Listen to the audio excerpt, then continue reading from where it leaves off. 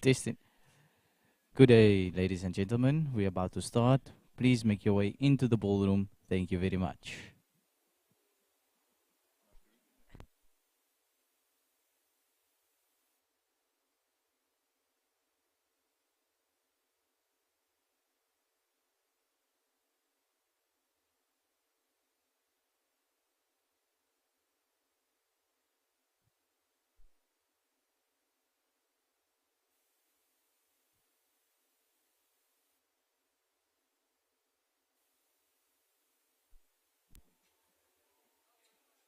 Good day, ladies and gentlemen. Please make your way into the ballroom. We're about to begin. Thank you.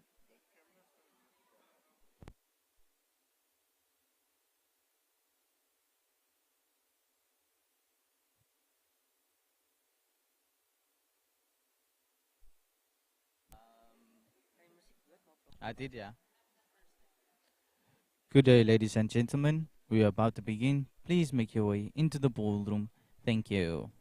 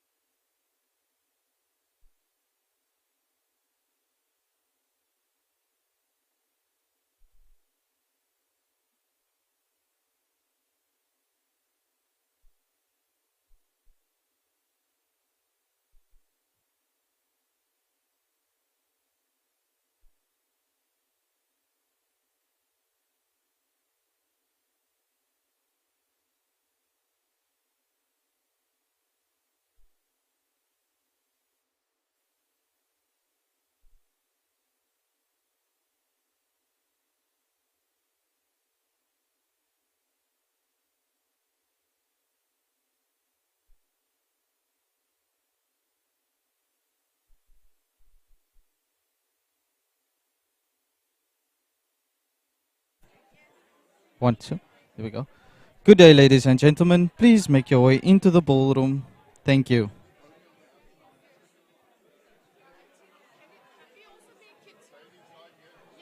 Okay, cool.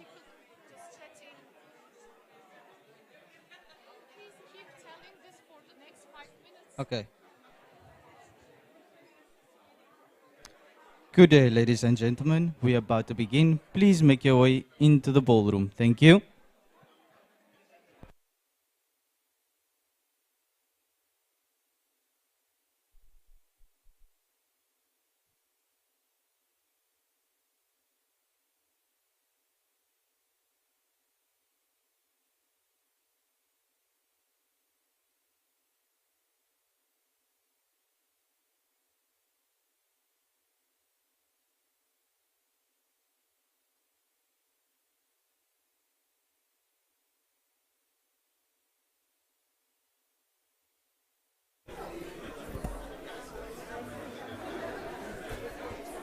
Hello?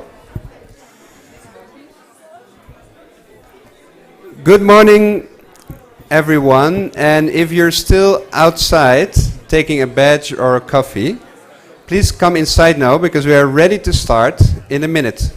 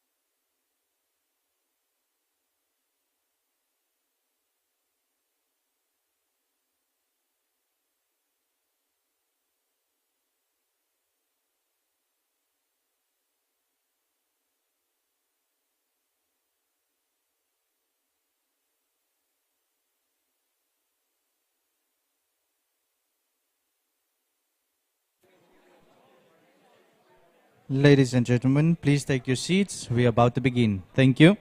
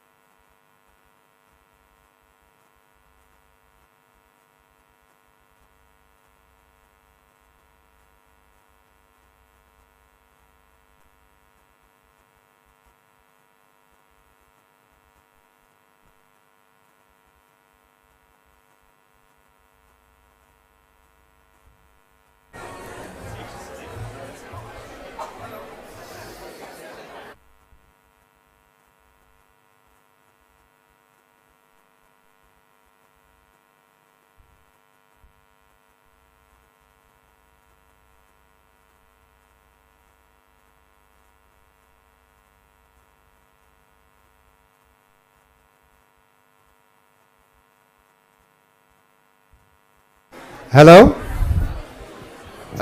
Welcome, everyone. I see it looks like we have a sold-out house. But if you can still find a seat, then please take one. There's some seats in the back as well. This opening segment is a bit more populated.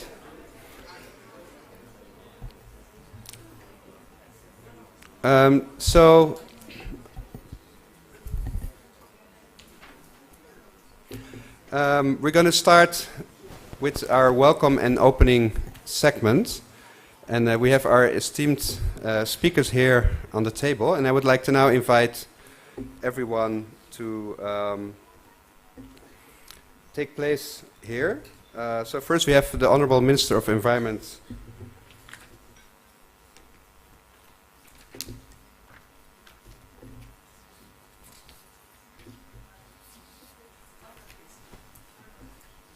Yes, sorry. We're a little improvising here.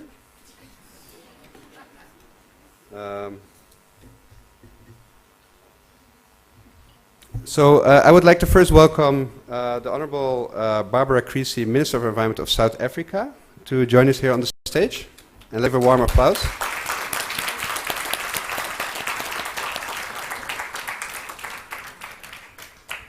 And then I would like to invite Ms. Inge Anderson, the Global Executive Director of UNDP, who's with us today. Let's give her a big applause as well.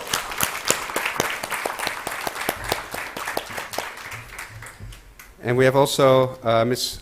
Karen Copper from the Brazil's President's Office here, the Vice Secretary. Welcome.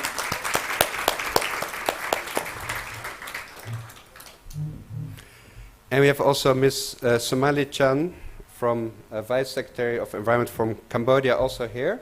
Please join us on the stage. Then we are very happy to have with us today the UN Resident Coordinator for South Africa, Mr. Nelson Mufu.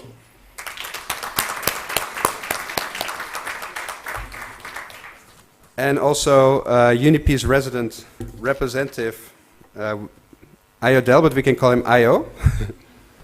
Welcome. And of course, last definitely not least, Ms. Midori Paxton, our UNDP's Global Head for Biodiversity. Welcome. Before I hand over to the resident coordinator, just some very practical information here.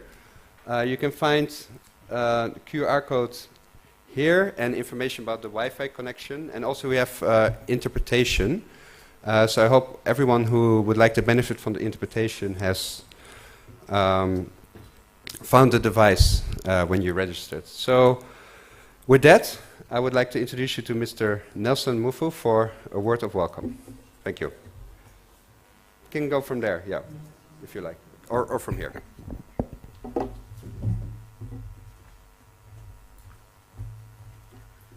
Thank you very much and good morning. Good morning, friends, excellencies, ladies and gentlemen.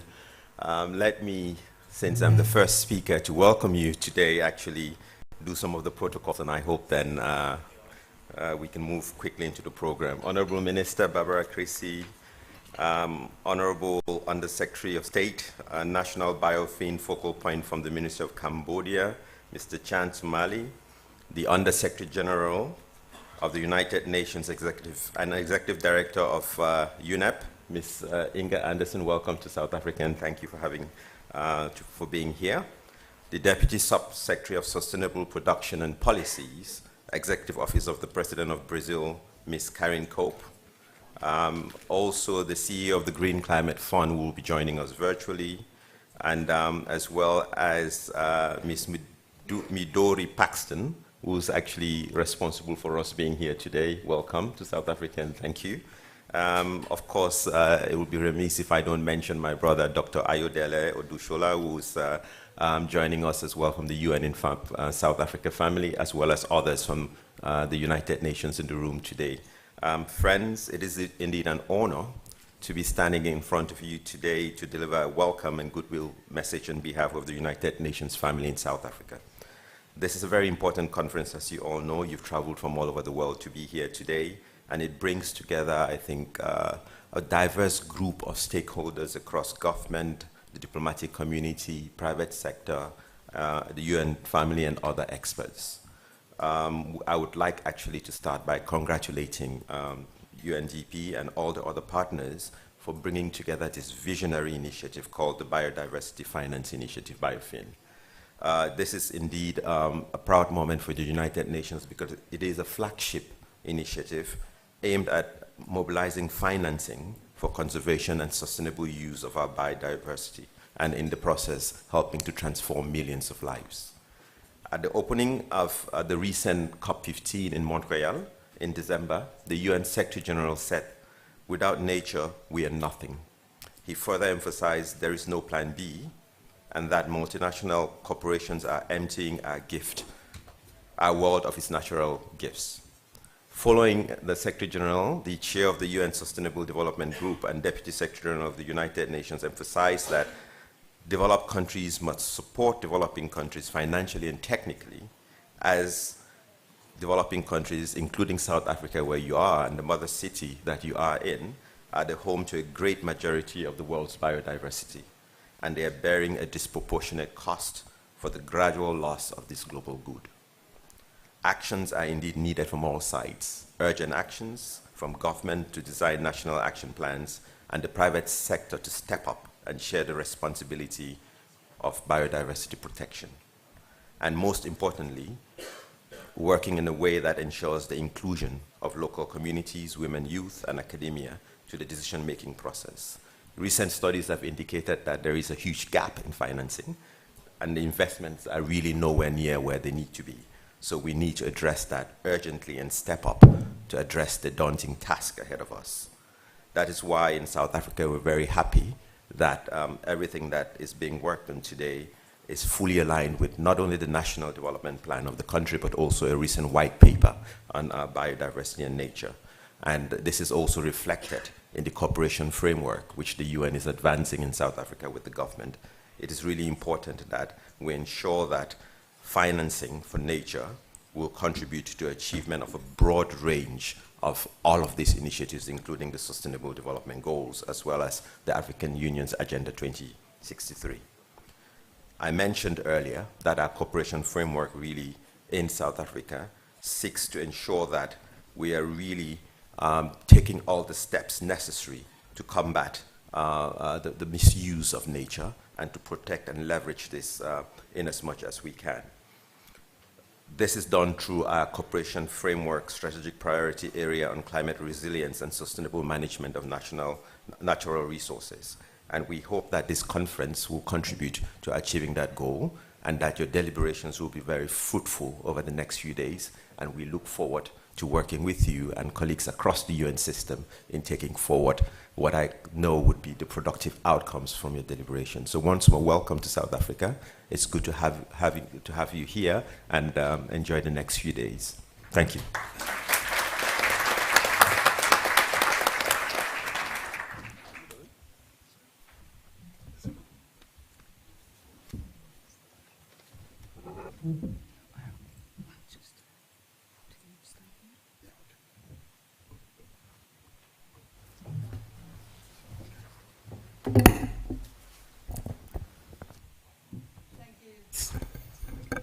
Thank you so much, Nelson, for your inspiring remarks. Thank you so much, and thank you for hosting us in South Africa.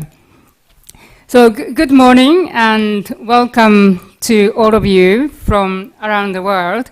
We are delighted that we are now able to have this face-to-face meeting, and the WHO has just declared that the global health emergency with COVID-19 is officially over after more than 3 years. And I fondly remember that our last in-person Biofin Global Workshop in 2018 in India, and for fourth global workshop was conducted virtually in 2020, and the team did a really great job organizing the virtual meeting with OECD that time and attracting more than 500 participants from all over the world. And here we are in this beautiful Cape Town, and we'd like to express our sincere gratitude to the government of South Africa for hosting this event, and also UNDP country office in South Africa for leading the organization of the event. And we have many distinguished and high-level delegates here. I would like to ask my colleague Ayo, the resident representative of UNDP South Africa, would you please tell us who is in this opening segment? Oh, okay. I think I better stay, right? Otherwise, We're supposed to do it together.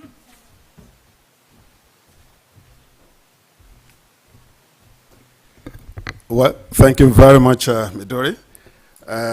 The resident coordinator has already mentioned those that are here, but I think it's good for me to re-echo it.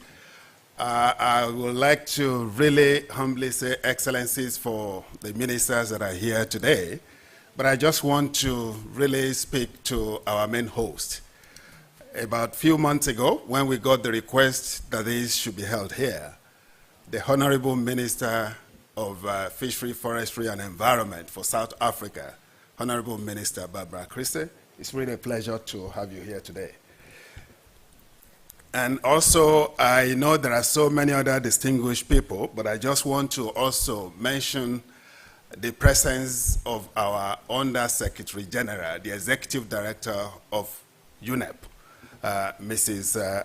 Inga Anderson. It's really a pleasure to have you here today. Thank you so much. And also, because we know member states form the anchor of the implementation of Biofin, we have in our midst the Vice Secretary of the State of Cambodia, His Excellency Somali Chan. It's really a pleasure to have you here today. And also, it's really a big pleasure for us to have the Vice Secretary for Sustainable Production and Sustainability Policies in Brazil, Mrs. Karen de Oliveira Silverwood Cope. Please, it's really a pleasure to have you here. And also, the head of United Nations System in South Africa, the resident coordinator, Nelson Mofo, my dear brother, it's really a pleasure to have you. Distinguished government officials are here, but I can't mention you one by one. But let me just rest on the shoulders of those that are on the high table to say we welcome you all. And I want to say the private sector people that are here today, the civil society organization, and my dear colleagues, UNDP in country offices, not only in the 41 countries that are currently the member of this project, but I'm speaking on behalf of other members, the 90 members that are waiting to join the group shortly, to say you're fully welcome to this particular event. Midori? Thank you. So this event is the biannual global experience sharing event of the Biofin community. And the first one was in Bratislava in 2014, which seems a very long time ago now. And Biofin started in 2012 with 12 countries and EU as the first donor, and celebrated the 10th anniversary during the COP15 in December. And Biofin essentially pioneered the concept of national biodiversity finance plans and a methodology for development of those plans. And now with 41 Biofin countries, with 8 donors, I think they're all here, almost all of them, Belgium, Canada, EU, Flanders, Germany, Norway, Switzerland, and UK, it has become a well-recognized initiative that has influenced negotiations and discussions around the Global Biodiversity Framework, or the GBF. And it was really great to see that the GBF Target 19 specifically refers to the need for countries to design and implement national biodiversity finance plans. And this work is also central within UNDP, as we are shortly launching the new Nature Hub within our organization, and also a new corporate nature strategy for 2030 called the UNDP Nature Pledge. And Biodiversity Finance and Biofin are very central to our implementation of the Nature Pledge that focuses on 3 systemic shift areas: value shift, economic and finance shift, and policy and practice shift. And there's another formidable partner here as well. The Global Environment Facility, the GEF, is now providing grants to many more countries to go through the National Biodiversity Finance planning process. Yeah, thank you very much, Midori. It's good that something we started just with about 12 to 14 members has now grown to 41 members. And I'm so happy that this is going to be replicated across the world. Would you want to tell us how many countries are willing to join this particular race? Yes, so far, a total of 90 countries signed up for this new initiative supported by the GEF. So now let us hear more about this support from the GEF CEO and chairperson and the wonderful Biofin champion, Mr. Carlos Manuel Rodriguez, through his video message.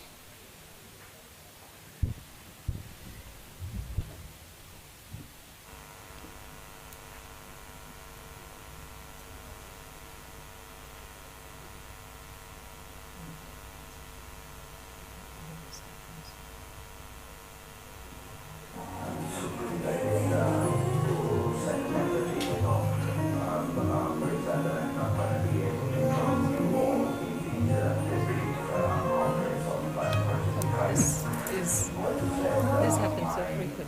My regards to all the UNDP friends from Biofin, and also to all the Biofin teams of more than 40 countries. I was there.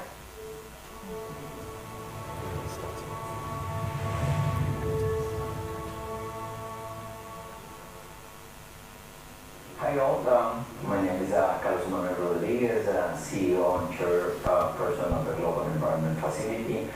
I'm super delighted to send a message, even though I'm very sad that I'm not going to be able to join you all in this, the 5th conference on Biodiversity Finance. I want to send my regards to all the UNDP friends from Biofin, and also to all the Biofin teams of more than 40 countries.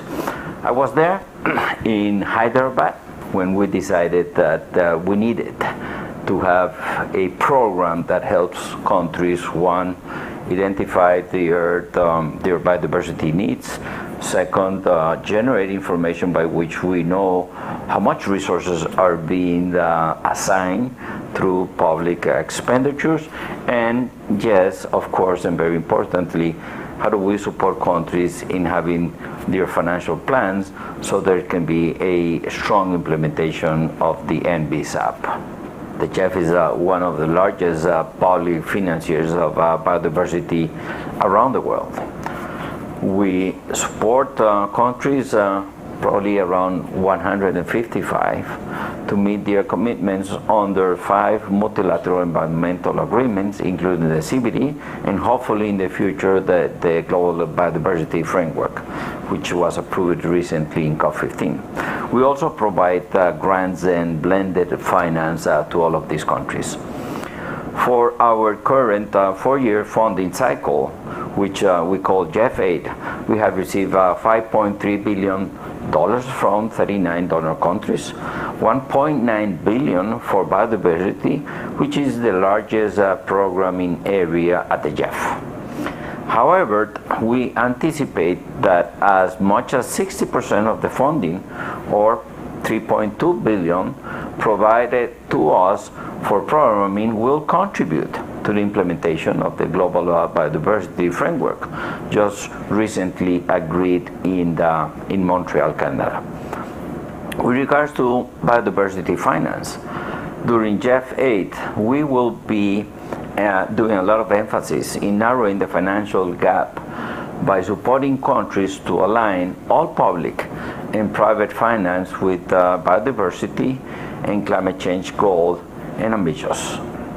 This contrasts with the current context where countries and investors are often unknowingly financing the loss of biodiversity and contributing to climate change. To achieve this, we will aim to support policy coherence and help create the enabling policy environment where different productive sectors and government agencies are no longer working at cross purposes to each other, but working together in support of global biodiversity goals, such as protecting 30% of the land and the ocean, as well as carbon neutrality. In the GEF8, we have an explicit objective in the biodiversity focal area strategy to increase mobilization of domestic resources for biodiversity. Through this objective, the GEF has launched an umbrella program to support development of biodiversity finance plan that is being led by UNDP and that will provide support for the expansion of methodologies promoted by Biofin to close the financing gap for biodiversity at the national level. The program will ultimately support more than 19 GEF recipient countries that have not yet benefited from Biofin. It will help countries create, as I said before, those enabling conditions, but most importantly, activities which will help us design the baseline diagnostic, capacity and institutional arrangement, and planning required to mobilize resources at the scale to implement the Global Biodiversity Framework. We expect that the analytical work undertaken to develop national biodiversity finance plans will also make a significant contribution to advancing policy coherence. Countries that develop national biodiversity finance plans are encouraged to move to implementation as soon as possible and to use their GEF8 resources to support implementation of the prioritized financial mechanisms that are identified. As you may know, I have worked on the issue of resource mobilization for biodiversity for a few decades, and I'm very happy to see the work of Biofin expand and take root in all GEF recipient countries, but we must move beyond processes and the production of more plans. I encourage all Biofin countries to move towards implementation rapidly to account for the resources you are mobilizing and to begin to develop and disseminate concrete case studies with verifiable data on the monetary impact of the Biofin approach and its methodologies. We must urgently move from anecdotes to systematized reporting of resources being generated to demonstrate the value of this approach to narrow the financial gap at the country level. I wish you all a very successful conference. Thank you so much. And the GEF will be a strategic partner and alliance in this process. Thank you so much.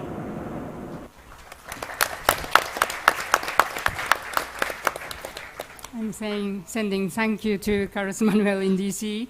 And it's so great to see the significant support by GEF for biodiversity finance planning and, of course, more broadly for biodiversity conservation cause itself. I cannot overemphasize what he said about policy coherence. And as you all know, and as you all have done in your countries, this biodiversity finance planning process really allows this whole of government approach to really take place in your country. I would also like to acknowledge that and thank Mr. Mark Zimski from GF here. I think I saw him at the back earlier representing the GEF at this conference. And so it will be very exciting to see another 90 countries at least working on the National Biodiversity Finance Plan, starting already from as early as from this year and in the coming years. And now, back to today, I think it is really opportune for us to be in South Africa, which is such a pioneer country in the areas of biodiversity finance, especially the countries work with local communities and the private sector. So before we move to the opening speeches, can you tell us, Ayo, a little bit about the work done by the government through UNDP Biofin in South Africa? Yeah, thank you, Midori. I think South Africa deserves a clap of hands for being the pioneering country in this particular initiative. Yeah, thank you very much. It's not coming from my mouth, it's coming from her, who manages the global Biofin initiative. So, Honorable Minister, you can say that we're on the right trajectory. Thank you for this opportunity. I just want to re-echo what Midori has said, that South Africa was one of the first countries to design their biodiversity plan. The plan builds on a rich history of management of finance initiatives by a diverse range of actors in the country. Finance solutions in this plan are intended to be vehicles for attending sustainable development and creating jobs opportunity. The objective here is not just to really promote, protect, and preserve our biodiversity asset, but to turn it into what they call a nature of positive economy, where it will be something we use to drive a lot of change initiative that will be able to provide decent jobs for our people. Solutions for the achievement of the South Africa's development agenda and also to achieve the global development agenda. It has been an interesting mix of financing solutions, supporting sustainable utilization, ecosystem restoration, and protected areas. The plan looks at systemic change and includes addressing harmful subsidies and building positive fiscal incentives, creating enabling conditions for robust and effective biodiversity offsets. A new system for the certification of wildlife ranches. In fact, this is one of the first initiatives that has been created, where we have what they call the establishment of the wildlife certification scheme, which is really generating some positive dividends. Revised fee system and an investment platform to attract private sector investment. We are currently implementing a number of these solutions, working in close partnership with our government counterparts, of course, the Department of Forestry, Fishery and Environment, Sambi, my dear brother, is there, the CEO, the SAMPAC, and the National Treasury. The Biofin program also allows for evolution. As progress has been made globally with the finance sector, we have started engaging with finance institutions here and expect to see exciting partnership in this area. We will now start with the official opening of this particular segment of the conference. It is now my great pleasure to announce our first opening speech. It is a great honor to have with us the South Africa's Minister of Fishery, Forestry and Environment, the Honorable Minister Barbara Chrissy, to really give us her opening remark. Honorable Minister.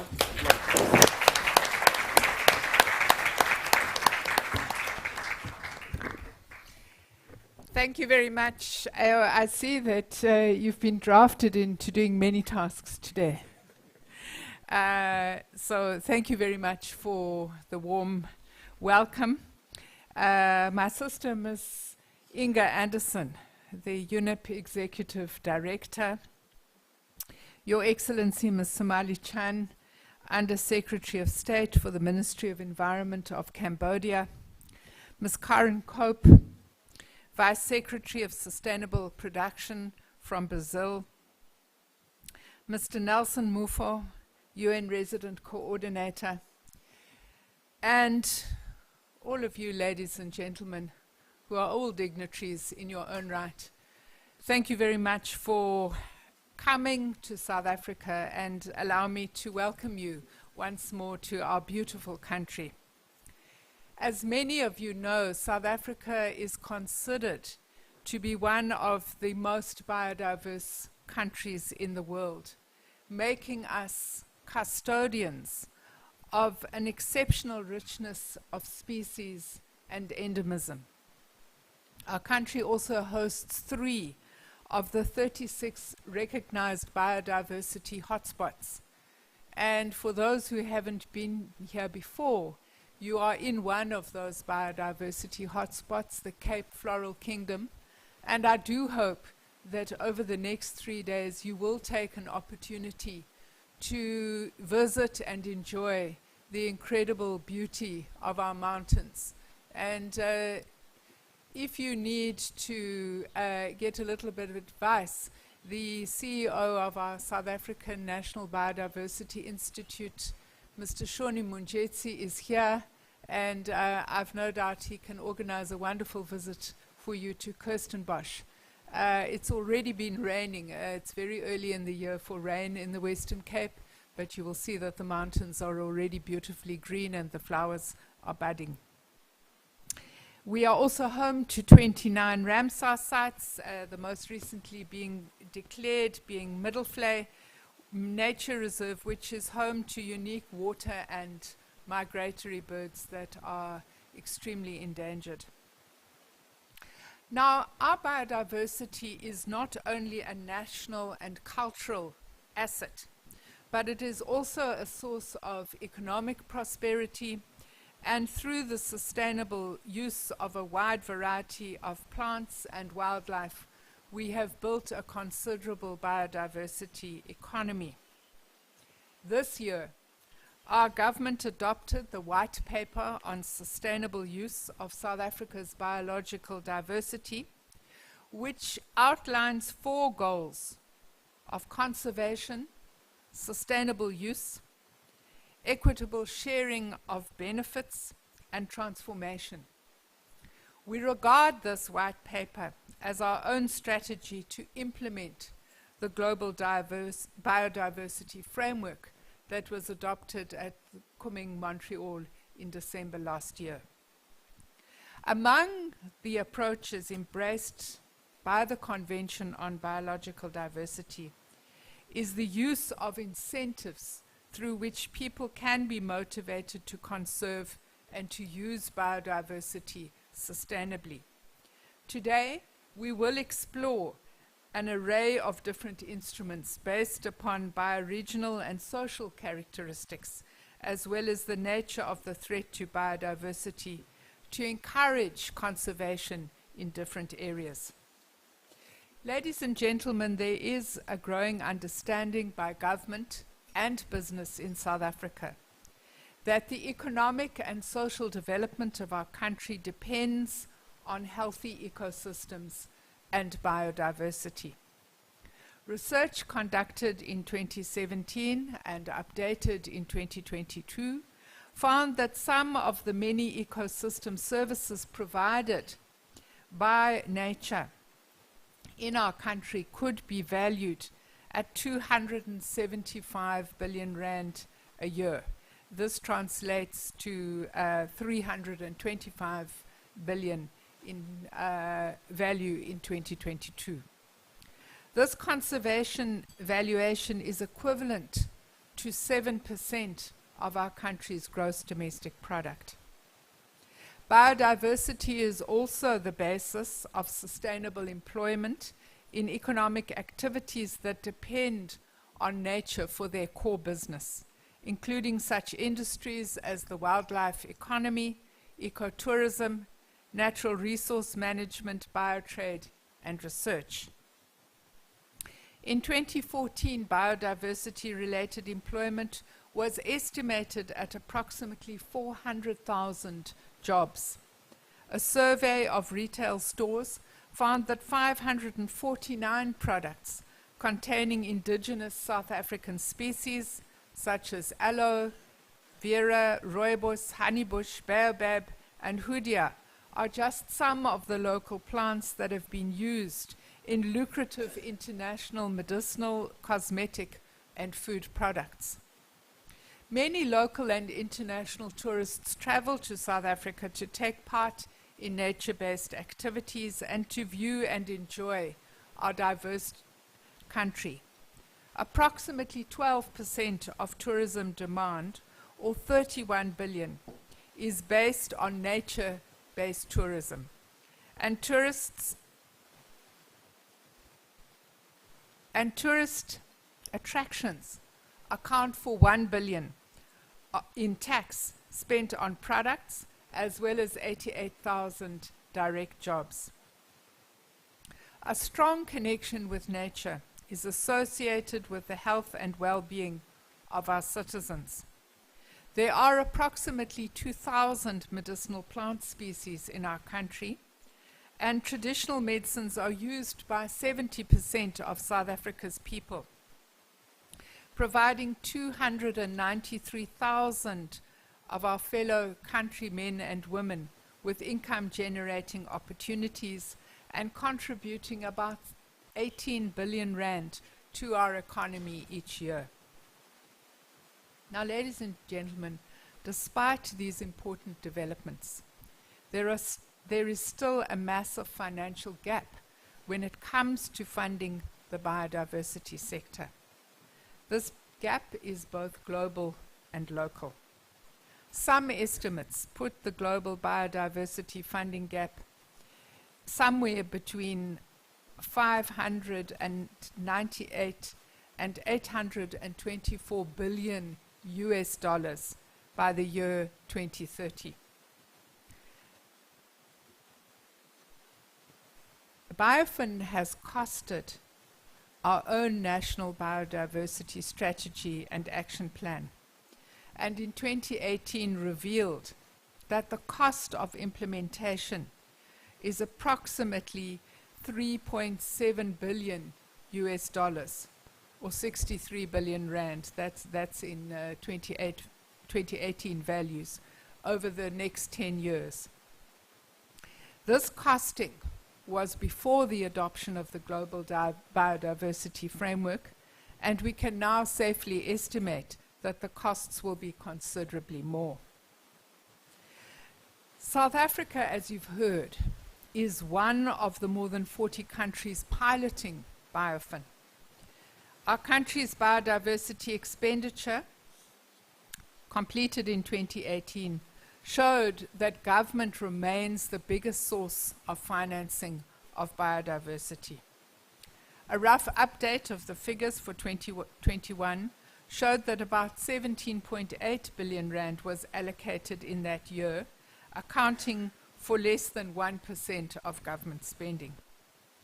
This was supplemented with 849 million, less than a billion rand, from the private sector, and 597 million from the non-governmental sector.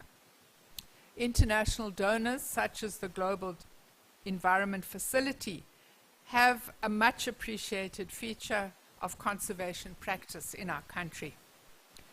Over the previous 4 GEF funding cycles since 2010, more than 100 million US dollars has been committed for biodiversity projects in our country. The Protected Areas Expansion Strategy, which is what is going to help our country achieve the so-called 30 by 30 target, is going to significantly increase our biodiversity funding needs.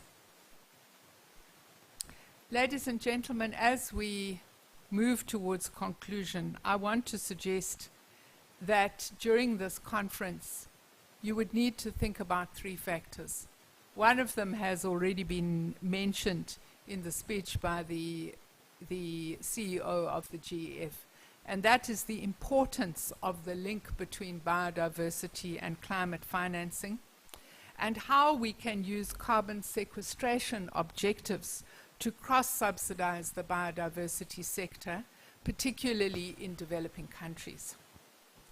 The second consideration is that not all developing countries have agricultural or other subsidies that we can switch to conservation.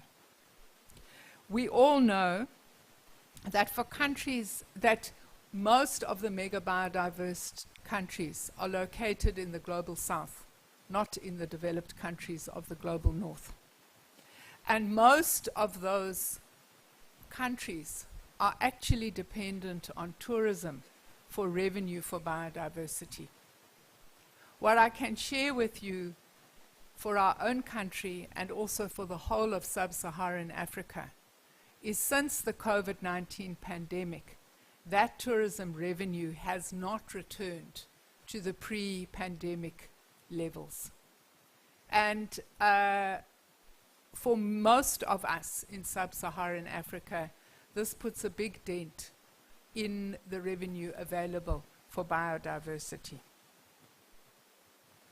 Finally, neither our biodiversity objectives nor our climate change objectives can be achieved either by GEF funding or by further loans, because as you know, most of our countries are already heavily indebted. This calls for significant reform of the global financial system and of multilateral and development banks.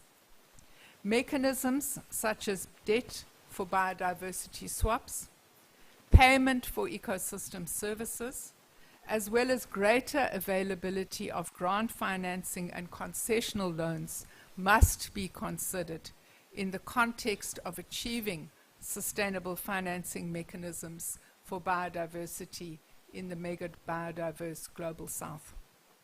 In conclusion, ladies and gentlemen, let me wish you every success in the discussion over the coming days.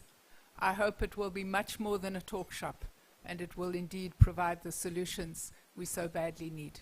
Thank you very much.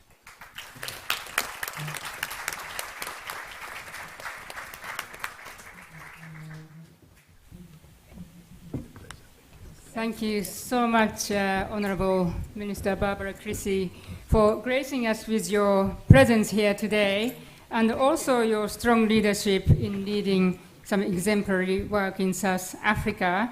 And thank you also for your thoughtful remarks and advice for all of us for this conference, but also for greater part of our work in respective countries.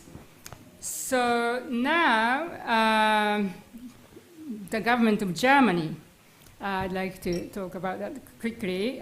So Germany has been one of the strongest supporters of Biofin over many years, and more recently for our new project to support the Task Force on Nature-Related Financial Disclosures, TNFD. So I would like to also suggest a big applause for the support from Germany in all round. And it was really wonderful also during the COP15 to have Minister Lemke with us in many of our events. And she's not here today, but we'd like to hear from her through the video she kindly offered to us.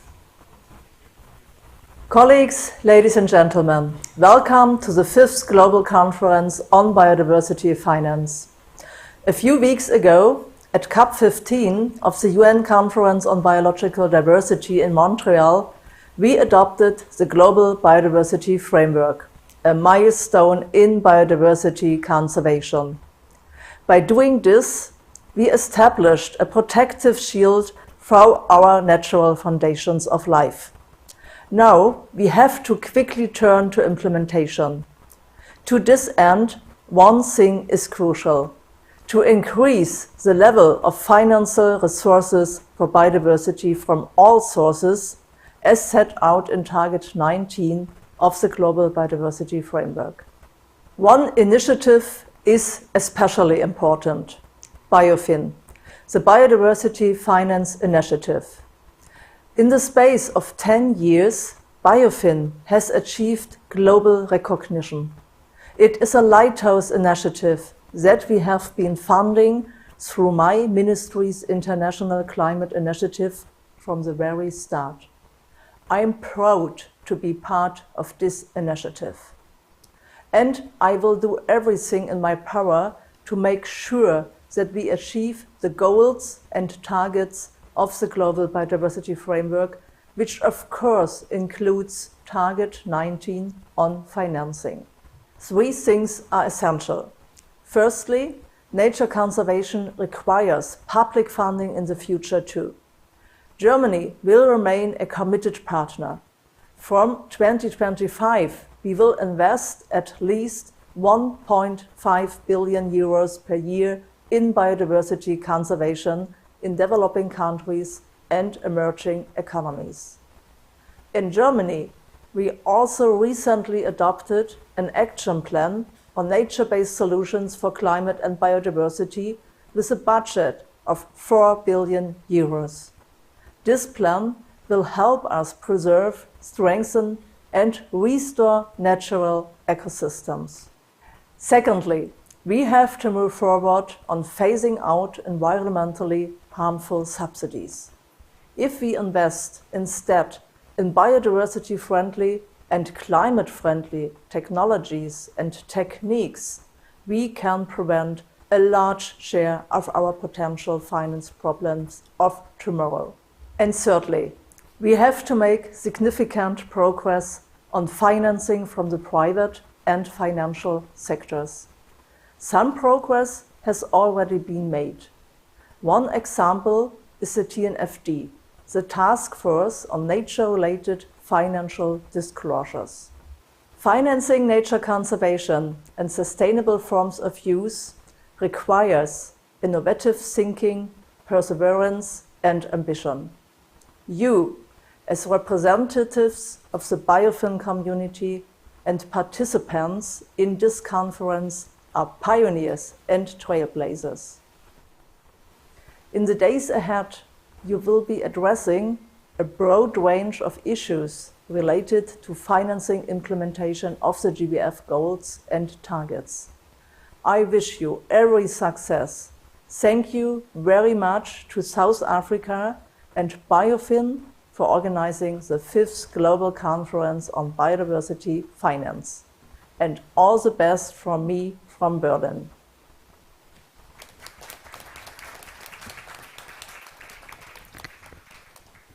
Yeah, thank you, Honorable Minister in absentia. And Excellency, distinguished colleagues, it is really a pleasure to have in our midst the United Nations Under-Secretary General and the Executive Director of UNEP with us, Mrs. Inga Anderson. It's really a pleasure for us to really have somebody like this because of our busy schedule. But we are so pleased to have her present here today. So,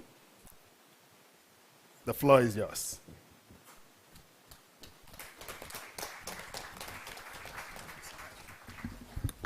Thank you very much. And to you, Madam Minister, you are one of the strongest voices that we have in the broader global biodiversity story from at home in South Africa. You bring that voice to the world.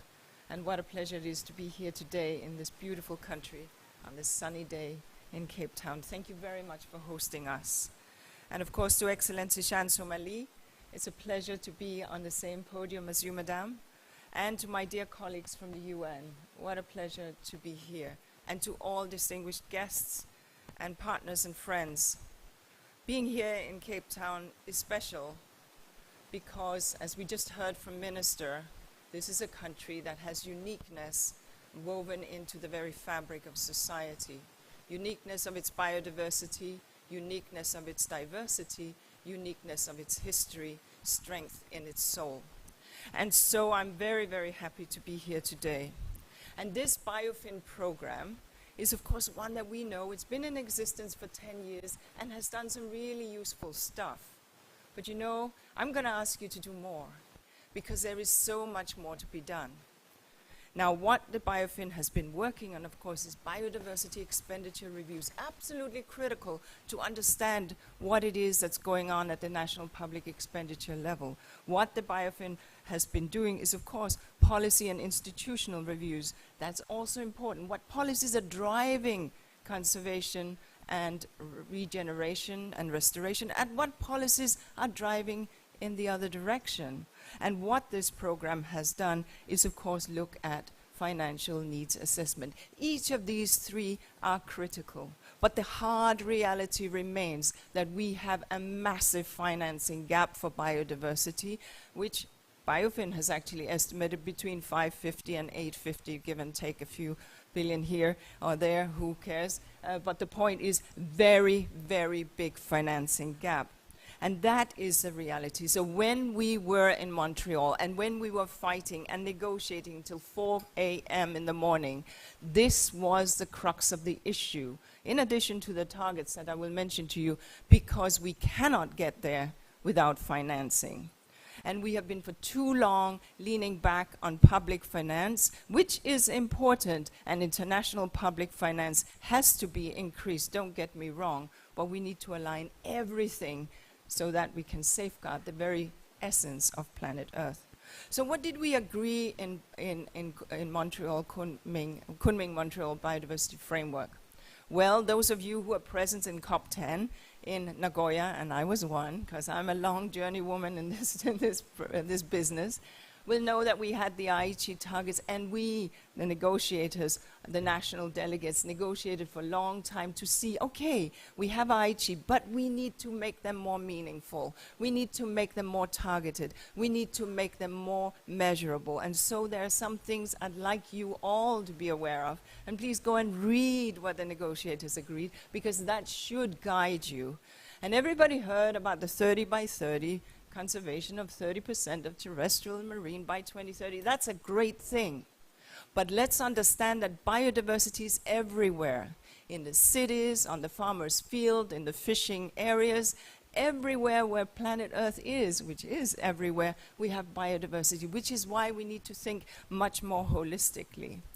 We had 3 30 by 30 targets, 30% conserved by 2030, 30% under active restoration by 2030, and don't forget, $30 billion every year by 2030 for biodiversity. And do not forget that also we said by that time we want to see $200 billion flowing into biodiversity from all sources. These are the kind of targets. Plus, we also agreed that we would reduce by 50% invasives. We agreed that we would reduce by 50%, or at least by half, nutrients into the environment. That means your phosphorus and your nitrogen, your fertilizers, etc. And we agreed that we would reduce by half the risk from pesticides and hazardous chemicals. These are the kind of things now that the Biofin needs to understand and take up. As you look at public expenditures reviews, you cannot look at it in the absence of the Kunming Montreal framework. It is critical that we take this on board, because biodiversity is not putting fences around protected areas. It is that too, but that is the smallest part of it. Biodiversity is all life on Earth, and it literally gives us the water we drink, the food we eat, the air we breathe, our very lives, in addition to our identity, and of course our jobs, our tourism incomes, as Barbara Creasy has so rightly highlighted. So there's a lot of work that lies ahead of us, because financing has been what has crippled this agreement for nearly 30 years. Financing has been woefully inadequate. Public financing has been what has largely been financing biodiversity, but that's not good enough. The public financing need to step up, and it's really good to see Minister Steffi Lemke making that pledge of €1.5 billion a year. but that's one country, and we need to see the global north showing the kind of commitment that will be reflected in real biodiversity action. So how do we get there? Well, governments need to do more across the board. Governments, north and south, need to look at their policies and see what is driving loss and what could potentially drive biodiversity conservation and security. And let's understand that security, I mean human health security, is part and parcel of the biodiversity story. We know that 75% of all zoonotic diseases emerge from the environment, are based and emerge into the human population from the wild. So we need to see everyone lean in, and that means a system rethink. We need to understand that having gold in reserves is not going to help you the day we see ecosystem collapse. We need to talk about the very banking system and what it does to underpin or not the safety of this of human life on this planet. And that means that public finance, of course, is important. Today, 86% of public finance is going into biodiversity, but we need to see much more from the private sector, which means the kind of work that, in fact, Minister Lemke reflected on the Task Force for Nature-Related Disclosures is critical, because we want to see, we must see monies moving into this direction. Means of implementation was a critical discussion that we had in Montreal. And it's clear that we need to see predictable, adequate, and accessible financing. And this financing needs to be something that we can look into the horizon and know about. It cannot be that we know it year to year. And so there is an absolute critical moment now for us to step up. We have the plan, we have the pathway. And don't forget, within the Biodiversity Convention, this is the third time we go for a 10-year plan. Let it not be the third time where we don't meet the targets. This has to be the time where everything we do through national policy, through financial policy, and through enabling the levers for change, that we look at it through the biodiversity lens. Minister, you said the imperative of having climate finance and biodiversity finance think together. Do not get lost in these silos, because these silos is what damages us. We have this iterative and indivisible relationship between the Desertification Convention, the Biodiversity Convention, and the Climate Change Convention. And let us make sure, therefore, that we hold this together and we look at these benefits as they flow from one to the other. The Biofin initiative is a little engine that can deliver if we get it right. Do not get lost in a silo of a project, but think about the bigger shifts that you need to enable. Think beyond GDP, the ridiculousness that when I build a rocket or cut down a forest, my GDP goes up. But when I fish the oceans empty, my GDP goes up. How does that even begin to make sense, that destructive behavior adds to wealth? That is why the Secretary General is speaking about beyond GDP, measuring wealth differently. We at UNEP, we remain on this continent proudly, just a little up the road in Nairobi, our global headquarters. We are very, very proud to work with our UN friends. We're very, very proud to work here on the continent. And we're very, very proud of the kind of work that our friends in UNDP and others are doing. Our finance initiative, as you may know, has given birth to the TNFD and much else. And we will ensure that the finance initiative, Biofin, etc., are so connected. As I close out, we know that biodiversity is important. We live and breathe it every day. It defines our very identity as a human species. It defines our history, but it will also define our future. Biodiversity lives and breathes in our agricultural landscapes, in our cities, and yes, in our small gardens. But policies matter, and matter greatly, and this is what the Biofin initiative can help enable. Thank you very much.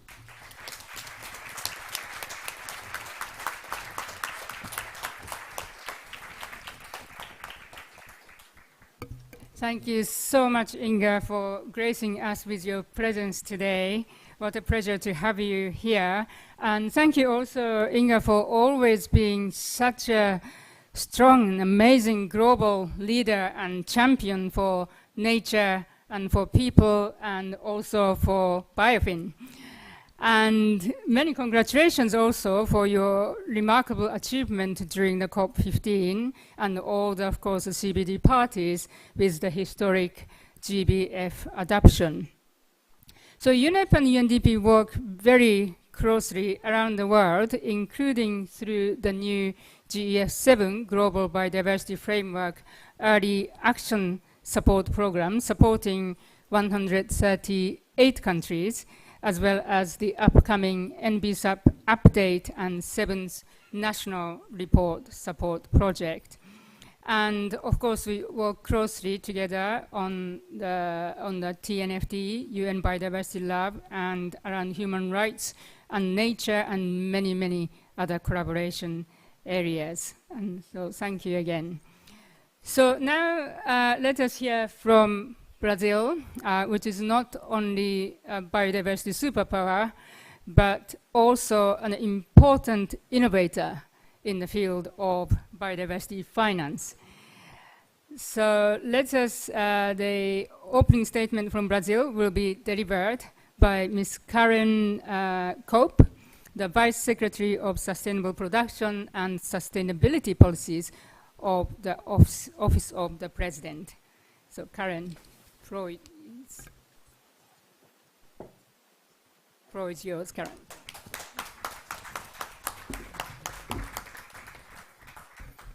Good morning. Warm and tropical greetings from Brazil. Honorable Minister Barbara Grisi, Her Excellency Chan Somali, distinguished representatives Inger Anderson, Midori Paxton, Ayodel, and Nelson Muffin. It is a pleasure to be sharing the opening session with you. Dear ladies and gentlemen, what a great day in a beautiful city. Thank you so much for the South Africans for having us here. Brazil is the country of the wetlands, of the savanna and the Amazon. Brazil is also the country of the blue Amazon. And that's how we call the immense maritime territory that is over 7.5 million square meters in Brazil. We have abundant and diverse natural capital in every corner of the territory and in our ocean. Yet, the Brazilian government is highly concerned about the planetary crisis that is upon us all. Climate change, pollution, and biodiversity loss are the drivers that are rapidly diminishing the well-being of current and the next generations. And the call for action is urgent, and the challenge to address those drivers is massive. We need to come up with a joined up and coordinated action and an immediate response. The new administration of Brazil that started this year has established ambitious goals to mainstream sustainability in all governmental policies, including fiscal and budgetary measures. And I'm happy to share with you some of our next coming goals. By 2030, we will eliminate deforestation. 50% of our energy matrix by 2030 will come from renewable sources. We already are at a 44% stage, so that's not a big leap, but by 2050, it is projected that our energy matrix will be 90% based on renewable sources. And we are on track to getting there. And of course, by 2050, we will be climate neutral. And we are working hard for that. And we are working hard now. And for this year, and for the short term, we also have very ambitious goals. For the next months, we will define 9 zones of conservation units. And it's important to say that the process of establishing those zones was frozen for the past 7 years. So now we will be launching 9. Plus 14 indigenous territories. And that's about to come in the next months. So I'm talking about 23 new conservation areas in Brazil. We are also developing the economic incentives to restore degraded areas using private concession mechanisms. And that's going to be a big change in the profile of forests in Brazil. We want to rapidly increase the number of concessions of conservation units to parks, and that will raise revenues as well to the country. And we just sent a bill to Congress, and it's for this year, that we will have a new tax system. And we are happy to know that we will finally put a cost into harmful economic activities. We are establishing an externality tax that will unify taxes in a federal country as Brazil, and also address something that's been lingering on for ages. We are reviewing our tax exemption matrix. So tax reliefs in Brazil can account to up to 4% of our GDP. That's being assessed, reviewed, and we will phase out harmful incentives for sustainability. And we're already building on the matrix for the sustainable incentives to our tax system. We are upscaling the national funds dedicated to environmental conservation, such as the Amazon Fund. I believe that's the most well-known ones. And just last month, we fundraised over $1 billion to the Amazon Fund. But we are also putting national finance into those funds. We are developing the green taxonomy regulation, and that will foster private capital flows. And as for subsidies, we are celebrating this year the 12th anniversary of the low carbon agriculture credit line that is subsidized by the government. So for the next coming years, we will double its coverage area, and we will make it the highest percentage amongst our credit lines for agriculture. So as we could see, Brazil is fully committed to the pursuit of sustainability, and is making its contribution to the global effort of tackling the drivers of the planetary crisis. I'm looking forward to sharing and learning from all of you in the next days, and I wish you all a thank you event. Thank you.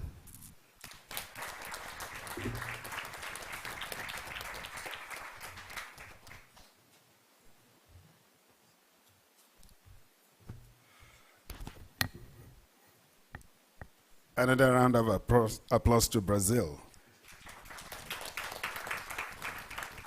Thank you very much for this inspiring message. You've had a number of things in terms of what Brazil wants to do within the next 10 years, ending the certification by 2030, and also making sure that the energy mix, the renewable component of the energy mix, reaches 60% by 2030. Thank you very much. Among all other initiatives which they want to put in place. I just want to really use this opportunity to move to the other side of the world to listen to Cambodia's recent plan to close the biodiversity finance gap. We have the pleasure to listen to Mrs. Somali Chen.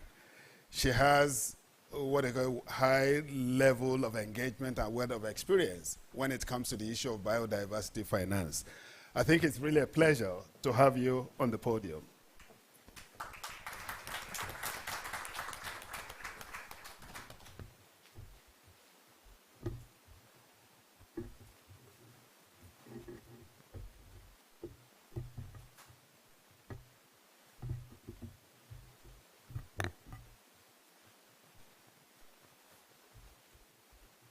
Good morning. Excellency Barbara Cressy, Minister of Forestry, Fishery and Environment, South Africa. Ms. Angel Anderson, Executive Director of the United Nations Environment Programme. Ms. Karen Kopp, Deputy Secretary of Sustainable Production and Policy, Executive Office of the President of Brazil. Mr. Nison Mufi, UN President Coordinator, South Africa. Ms. Midori Parkson, UNDP Global Head of Ecosystem and Biodiversity. Mr. Ayudela Odusola, UNDP Resident Representative in South Africa. Excellencies, distinguished participants, ladies and gentlemen. I am pleased to speak at this important conference to share the Cambodian experience on biodiversity finance. Please allow me to convey the thanks and greeting of His Excellency Saisama, Minister of Environment, who has been championing our effort to scale up financing for nature. Nature is the infrastructure supporting all forms of life.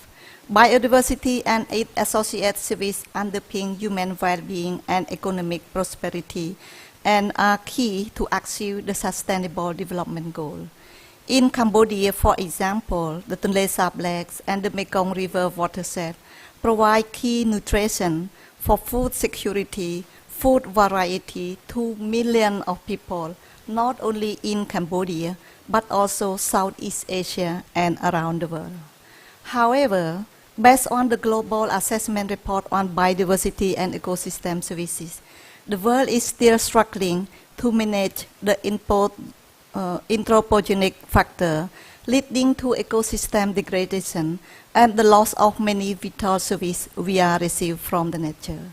Recently, COP15 have adopted the Kunming-Montreal Global Biodiversity Framework to support the achievement of this SDG and set out an ambitious pathway to reach the global vision of the world living in harmony with nature by 2050. Cambodia is one of the countries strongly support this framework, and we are stand ready to cooperate with partners to deliver our collective commitment to implement this agenda and transform our relationship with nature.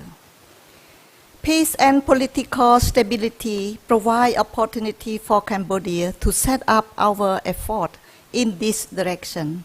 Our vision is to ensure a well-functioning ecosystem while aspiring to be a prosperous, inclusive, and sustainable society. We commit to enhance the management of our natural resources for Cambodia transition to the upper middle income country by 2030 and a high income country by 2050. In this regard, we have expanded our protected area system, now covering about 41% of the country's total area, which is one of the most extensive in the world. We have also developed legislation to promote the sustainable use of our genetic resources, ensuring that the benefits are shared with community in a fair and equitable manner. To promote a green and circular economy, we have adopted a pro-environment investment law and are greening our financial sector and industrial process to enable private investment in nature-based solutions and climate action. Cambodia is considering Green Climate Fund as a key to build the partnership between private sector and the community through the incentive for the activity that harm less to the environment and ecosystem. We are also expanding environmental education to create skill and green jobs and sensitive our citizens to live in harmony with nature. Despite this progress, we recognize that the scale of the global biodiversity crisis and the ambitions of the Kunming-Montreal Global Biodiversity Framework require us to increase our effort and impacts. Scaling up finance is one of the key enablers to achieve this. According to the Biodiversity Finance Need Assessment we carry out in collaboration with UNDP during the first phase of Biofin, the gap for implementing our national biodiversity strategic and action plan were approximately $200 million annually. To address this gap, we developed a biodiversity finance plan to operationalize 5 priority financing solutions, namely ecotourism development, payment for ecosystem services, RED Plus program, agriculture conservation, and institutional capacity for resource mobilization. These are already showing results on the ground and in preserving biodiversity while directly benefiting our local community. Cambodia's incredible natural habitat, such as in the Angkor archaeological area, have potential for ecotourism development. That is one of the top sectors contributing to the Cambodian economy. Our plan is to diversify our offer by providing sustainable tourism opportunities that are linked to our equity integrable natural habitat, especially in protected areas. Recently, we are updating our regulation to ensure a coherent regulatory framework that provides the right incentive to invest in ecotourism, especially through public-private partnership, and make it sustainable over time. Payment for ecosystem services is one of the effective mechanisms for biodiversity resource mobilization. Cambodia is already piloting a few PAS in scheme at the watershed level and prioritizing action to fully operationalize this pilot to scale up PAS at the national level. Cambodia is successfully implementing RED Plus program. We are now focusing on the integrity of our carbon credit increasing by having in place a regulatory framework that will gradually harmonize all projects into a national jurisdictional system that is aligned to the evolving development in the global carbon market and also generate revenue for biodiversity conservation. Recognizing the agriculture has been one of the drivers of biodiversity love, especially in terrestrial ecosystem. The government of Cambodia is exploring options to promote conservation agriculture and organic farming, including in protected areas. And this incentivizes the use of harmful chemicals. We already have successful examples such as the so-called ibis rice, which we intend to replicate in order to make Cambodia a leading investment destination for green value chain. Therefore, promotion of good agricultural practice is one of the best options to avoid harm on biodiversity. Institutional capacity for resource mobilization is very significant to ensure sustainable financing for biodiversity conservation. The government plays a crucial role in creating the enabling environment for scaling up finance. Hence, there is the need to continuously invest in the strengthening its capacity to coordinate and promote synergy across various biodiversity intervention, update assessment and plan regularly, and develop a strong natural capital accounting system. There are a few key elements that are common on these 5 solutions. First, the need for continuous research and data generation to ensure the value of our ecosystem goods and services is accounted and used for policy and planning. Second, the need to engage all relevant stakeholders in the implementation of the plan, including the private sector, that will play an increasingly important role as Cambodia graduates from its less developed country status in the next few years. Third, the need to ensure that community play an active role in biodiversity conservation and receive adequate benefit from biodiversity finance. Excellency, ladies and gentlemen, I cannot conclude my statement without acknowledging the great collaboration between the Royal Government of Cambodia and UNDP during the first phase of Biofin and in all other initiatives aimed at achieving the 2050 global vision of living in harmony with nature.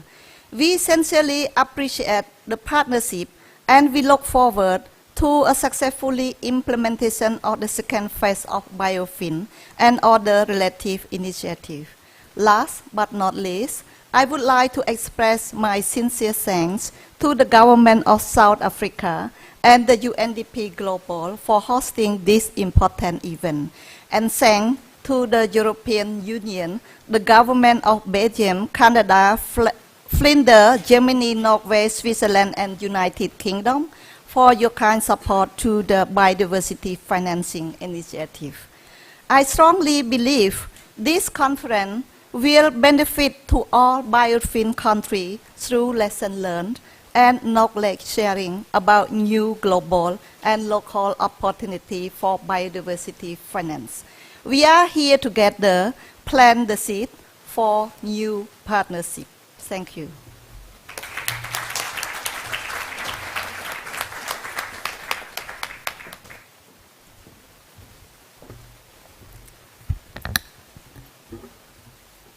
Thank you very much, Your Excellency Somali Chan, for the inspirational speech you've given to us. And Excellencies, distinguished ladies and gentlemen, it is really a pleasure to inform you that we have come to the end of this opening session. And I want to use the opportunity to humbly request our esteemed guests and speakers to go back to their seats. And while they are doing that, please, I want you to really, really give a rounding applause for them.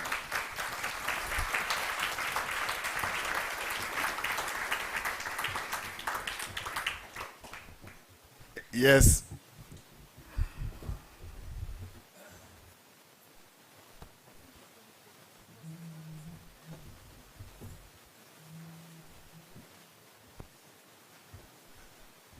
Now, we will just make some minor adjustment to the program because the Honorable Minister will be starting another meeting in less than 5 minutes. We want to, let's go outside for a short, for photograph for about 5 minutes, and then we'll come back to kick off the keynote speech.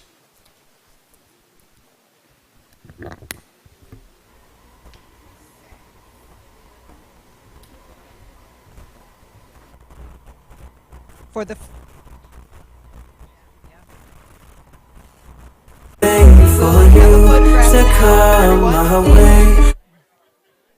Yeah, I'm gonna. Please, can I have your attention just for a moment? The photograph will take place at the Golden Seal statue through the lobby and out at the harbor. So please join us at the Golden Seal now for a photograph and then join us back in this room.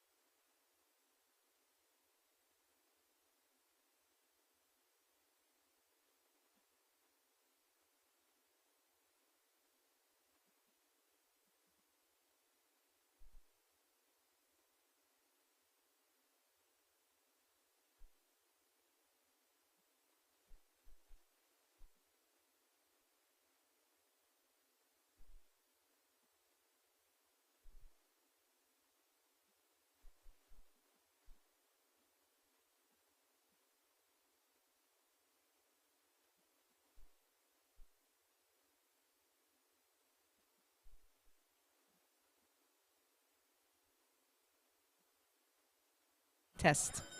Test. Test. Test.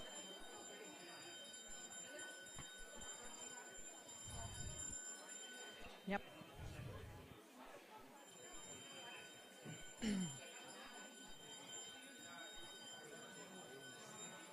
Simon, you're next, right? I'm going to introduce you. Someone going to stand there. And then you can come up. You can use the podium. Is that okay? Are you happy to do that?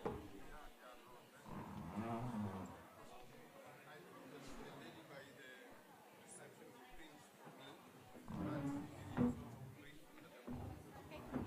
So we're going to start like but I'm going to watch you, and as soon as you give me the green light, then I'll start. It'll take a while for people to get back.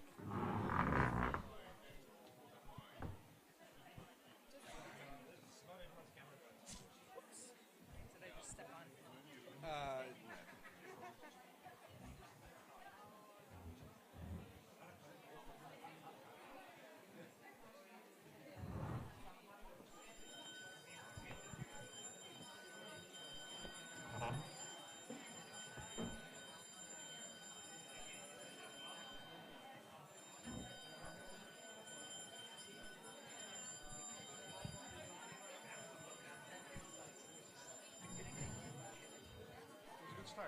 Yeah.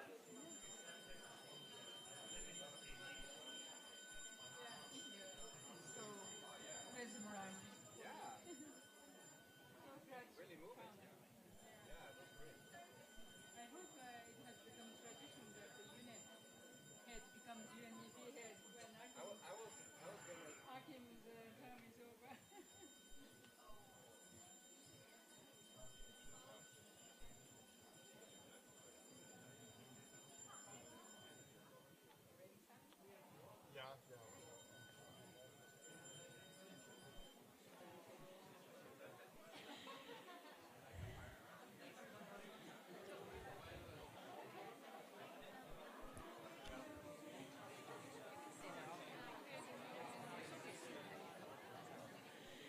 Please take a seat, everyone.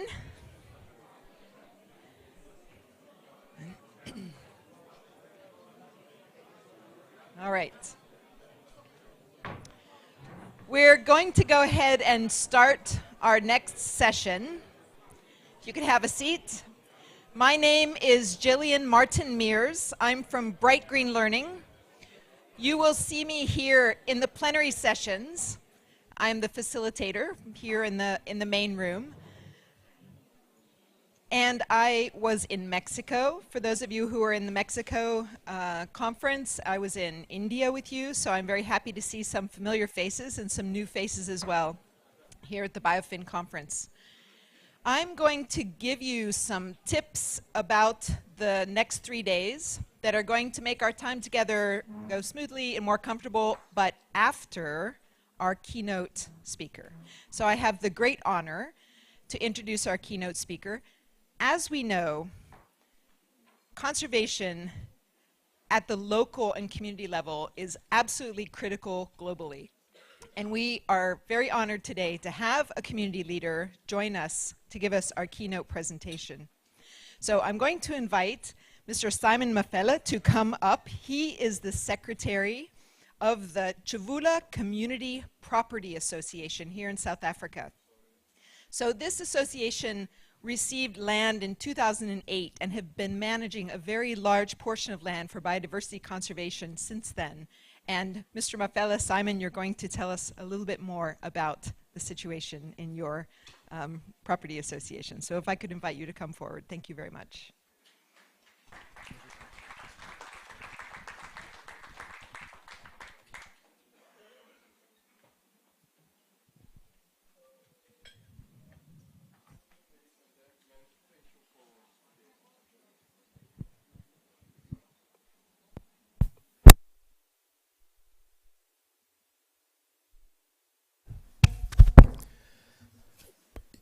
Program Director of the session, I would like to thank you for the opportunity that you have given to me so that I can come and speak on behalf of many South African communities with special reference to the issue at hand. I've been requested to come, and it's quite nerve-wracking for one to speak in front of a huge number of people from around the world. I've been given the opportunity to come and speak on accelerating the transformation of public finance to nature-positive investments, and also leading the finance sector to put nature on our balance sheet. Before I continue, I would have wished that the minister would be here, but I would still honor her in her absence. Barbara Creasy, our minister in the Department of Forestry, Fisheries and the Environment. I would also like to acknowledge the UNDP leaders that are actually in our midst, distinguished guests. I would also want to greet all the leadership from Biofin that are in our midst. We also would like to extend our greetings to all the traditional leaders that could be in our midst from around our country.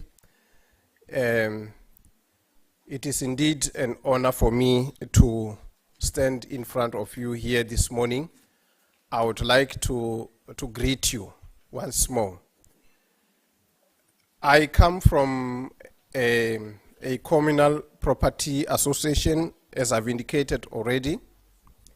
It is indeed a great honor for me to speak here. The motto of one of our greatest political organizations in the country is, "Together we can do more." And I say indeed here, together we are capable of doing great things. If we can stand together and begin to realize the value of the environment and the nature which we actually have, can make actually a huge difference in our lives.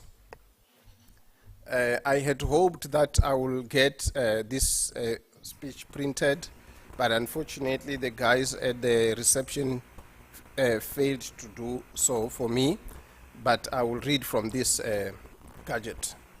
So I've indeed indicated that if we do not actually take this motto to say together we can do more, we will actually become victims of our own selves, because if we actually refuse to work together and realize that the world is a home to all of us, that we need each other for survival, then we will eventually find ourselves actually diminishing. I come from Bembe district in Limpopo province here in South Africa. I represent Chibura Communal Property Association in particular, and many other previously disadvantaged communities in and around our country, and also those are actually like us in the globe.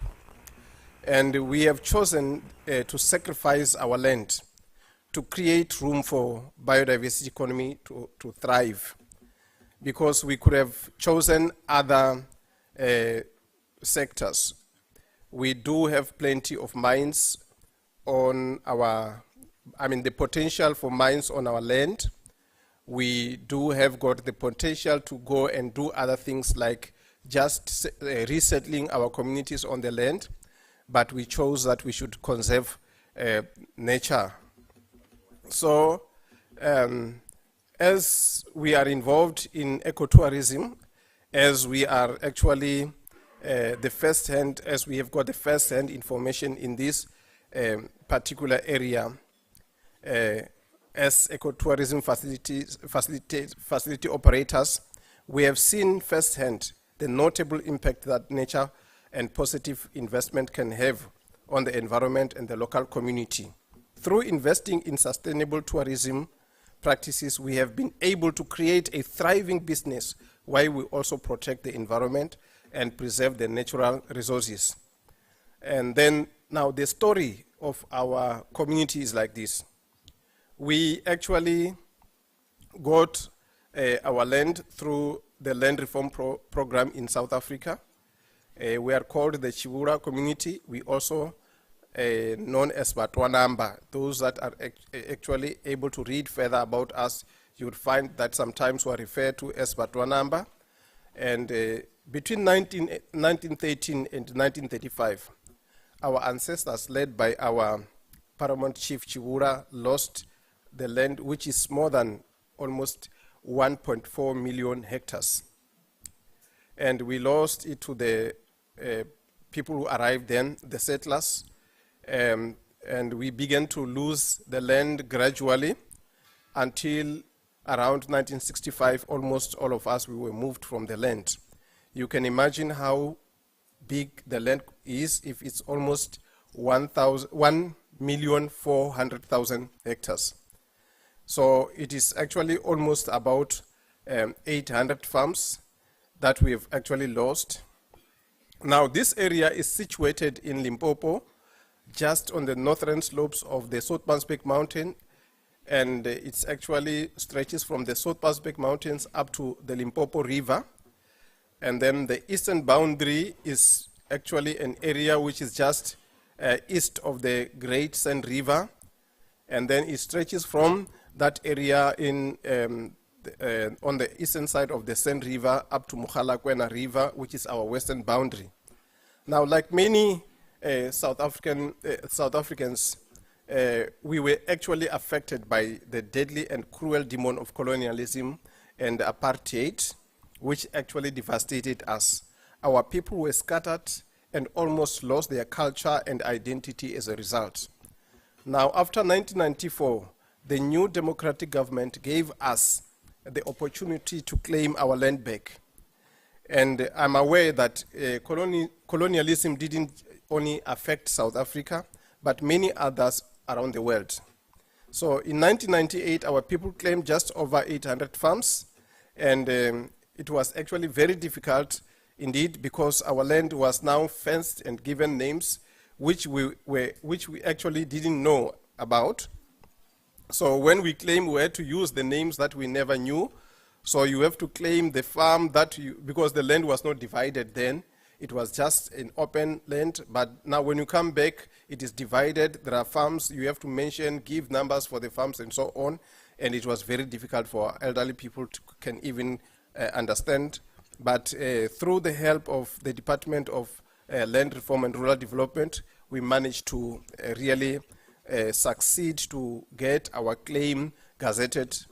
Now, you'll agree with me that because this one was a difficult exercise, it is also very difficult and expensive for government to can be able to buy the land, the land at once. It was indeed difficult for government to can be able to amass funds to be able to buy this land back. Now, when you are given the land back in bits and pieces, it becomes extremely difficult also to plan what you want to do, even if you've got a bigger vision of what you want to do with the whole land. But if you're given 2,000 hectares out of 1,400,000 hectares, you still don't know exactly where you want to arrive. But now, as from 2009, we got our first community farm. Unfortunately, the government only bought us the land and didn't buy the loose animals or the loose assets and the animals. So it was like buying a vehicle for us without an engine and expect us to begin to operate. So we had to endure. Basically, we were given the land without the business. So we decided to spend some time making research on the type of viable business that we can do on the farm. The conclusion was that for us, we came to a conclusion to say ecotourism and wildlife trade would be the best choice for us. So then, from that time, we actually now had to think as to whether it would be viable for us to really to go for that, as opposed to going to take the available opportunities in actually mining. We do have minerals on the farms that we have, like diamond. We also have got plenty of coal, but then we eventually decided, let's go for this one, conservation, ecotourism and wildlife. And now we realize that if we take care of nature, nature would indeed take care of us in turn. So we struggled a bit until we actually met Bono Holdings, and we established relationship with them, a partnership. We formed a company called All Days Development, and then in that company, the majority shareholders became members of the community. We owned the majority shares in that partnership, and the majority of our community members are sitting also in the board of the company.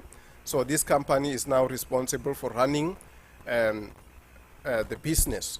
We decided around 2012, 2014, and then 2015 we built our first 5-star lodge, and we actually managed to complete it within the year 2015. And we also decided to renovate other lodges, or the farmhouses. We converted them into lodges, and we were able now to open our land for use for those who would like to come and view our animals, for those who like to come and hunt for trophy, and so on. Then we began to get clients from countries like Germany, Belgium, Russia, etc. We did this with the help of local department, the DET in particular.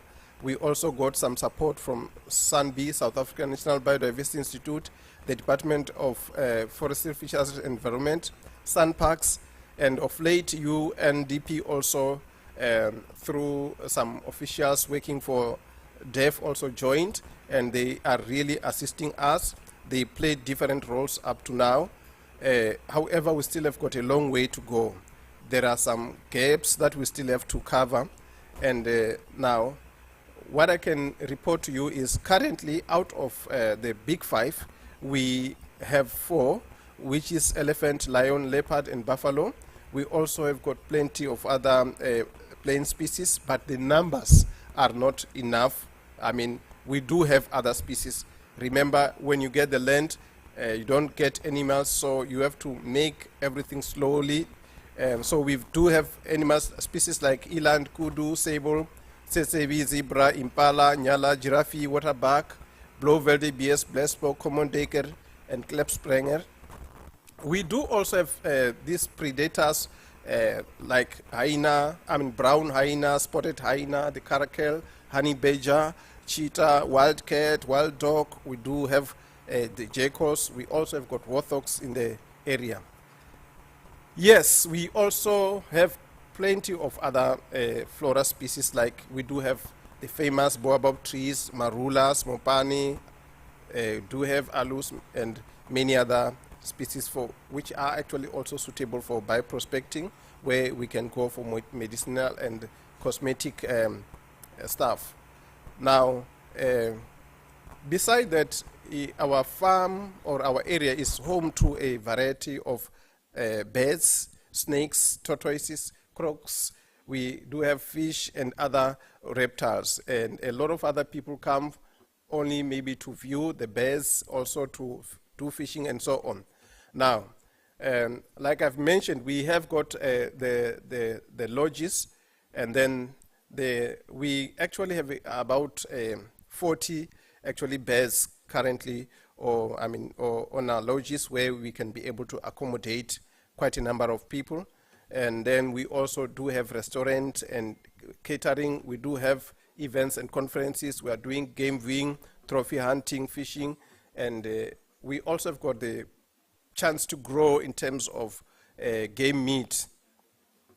We do have got some kind of economic impact in terms of employment.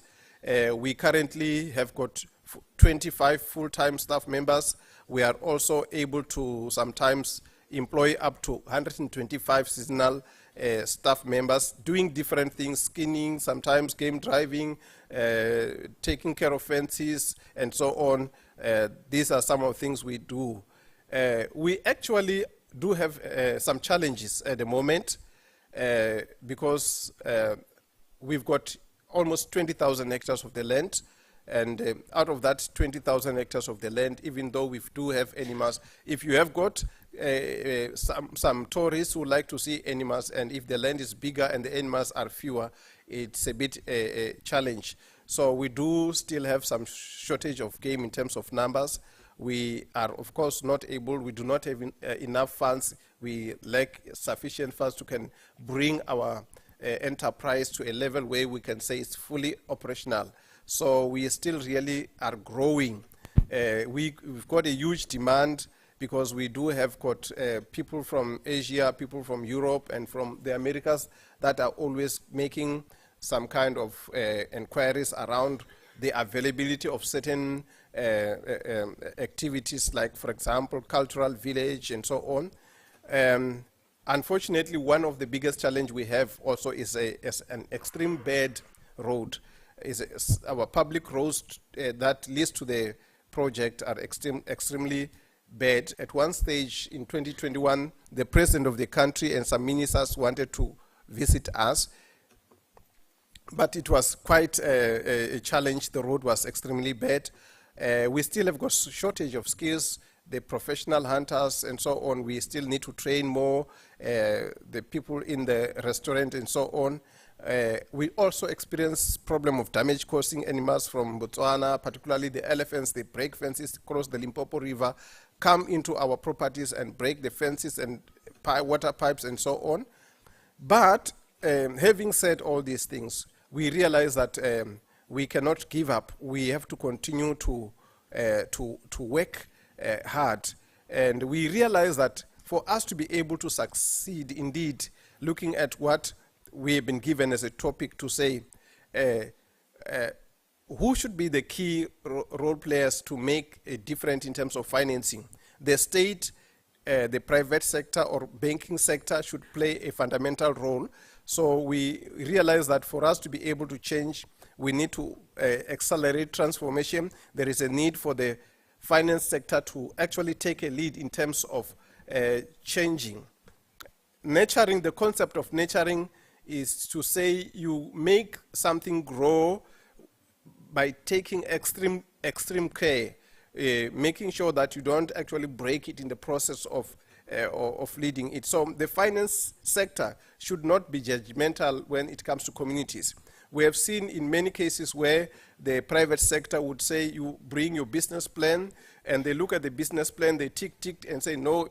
Instead of looking at the concept and try to help the community, you actually expect them to come with something extraordinary, which they have not known about. So I think to me is to say it's judgmental. Instead of saying, yes, you've got this, and we think this is what you need to do, you help that community to actually know what should be done and help them, train them to do what is supposed to be done so that they don't fail.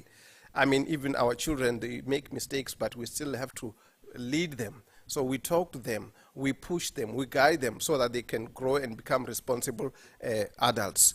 The finance sector also, I mean, same applies to government. Government should make rules and regulations that enable the communities to thrive. Then the finance sector should also not be judgmental. One other thing which is very important is to say we must avoid the practice of funding projects in bits and pieces. Because it's like if you are buying someone a car, you don't buy an engine and say, okay, in the meantime you can be operating. You cannot operate a vehicle without the engine. It should be a complete vehicle so that you can begin to run. I realize I don't have any more time here, but I've also noticed that if you are building a mall, you don't go and build one sector and open and say the mall is open. You provide everything, you make it beautiful, you provide the everything, and then when it is opened, it's fully operational. then you are able to attract the maximum. But if you give them one thing and say they're going to be able to succeed, you are setting them up for failure. One other thing, the finance institutions, they will give you 1 million now, and you want to build a lodge which will take about 5 or 2 years or whatever to begin to thrive, but then they give you 1 million now, month end, they want you to begin to pay back the money with interest and so on. So you begin to pay even before you start to harvest, and is actually setting up communities for failure, because my understanding is that there should be a period to let that community take steps to get themselves established, and then thereafter, when there is production, you begin to expect them to make income, and then you are able also to get what you're supposed to get. But if you give me now and then you say month end, I must begin to pay it with 20% interest and so on, you are frustrating me. Ladies and gentlemen, I'm really worried that my time has run out. But I've got real practical examples of how communities are failing. Some business people, they go and approach the communities who've got a big land, and then they actually negotiate an agreement which they know that is not going to actually help the community, but he is going to enrich himself or herself. And then at the end of the day, when the people realize that they are not benefiting, they become confused, they become worried, then they vandalize and destroy. And remember, together we can do more. If we work together, if we don't actually become greedy, if the government also takes it serious to make sure that there's some kind of control, not only the South African government, but everywhere in the world, because there is no way that biodiversity can exist without the land. Thank you. Thank you. It was really wonderful to hear from you, Simon, because you took us out of this room into your 20,000 hectares with the snakes and the crocs and the road, but you left us with some really practical tips and some warnings about these kinds of initiatives at the community level, which I'm sure people appreciated. And so please, if you'd like to hear more examples, I'm sure that Simon will be happy to share them with you. So thank you so much. We're going to transition into our 1.2, our session 1.2, which you know is on financing the CBD Global Biodiversity Framework. Before that, however, I'm going to just take a couple of minutes and give you some tips that are going to help us over the next couple of days, including a brief run-through of the agenda, which is up there now. But I wanted to start with security. Thankfully, we didn't need this information in the last couple of hours. But if we needed to leave the room quickly, if there was a fire drill and there are no planned tests, so any alarm you hear is real, we would go, so you see the green signs, there's one there, there are two at the back. If you would go out this way, there's actually a sensor, you have to wave your hand across it. I spent a lot of time this morning trying to get out that door and it didn't work. So if you go that way, wave your hand and it will open the door. Everybody else will go out, follow the signs, and the muster point, the meeting point, is in the front of the building. Hopefully we won't need this information, but you've got it now just in case. More information is in the bag that you'll receive at the end of today about security considerations. I have 3 other areas I want to talk to you about. So one is the agenda. Anno mentioned the QR code on your table, so you'll have that in case there are any updates. You can always check it there. I guess you're all on Wi-Fi now, right? Nobody had any problems with that, so that's very important.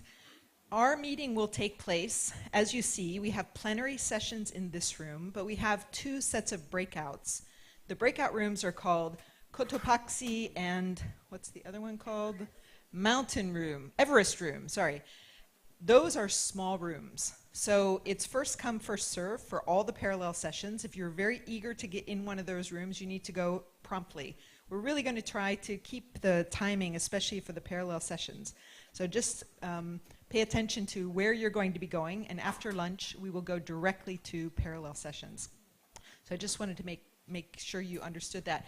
Also, there is translation available in this room, but there's no translation in the other rooms. So if you're going to go there, you could always arrange some informal kind of whisper type translation, but there won't be the translation equipment in the other rooms. On special features, so there's a couple of things to notice about this agenda, which is useful. So one of them is this afternoon, the last session of the day, 1.4 is called Meet the Experts. It's actually Ask the Experts. This is an opportunity to have table discussions. At each table, there will be a different theme. So you'll be able to come in, if you're not one of our kind of hosts, table hosts, and choose the one you wish to go to. You'll get a list on the board, a number of a table, you see the table numbers, but we have 5 open tables. So if you have a topic and you would like to host a discussion, you have an idea you want to brainstorm about, you have something you want to share, Abby, can I ask you to stand up? Where's Abby? Just stand up. So Abby is going to be organizing that. If you have an idea for this afternoon, please talk to Abby. And she will put you on the list, the first 5 people, and you can host a discussion. I'm sure that there are lots of interesting ideas in the room, so it again will be first come, first serve. That's at the end of today. Also, the promotional materials bags that you've heard about will be available out in the lobby where you registered between 6 and 7. So we'll end here today around 6. The reception starts at 7. So in that hour, there will be a bag for you, a t-shirt, et cetera, et cetera. So I want to just remind you, you need to pick that up. If you don't pick it up, then you won't have one. But you'll definitely want that. So that's on today. Tomorrow, you see that we have a field visit. We're going to be leaving directly from this room at 12:30, getting on buses, and going out to the botanical gardens. So anything, whatever you wear tomorrow, you will also wear there. Think about that. We're going to be taking some walks through it. Anything you're carrying tomorrow, you will also be carrying there. So think ahead. It's supposed to be very sunny, so you might want to pack a hat. And that was just something I wanted to remind you. You won't want to miss that. Not only will there be this wonderful walk in the botanical garden, but we also have poster sessions. So the posters that you're seeing displayed will actually be presented tomorrow. 1 person per country in an organized session in the afternoon will be talking about their posters. So they'll be on display today and also the 3rd day. But if you want to hear more about them, then we'll be doing that tomorrow. So another special feature. And the final thing, well, I wanted to just mention there are a couple of high-level segments on the agenda. There's a lunch, there's a session tomorrow. The people who, and that's in a very small room, so if you have a white sticker on your badge, then there's a seat for you there. If you don't have a white sticker, then everybody else, you'll join all the rest of us and all the other things going on. So I just wanted to mention that.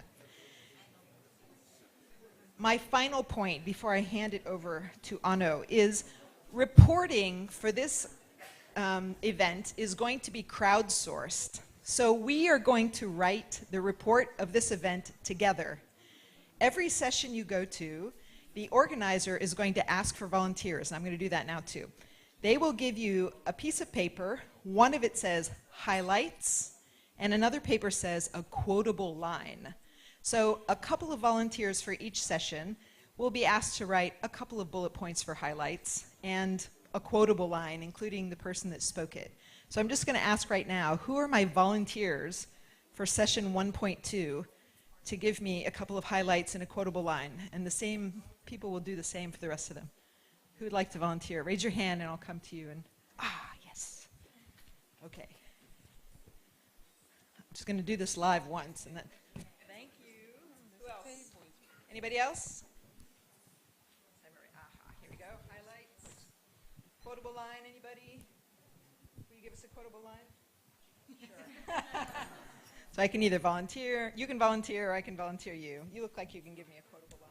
Yeah, thank you. Okay, so I'm going to stop here. You have information in your bags that are coming. The agenda, if there are any updates, we'll make those on the QR code, so keep those handy to you. And if there are any questions, you can always find me. I'm around, and the UNDP team. And maybe I'm going to ask the global team to just stand up so we can see who who you are and where you are. Many of us know them, but if you're a member of the Biofin global team, please stand up. They're going to be organizing, hooray! All right, and I'm sure there are a few others who are outside, so thank you all. They'll be hosting the sessions you'll be going to for the next couple of days. So thank you very much. I hope I haven't forgotten anything. Ano, am I going to give the floor to you? Thank you, and yeah, great. We're off to a good start, and you may all think we are quite behind, but it's not so bad. We had some buffers built into the program. So it's really great to see everybody here from so many countries, you know, having again face-to-face meeting after 5 years to share experiences. And we're going to just very quickly move to our high-level panel on financing the GBF.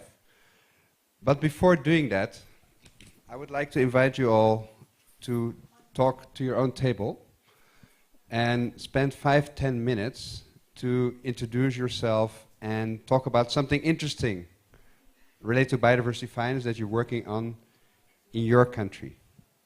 So please go ahead, talk to your own table, have a small discussion, and then we're going to, right after that, move back to the plenary. Thank you.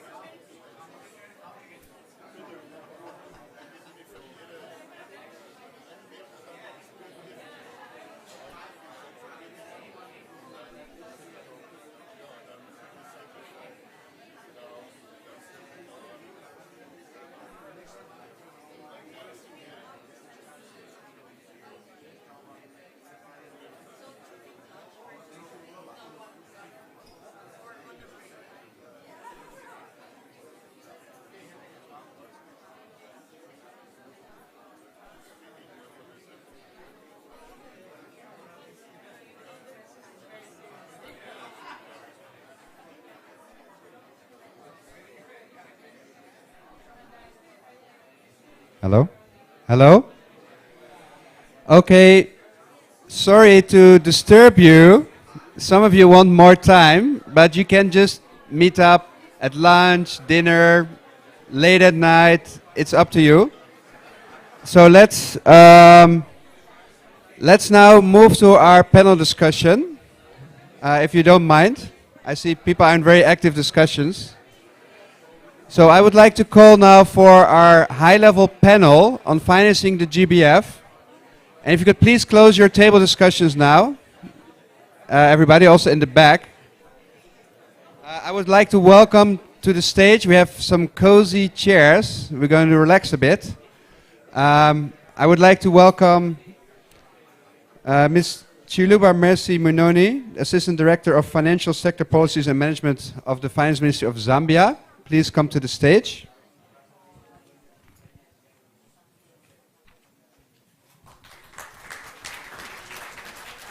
And I would also like to welcome Mr. Jose Vela Alegria. Please, you can choose.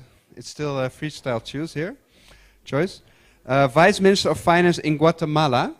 I would like to welcome him as well to the stage.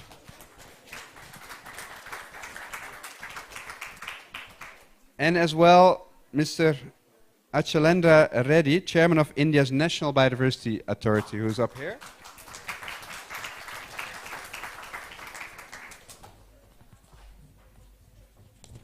And as well, the CEO of Egypt's Environmental Agency, Dr. Ali Abosena. Please join us. And also Mr. Mark Zimski, who's the Global Coordinator for Biodiversity at the GF. Thank you for joining us. So we're going to, for interpretation, I'm not sure if anyone can help to get a set here.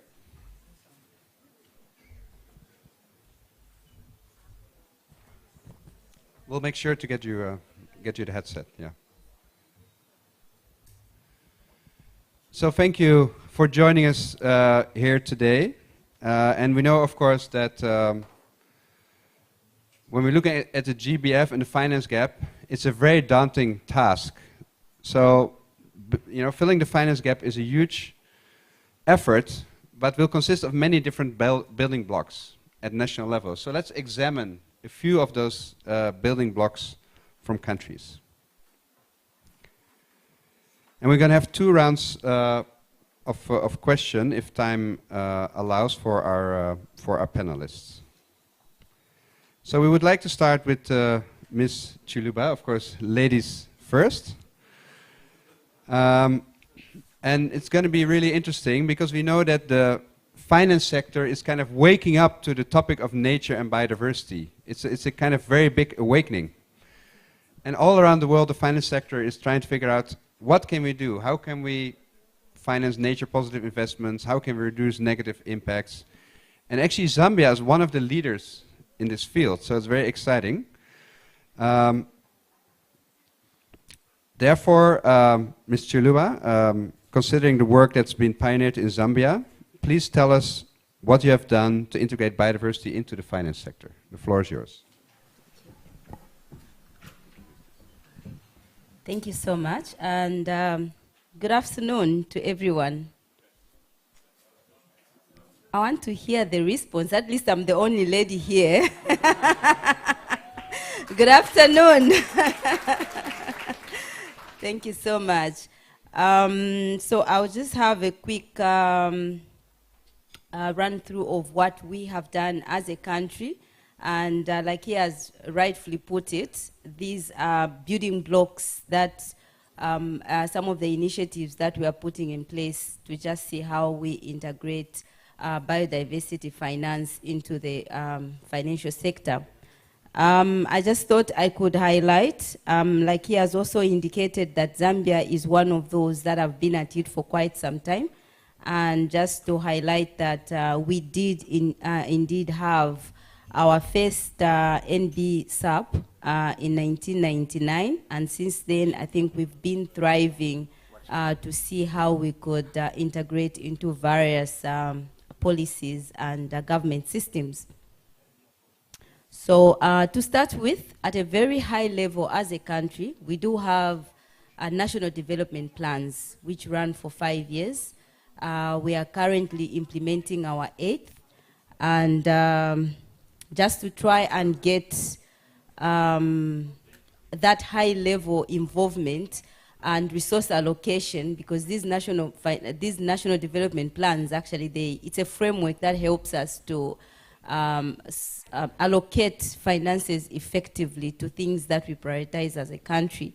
And in there, in our 8th National Development Plan, we do have 4 strategic development objectives, and one of them covers environmental sustainability. And in there, we do have implementation plans. And one of the key things that we may want to highlight is that we've put in there, we want to come up with a mechanism that will help us to position Zambia as a global green investment hub.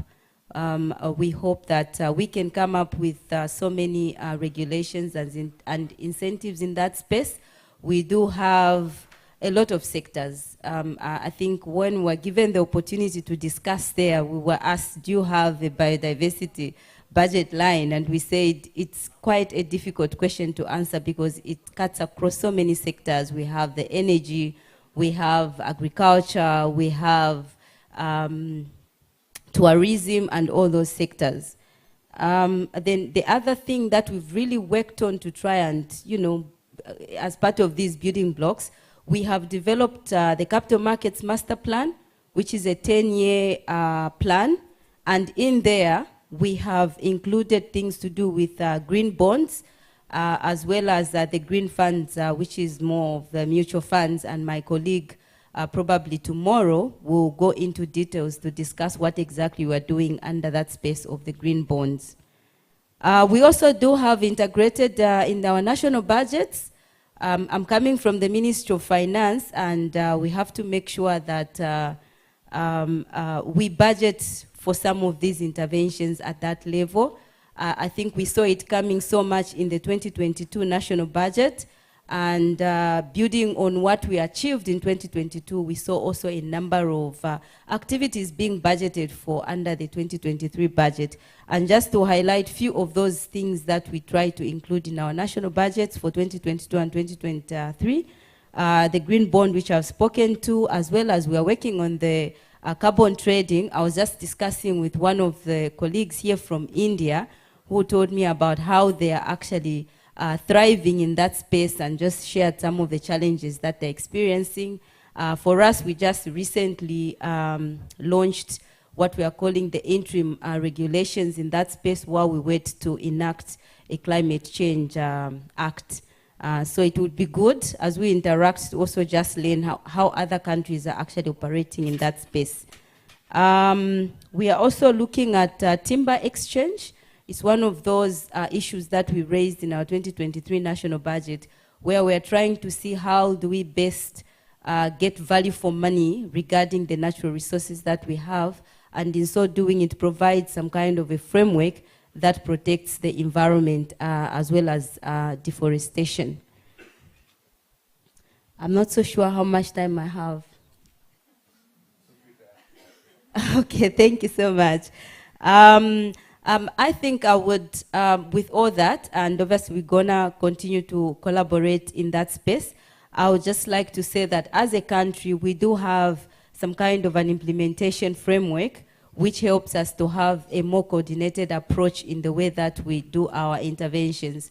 We do have what we call Biodiversity Streamlining Committee, which consists of all the financial sector regulators, and that is the Securities and Exchange Commission, and one of the representatives from Zambia is coming from that commission. We do have the Pensions and Insurance Authority. We have the Bank of Zambia, which is our central bank, basically trying to see how best do we streamline biodiversity financing into the financial sector. And so far, there's a lot of work that we have done. We have developed a number of regulations. Of course, there's a lot of technical assistance that we've received. through the Biodiversity Division under the UNDP. And the other, like I mentioned, we've had a pronouncement at that highest level based on the document, the various policy documents that I've alluded to, as well as we have tried to mainstream into the existing government structures. That has helped us to, for a more sustainable approach. And I think it's something that I've mentioned. We've really received a lot of support from cooperating partners and especially the UNDP. Thank you very much. Thank you. That's super interesting. I think that should be one of those quotes that biodiversity is not a budget line, but biodiversity is something we look at for all budget lines. That's perfect. And also it's great to see Zambia emerging as the green finance hub in the region. And why not global? It's great that our work is contributing that. So thanks so much. Next, we're going to move to Guatemala. And who are going to give a great example because a lot of efforts on biodiversity finance have focused at the national level, but actually increasingly local governments, municipalities are holding a higher and higher share of our budgets and therefore becoming ever more important as a biodiversity stakeholder. So let's hear now about the example of Guatemala. Mr. José Vala Alegría, Vice Minister of Finance. The floor is yours.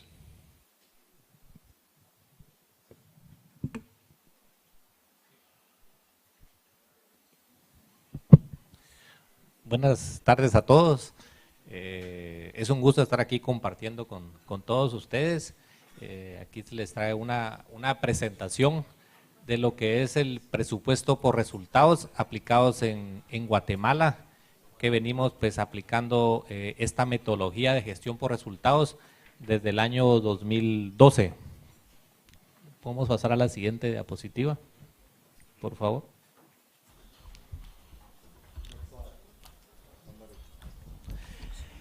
Se traen cuatro puntos que son los antecedentes del presupuesto por resultados para Guatemala.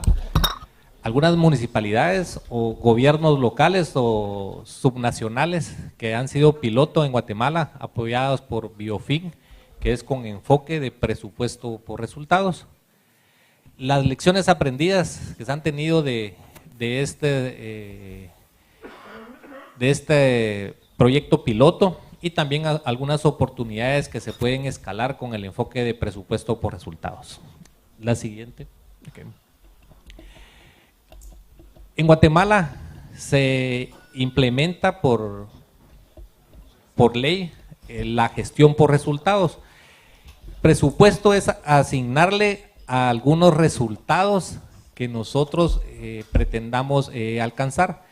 Todo cambia a partir del 2012. En el 2012 se inicia con una nueva metodología y empezamos con aproximadamente dos ministerios. Sin embargo, derivado a que en la Constitución Política de la República de Guatemala establece que el presupuesto es por programas, se hace necesario que se modifiquen algunas leyes, y entre las que se modifican es la Ley Orgánica del Presupuesto, la cual le da, se convierte en una ley complementaria de la Constitución. Se hacen reformas a esta ley y también al reglamento. Se hace una publicación de la guía de la gestión por resultados. De 2014 a 2015, pues ya se implementan nuevos ministerios, y entre 2017 y 2021 se trata de que casi todas las entidades utilicen la gestión por resultados. Sin embargo, como todos nos resistimos al cambio, lo que hacemos es que modificamos las leyes y obligamos a todas las entidades a que adoptaran la gestión por resultados, a excepción pues de dos entidades que efectivamente hacen uso de la ley y son las únicas que no hemos logrado que se integren a la gestión por resultados.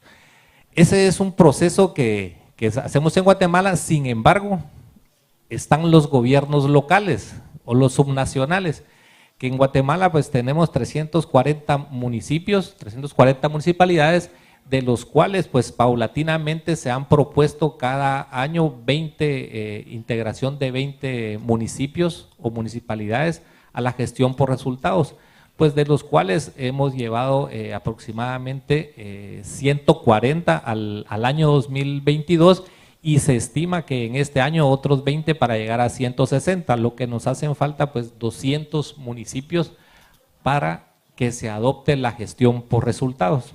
La siguiente, por favor.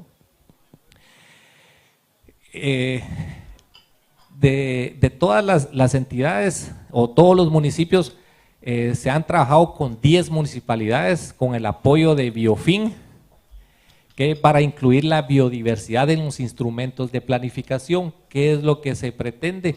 De que todas las municipalidades, y con estas que han sido piloto, en los instrumentos que son la planificación de cada año o la planificación multianual, pues adopten o integren a esta planificación los temas de la biodiversidad. Los municipios pues principalmente son del occidente de Guatemala, de 340 únicamente hemos tenido 10 con el apoyo de Biofin, pero se están integrando todos los demás municipios. En la siguiente. Este es lo que cuál ha sido la línea del tiempo.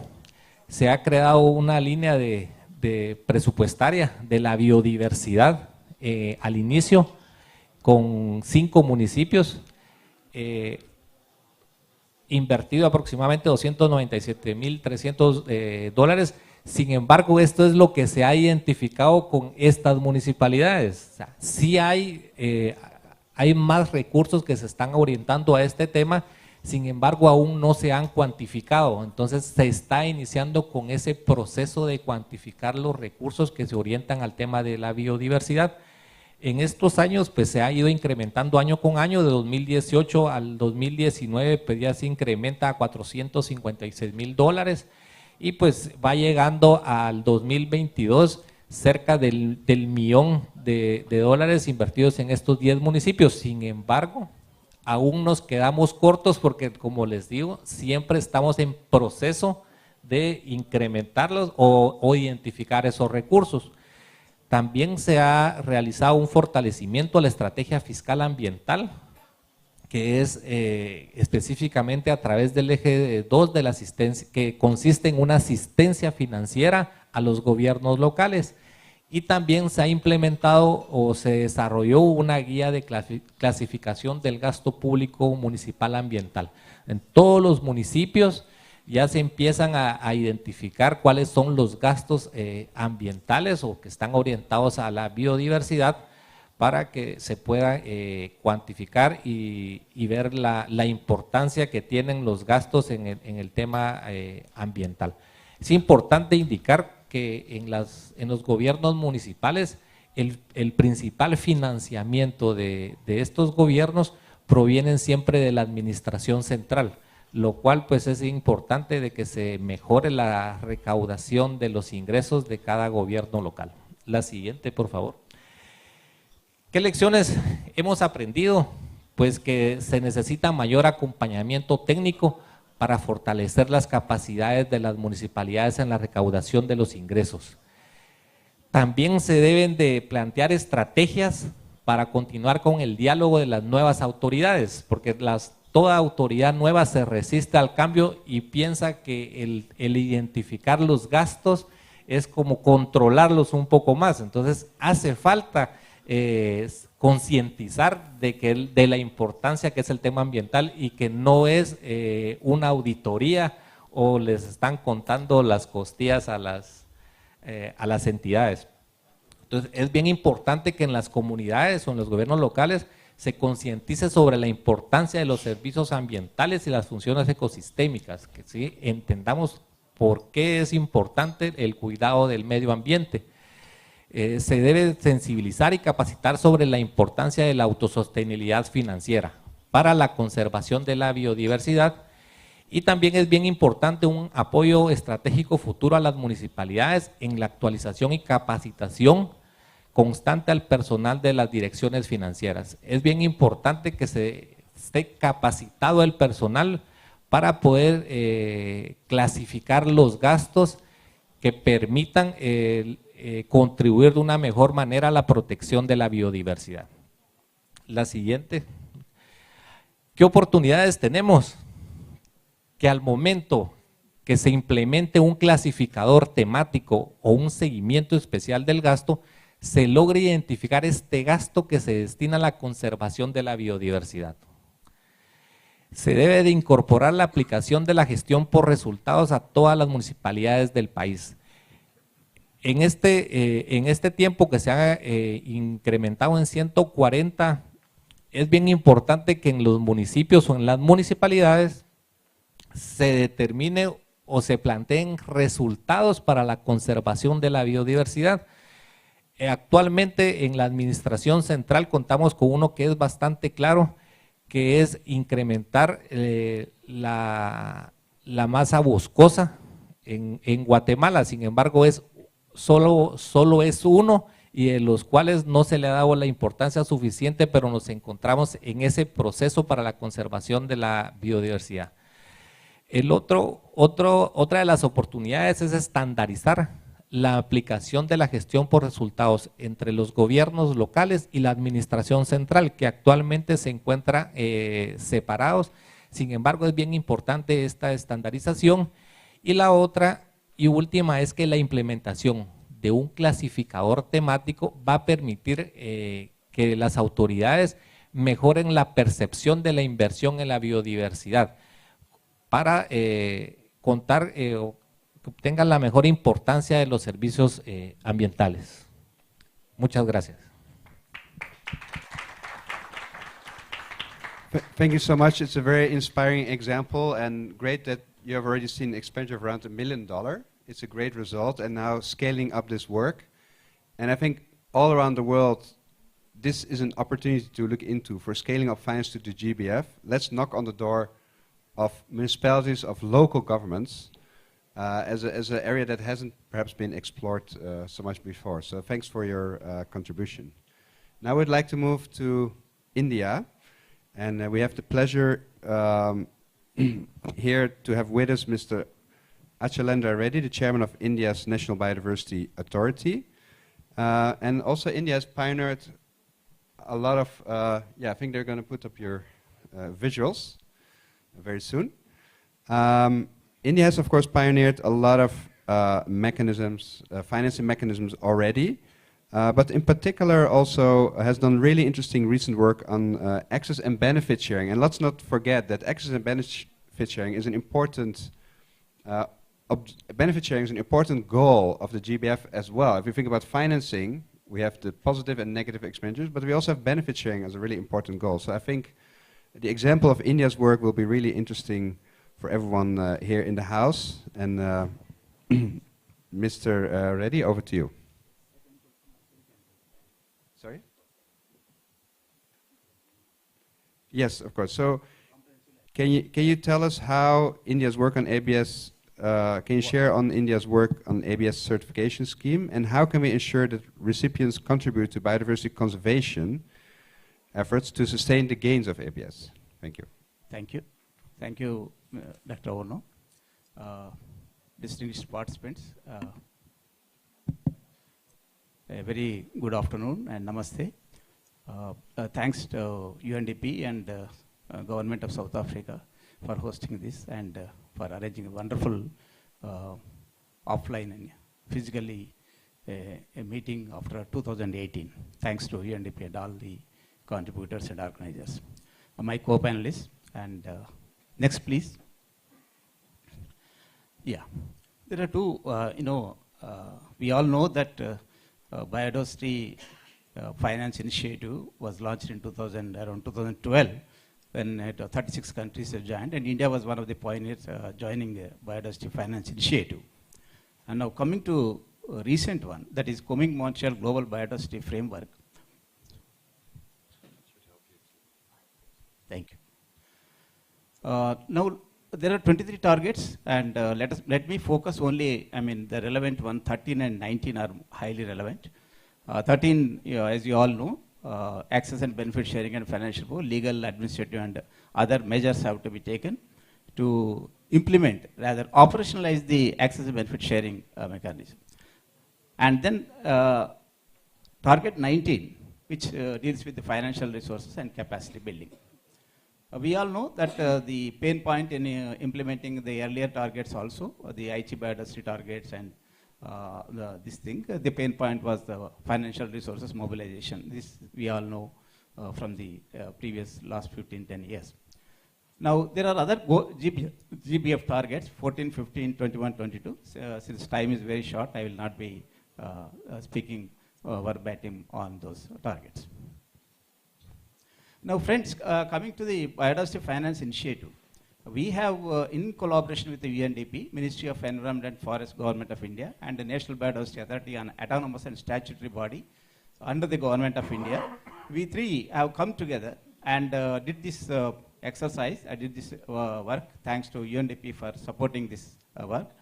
I will not go into the details, but just to say that $6.5 US billion is the gap.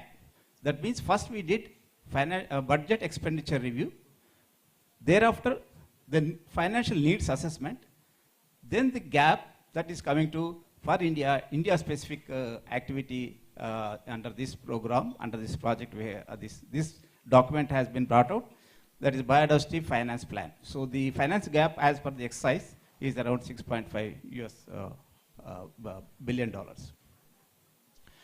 Now while doing this exercise, we have found out the 12 innovative solutions which are listed below, but we could quantify four of these innovative solutions.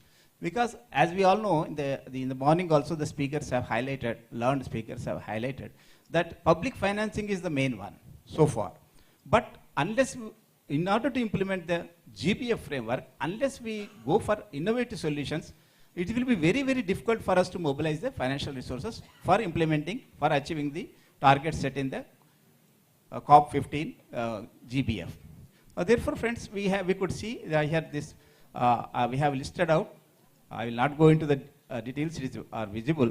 We could find out that total biodiversity resources, that is 19,800, that is about 2.7 billion USD, could be, there is a possibility, the pathways are laid out, we can mobilize the resources. Only a few points one point I would like to highlight with all of you. The speakers in the morning also highlighted that public-private partnership and of course companies involving in the investment for the nature, investment for the biodiversity. That is, we say corporate social responsibility in India. The corporate social responsibility has been brought out by bringing an amendment to the Companies Act of India. There is a Companies Act which governs the companies. So there we have brought out 2% of the profits should be spent for any activity that benefits the society, and we are pushing hard for convincing the companies to contribute out of the 2% for the biodiversity.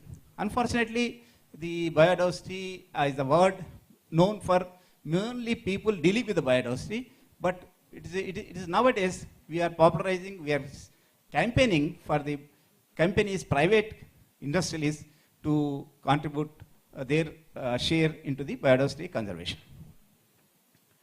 Now we have a mechanism, because this is easy to share the ideas, easy to preach, but very difficult to implement, for which we have a very perfect structural mechanism in our country.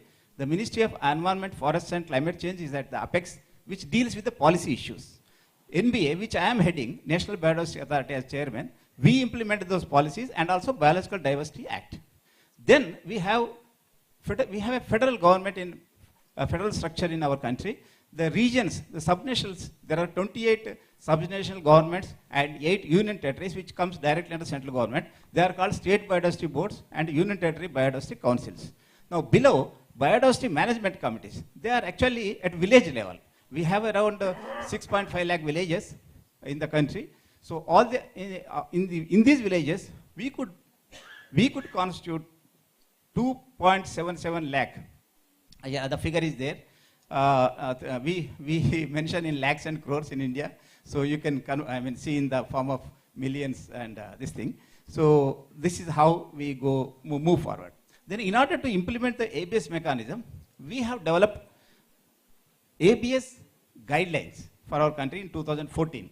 As per the ABS guidelines, you can see in the right, the percentages which 1 crore means 10 million, just to mention. So we use that 10 million, whichever the companies make profit, within the turnover of 1 crore, they have to pay 0.1% for the biodiversity conservation. Like that, 3 elements have been mentioned. Then transfer of research is also 3 to 5%.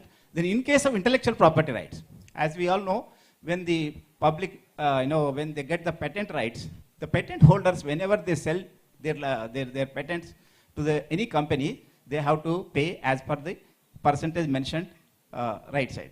So these are the operational mechanisms through which we implement the ABS mechanism, and I will show in the next slides how we have done, what is the outcome.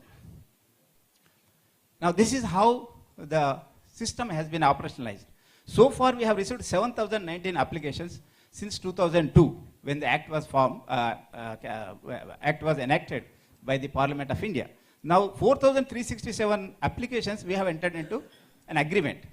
That doesn't mean that 4,367 are sharing their ABS with us. Only when they commercialize the research, only when they commercialize the patents, then only they will get back to us. And we are proud to say that in India has contributed almost 70% of the internationally recognized certificates of compliance. And this is where you can see the bar diagram. Out of, a total of 3,360 out of 4,682 contributed by India alone.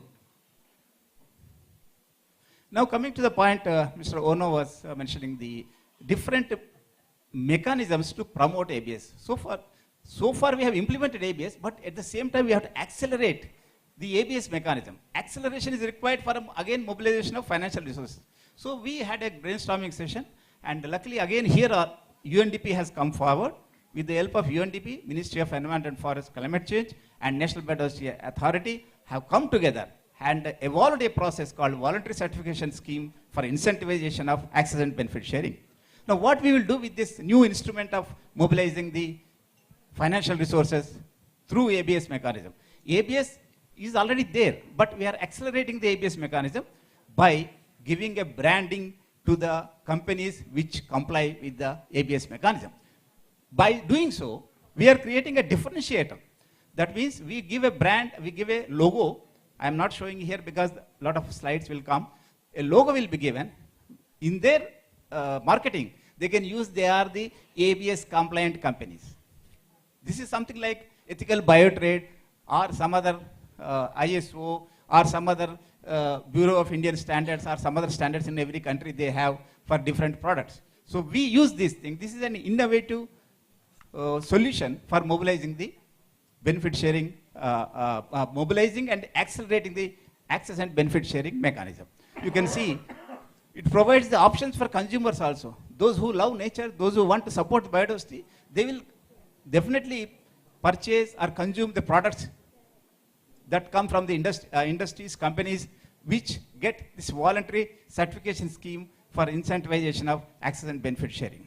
Here the interesting point is that we have involved other third-party independent specialist expert institution called Quality Council of India. Quality Council of India, with their expertise, because we don't want to give that we are only doing it, so it is also a government-funded body. They have evolved this system. We are going to release the document shortly. It is yet to be formalized, but it has been almost completed.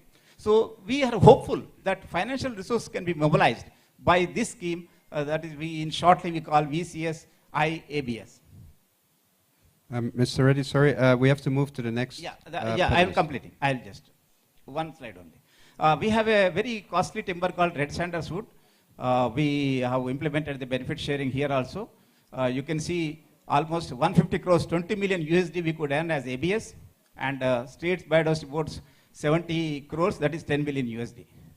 And this is I did not repeat, this is Paulson's report.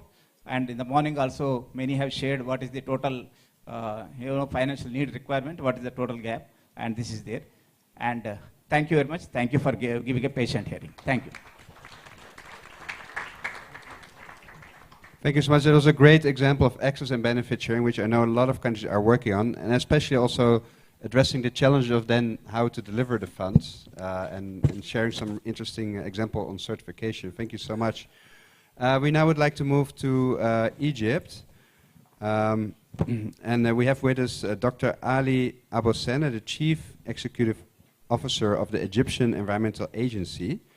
And of course, Egypt has hosted recently both of the COPs, the Biodiversity and the Climate COP. So we're in the ideal situation to pose to you the next question.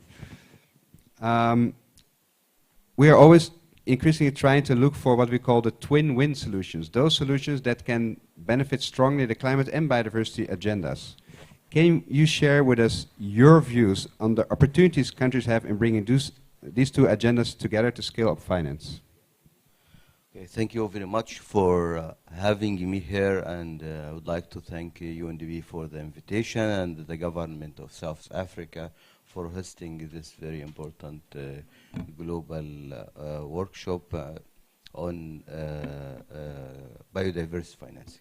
So, as have been mentioned, Egypt was the presidency for the COP14, and at this time we're pushing forward to really do the synergies between the three Rio conventions, the biodiversity, climate change, and the desertification. This was a very important initiative that we would like to have, because we see that the synergy and linkages between these three conventions is very important to have a tangible results at the ground.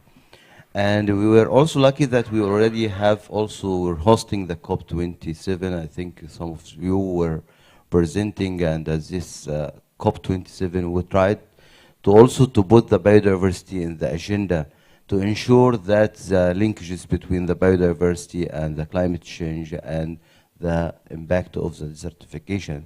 So we had a one day for the biodiversity have been attended by very high distinguished guests to really follow up on the roadmap for implementation of the biodiversity after 2020. This was an initiative have been introduced during the Egyptian presidency for COP14 to have a concrete roadmap for conservation of biodiversity after 2020.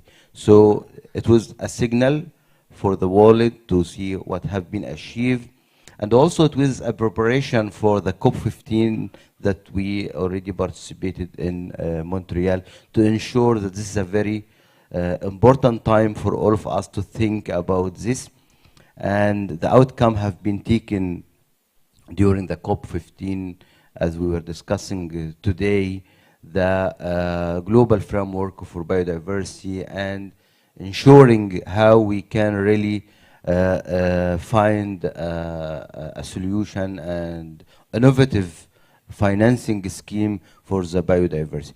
So we were calling during COP27 the day of biodiversity. It's a day of life, because biodiversity is food, it is the water, it is the air, it is the shelter for all of us. So we can't ignore this from the climate change impact. So mobilization of fund for the biodiversity is very essential, and it has been indicated that most of the biodiversity in the developing countries, and this is very essential to take this into consideration, support them, and also taking into consideration the basic needs for such growing economies, and how we can really keep this is desertification, diversity of biodiversity existing worldwide. So I would like to highlight here also, this is on the international level, how Egypt was trying to play a very strong role and the mobilization of efforts on a global level, taking the essence of we are having the presidency of COP14 and also COP27 and also preparing for COP28 in United Arab Emirates. On national level, we have a lot of efforts that we try to really mobilizing support for the biodiversity. As all of you know that in Egypt we have the most resilient coral reef worldwide. It is in the Red Sea area, and it is the hope for the world to rehabilitate the coral reef in the future. Its genetic structure, it's very high resilient for the climate change, and some scientific reviews has been indicated that this will be the last coral reef worldwide will be affected by climate change. So from this perspective, the Egyptian government have been taking action to announce the protection of the announcing the coral reef area as a special protected zones in Egypt. This is very important step to ensure how we are really keeping this coral reef. As you all know that coral reef worldwide is hosting more than 30% of the marine lives. They are very important element for keeping the balance of the biodiversity worldwide. And there is a very high risk from increasing the temperature of the world for 2 degrees that we will lose around 99% of the global coral reef. So we try from our perspective on national level to keep this and put it as an asset not only for Egypt but also for the world. On the innovative financing scheme for biodiversity and the climate change and environment in general, Egypt launched 2 years ago the first green bonds mechanism. It is actually the first green bonds mechanism that have been launched in the north of Africa, with around $750 million, and this was a very important signals for from the government of Egypt that we are really keen to keep our nature, our environment. More of this, the cabinet of the Egyptian government, the cabinet of ministers, have been taking a decision that by 2030, all the projects financed by the general budget must be green. So we are reaching now more than 35 of all green project financed by the general budget. By 2030, we'll greening all the general budget supported projects as an effort. I would like also to highlight, maybe I will not talk much about this because this might be discussed in more other technical sessions, that also we have launched a very good example for the world for the power purchase agreement, especially in the wind energy production, especially in the area that we will have the migration of the birds. So we were trying to put a very, very strong system that protecting the biodiversity of the birds and also encouraging the private sector to benefit sharing. And this is a standard model now. We are presenting it. Actually, we had this project with the UNDP. So it is a model now. We are transferring it to other countries as a successful model, how we are keeping our natural resources, our biodiversity, and also encouraging the private sector to be the, part of this program. This will lead me to the how we are here. We're thinking about how we go for Biofin financing schemes and how we can think about this. So private sector should be one of the most important partner with us. We have to find this type of business opportunity. We have to take into consideration the first that we are conserving our biodiversity, but also we find the opportunities, our sustainable opportunities for financing. So we have to think this in our programs that we just started with UNDP to put a strong roadmap for biodiversity finance. Would like to have some important elements based on the existing experience in Egypt. So I hope that I answered the question related that our views in general at the Egypt and giving some insights about at national level what we are doing in practice. Thank you very much. Thank you so. Thank you so much, Dr. Ali. And we were lucky to visit Egypt early in the year and seeing how much innovative work you're doing on biodiversity finance that I think should be better known around the world. So thank you for sharing some of it here, and we hope to hear more. So we are now moving to the global level, and we have with us Mark Zimski, the biodiversity coordinator of the GF. And of course, the GF is one of the biggest supporters on biodiversity, but also in particular on biodiversity finance for several decades, has been one of the major supporters to have countries develop and implement financing mechanisms. Mark, can you please share with us the plans of the GF, how GF aims to support countries on finance work to implement the GBF? Yes. Hello? Hello. Yes. Good afternoon, everybody. And thanks, Ono and Biofin, for the invitation to the GEF to speak, and also to have Carlos Manuel present an opening set of remarks. And thanks to all the panelists who kind of gave us a glimpse of the kind of future of biodiversity finance and the kinds of approaches that GEF would like to see come forward for countries for our support whenever it's needed. I want to try to put this in a bit of a historical context, so it's going to be a two-part mini presentation, kind of where we've been with biodiversity finance, where we're going with biodiversity finance, and how our support to Biofin fits into that. I think it's important to recognize, the GEF's been around for more than 3 decades, and in many ways you could say it was established to address the first biodiversity finance gap after Rio. Predominantly or exclusively funded by ODA.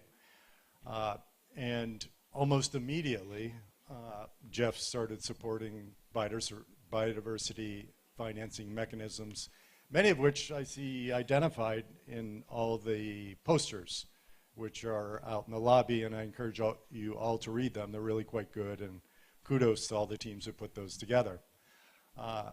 A number of you have identified in your PFSs, a new acronym I learned today from Biofin, Prioritize Financial Solutions.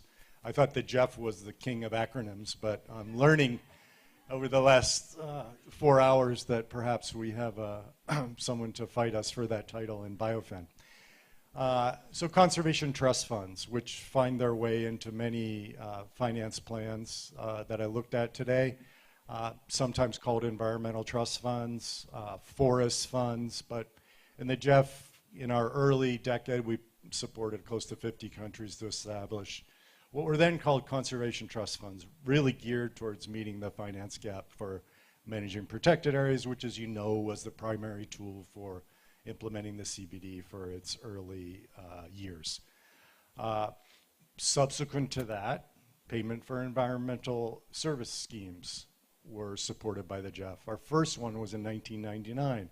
Again, another mechanism you see highlighted in many of the national finance plans. We've supported more than 90 projects that have tried to advance PS schemes, often at a subnational level, even at a watershed level or a municipality level. Very few, interestingly, at a national level, where you could have perhaps more impact at scale. It was encouraging to hear the panelists talk about approaches that are more systemic and national in nature. And that's kind of a glimpse of where we would like to see Jeff's support be channeled to these more systemic solutions to the biodiversity gap problem. Now, for those of you who stay attuned to the protected area financing discussion and its evolution, there's kind of a second wave of solutions to address the financing gap for protected area systems. And these are called projects for finance permanence, which build very often in some of the countries we've supported on existing trust funds, but look to have a more forward, long-lasting stream of financing built around this idea from the private sector of kind of achieving a final close where a figure is identified of what's needed to go forward. And so we have a small portfolio of projects in that realm. Green bonds were mentioned, blue bonds are mentioned in the presentations in the lobby here. And these are also initiatives that Jeff has started to support in kind of this second generation of biodiversity finance. And then about 8 years ago, we introduced in our strategy, and we tried to encourage countries to submit projects implementing natural capital accounting and assessment using the UN SEA methodology, the System for Environmental Accounting, that's promoted and rolled out by the UN Statistics Division based in New York. Unfortunately, we haven't got a lot of uptake or interest. We also identified support that we'd provide to Biofin. This was about 8 years ago, so it wasn't as popular, let's say, or as well known as a potential tool for addressing the biodiversity finance gap and mobilizing resources at the national level. But these strategies and these financing tools are things that we'll continue to support going forward. But one thing that we noticed through all that support is, while they were very successful in very targeted situations, right? A watershed generating income based on the water it provided to a city and creating a payment mechanism that went back to the farmers or the landowners that kept forests intact. It never reached the scale to address, say, some of the gaps that are identified in the Paulson report. So going forward, and what was really encouraging from the panelist presentations, and why, as Carlos Manuel said, we decided to prioritize supporting Biofin and extending it to the 90 countries who aren't yet part of this club in this room, and you're going to need a bigger hall next meeting, was the fact Biofin has the potential to kind of elevate the scale of biodiversity finance at a national level. And what those targeted investments that we had done in the past failed to look at was all the enabling conditions, the policy framework, the incentives that are harmful to biodiversity, the incoherent policies that undermine one another, which comes at a cost. And so our hope going forward is from all the countries represented here and from the 90 that we're going to support starting this year, we hope, we'll see more of the kind of systemic integrated solutions that we just heard from the panelists being presented to us for funding when, of course, Jeff has sought to support such an initiative.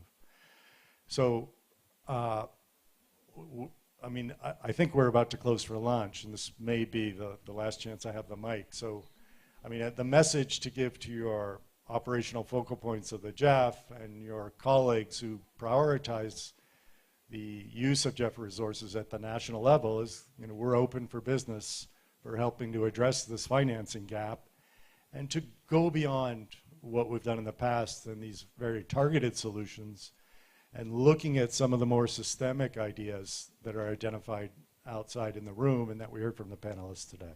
Thank you.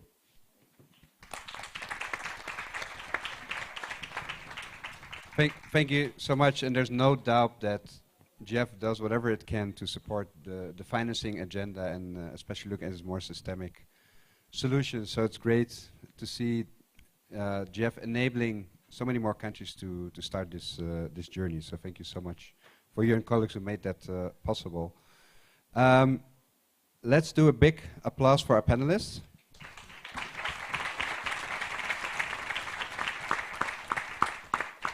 We can now relieve them from this panel, and we are soon going to break for lunch, but not yet. I'm just going to pass on to Gillian for some few words of wisdom. Not wisdom, more what we need to do between clock. So I wanted to invite those who took the notes to just raise them up, and a couple of people are going to collect them. Thank you so much to the volunteers who wrote the highlights and the quotable quotes. Put them up in the air. A couple people will collect them. And please, everybody else volunteer for the other sessions, because we're going to do this report together. High-level lunch is in the Cotopaxi. That's for the people with the white stickers. Everybody else will be in the Atlantic restaurant. At 2 o'clock sharp, please go to your parallel session. So you'll need to look on the agenda to see what room it's in and the topic that you would like to go to. So that's just up to you. And just before session 1.4, so the next parallel is 1.3, 0.1, 0.2, 0.3. We're going to show a video in here, a 10-minute video called Closing the Gap. So at 10 minutes until 1.4, that's 10 to 4 o'clock, please feel free to come in and watch a video. Otherwise, thank you for a wonderful morning, all of our speakers, all of you. Bon appetit, and we'll see you at 2 o'clock sharp. Enjoy. Hum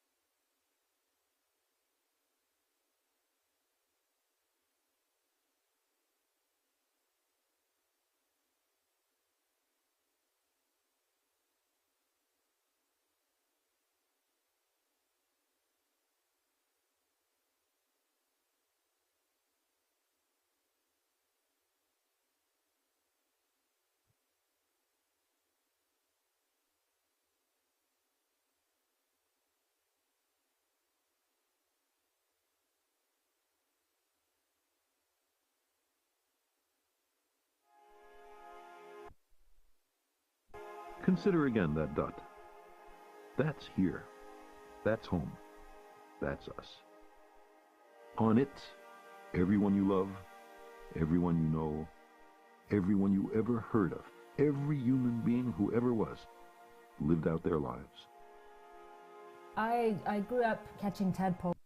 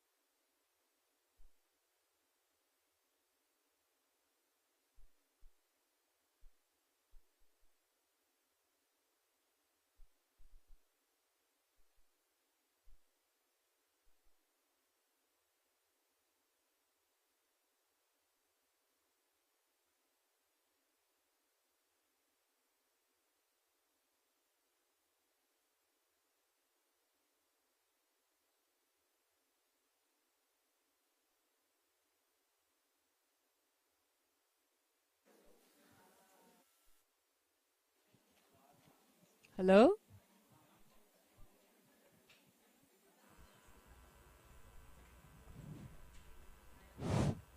Working now. Hello, everybody. Thanks for joining this session. I hope we have some people in the other room because this room looks packed. Thank you for joining us. I hope you enjoy your lunch and a very interesting opening sessions in the morning. So this is a time where we start rolling out up our sleeves and start thinking and working and sharing experiences among countries and experts on what Biofin has been doing together with other colleagues and the different processes that we have at the national level that will need to be all connected in order to achieve the new targets we have in the GBF. I would like to welcome my panelists here. Andrew Deutsch from TNC, thank you for joining us. Tracy coming from our global team. Gloria Gomez from Ministerial of Environment in Cuba. Joan Manda from Sustainable Development Hub, UNDP. And Hugo, he's our expert working in this region in Africa on conservation finance. Hugo Van Zyl, is that how it's pronounced? Thank you. So we wanted to focus this session on, as I said, the role of biodiversity finance plans in the implementation of the Global Biodiversity Framework. And as you all know, finance plans were recognized as one of the key mechanisms, instruments, tools to achieve implementation of the GBF. It was recognized in in Target 19 and part of the resource mobilization strategy as well. So I'm going to ask my colleague Tracy to share a little bit about this framework, the context that we are working on within the GBF framework. Go ahead.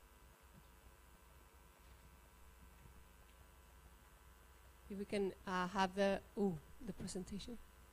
I don't think there's anybody there. Are you there, Camille? Yeah, okay.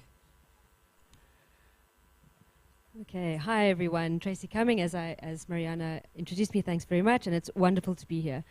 So I'm going to just try and set the scene. I think some of you already know a lot about biodiversity finance plans, probably a lot more than we do here, but please bear with me as I try and bring everyone else up to speed. That's not the right way. Right. Biodiversity finance plans. The intention of biodiversity finance plans is to provide a comprehensive approach for a country to biodiversity finance. Ultimately, your biodiversity finance plan should encompass a range of complementary solutions that are suited to the specific country context, to take cognizance of the specific drivers of change, the risks in that country, and the opportunities. This sounds very jargon-like, but what's important here is it's not something that comes from a global top-down approach saying this new thing is the thing that every country must do. It's saying what is actually going on in this country, what do we need, what are our real challenges, and let's design a plan and a strategy to deal with that. That is the whole aim of a biodiversity finance plan. We say that our biodiversity finance plan should have solutions, finance solutions, that deliver at least one or more of these four results. Delivering better on what you're already doing, generating revenues, avoiding future expenditure, or realigning expenditures. So for those of us in the CBD world, mainstreaming.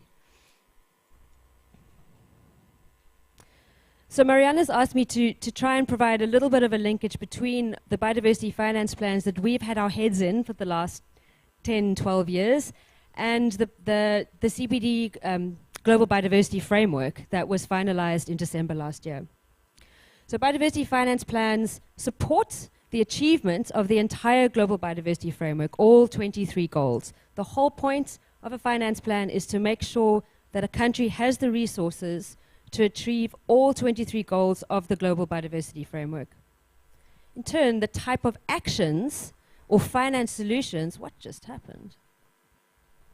I'll keep talking. The type of actions or finance solutions that you should find in a biodiversity finance plan, just hit me. Stop. Thank you. Cover not one, but 5 of the targets that we are seeing in the Global Biodiversity Framework. And I just want to touch on that because people tend to think it's just one thing. So these are 5 of the targets that currently sit in the new Global Biodiversity Framework. Target 14 addresses integrating biodiversity and its values into policies, strategies, and aligning financial flows with the goals and the targets of the GBF.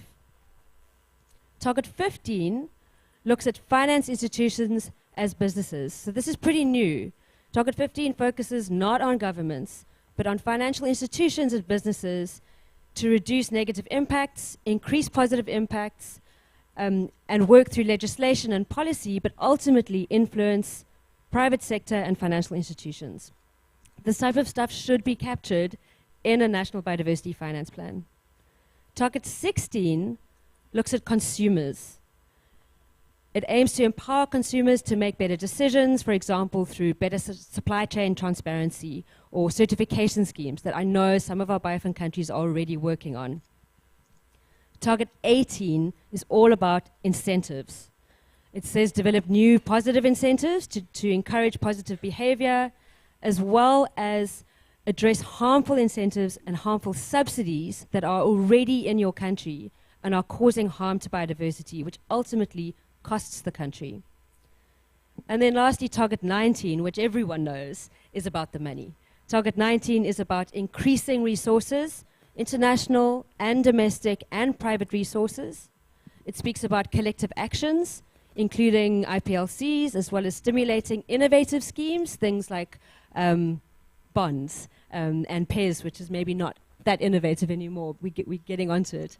Enhancing effectiveness and efficiency and transparency. So that's how biodiversity finance plans support the achievement of the Global Biodiversity Framework. In turn, does the Global Biodiversity Framework acknowledge biodiversity finance plans? Absolutely, more than the CBD has ever acknowledged before. So the actual Global Biodiversity Framework explicitly mentions the need for biodiversity finance plans. It is mentioned in Target 19. It encourages countries to develop BFPs. And COP Decision 15.7, sorry for the jargon, basically the part of the framework that deals with resource mobilization and the resource mobilization strategy has multiple paragraphs that speak about the need for biodiversity finance plans and the need for them to be funded and for their implementation to be funded. So Biofin, we've been around for 12 years, 10 years, 11 years, depending on when you think we started. But basically, we're in the game. We will keep doing this. We will keep supporting the development and the implementation of biodiversity finance plans. We will continue to work with evolving methodology and with innovation. We'll continue to support this as a living document that is able to change as country situations change. We support a document that is widely owned by all stakeholders in a country, ideally that is formally recognized and that is complementary and integrated into overarching or overlapping strategies in the country. That's all from me. I know Mariana has a range of excellent speakers lined up, so I'm going to sit back and enjoy the rest of the show. Thank you so much, Tracy. Now, thank you. I want to turn over to Andrew. You know, we have everyone knows we have very ambitious targets, like Ms. Inger said this morning.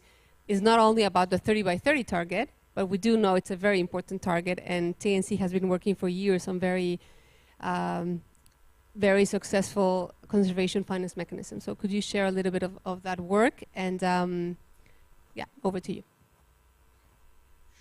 Thanks. Again, I'm Andrew Deutz with the Nature Conservancy. So I want to talk mainly about two different instruments that TNC and several of our partners have been working on to help countries finance their 30 by 30 commitments. So I'm going to look at the PFP model, the Project Finance for Permanence model, and some of the work we've been doing around debt conversions or debt swaps for nature. Just context setting first as a reminder how much money is out there right now. Before we launched the GBF or agreed on the GBF, this is from the analysis that we did with the Paulson Institute, Cornell University on Financing Nature. Just to set the context of how much money is flowing in the system right now for biodiversity. It's around 120 to 140 billion a year. Most of it from domestic budgets themselves. A little bit for natural infrastructure, the protective services that we invest in, or PES, basically. And then a range of other things, philanthropy and foreign assistance being a relatively small share of the overall pie.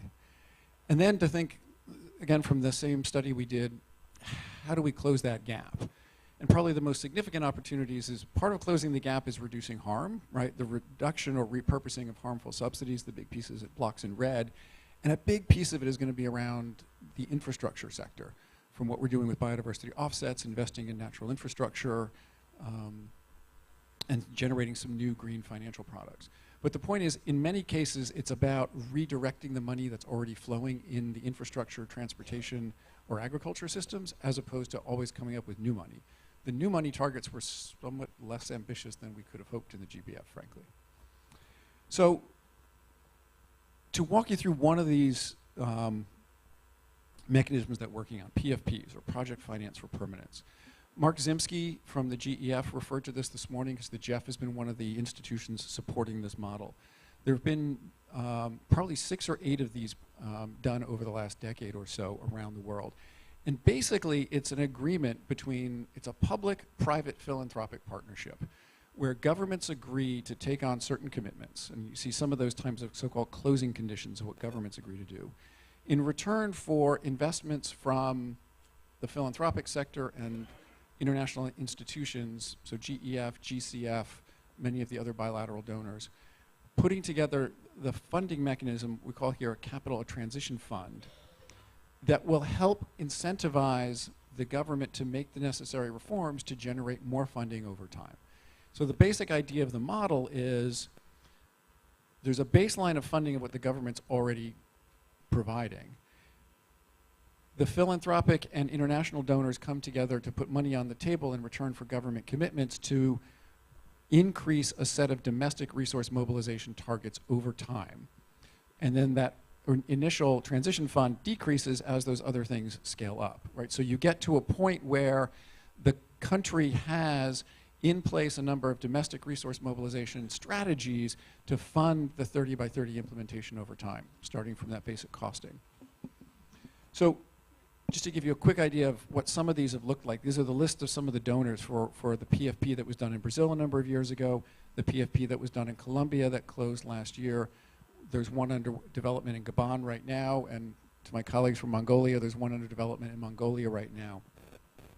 I just want to point to the one in Colombia and point out there's 80 or almost $40 million of GCF money going into it, as well as a number of major philanthropic donors into the transition fund.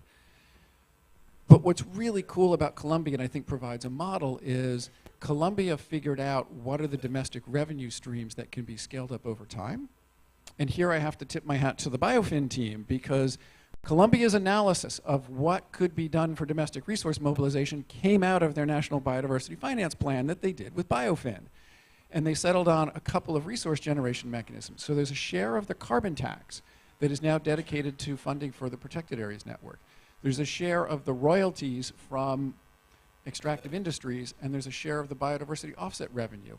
All 3 domestic revenue streams are now committed to supporting implementation of 30 by 30 over time. All of that's building on the work that Biofin did in developing the National Biodiversity Finance Plan.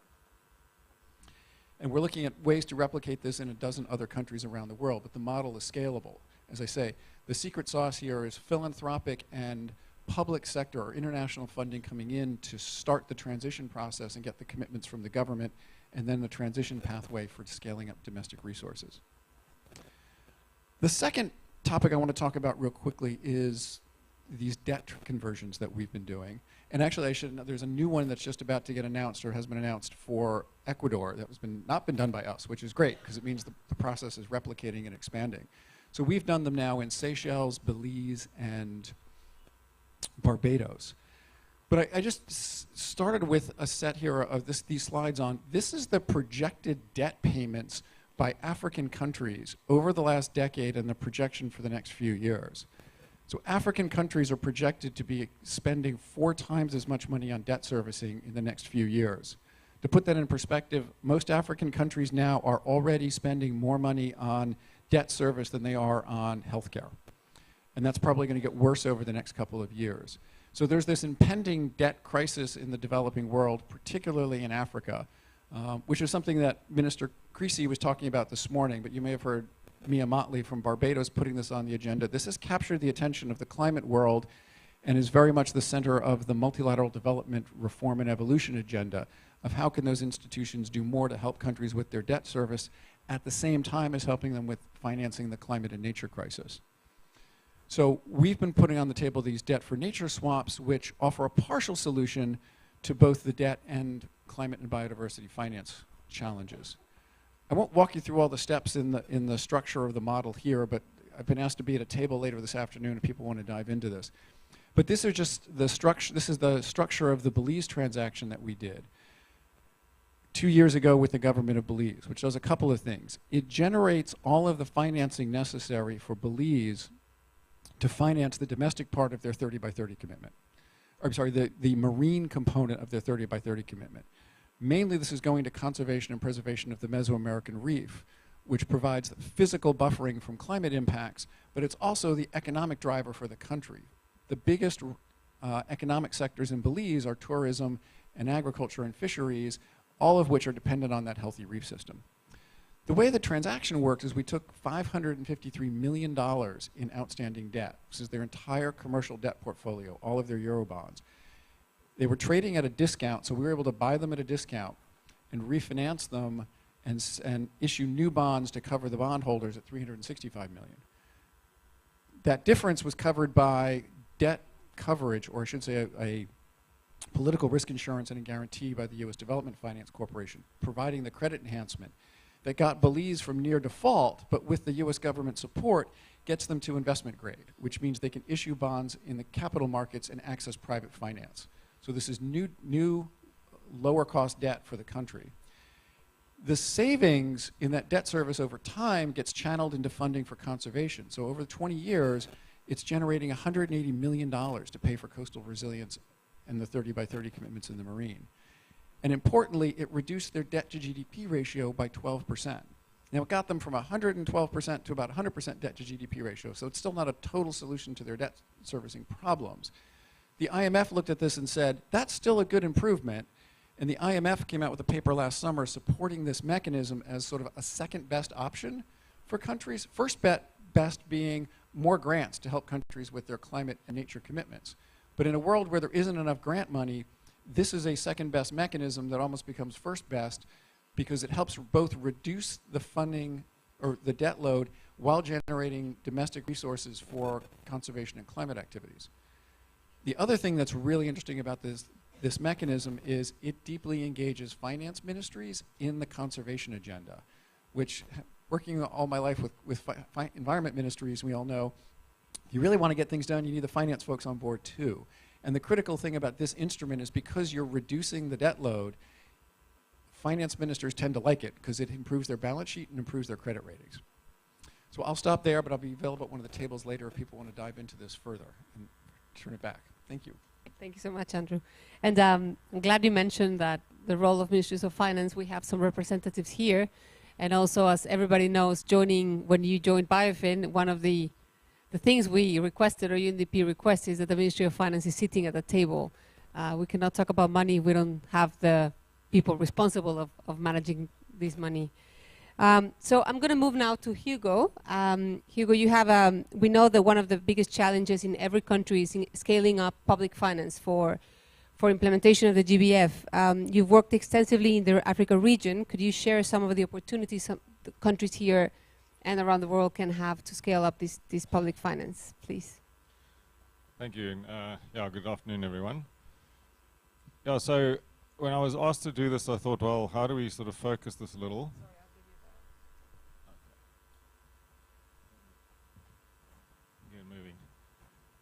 Yeah, how do we focus this a little? Seeing that finance solutions that can be scaled up are extremely wide-ranging. There's probably hundreds of them if you really want to count the smaller ones. And 30 by 30 calls for substantially greater emphasis on protected areas and OECMs. So I thought let's just focus then on African cases, particularly relevant to PAs, and three basically themes there, I would say. The one being the need to make the case for investment, which I don't think goes away, it just gets more. protected area fees and tourism concessions, and then conservation trust funds. So making the case for scaled up investment is likely to be much more important now.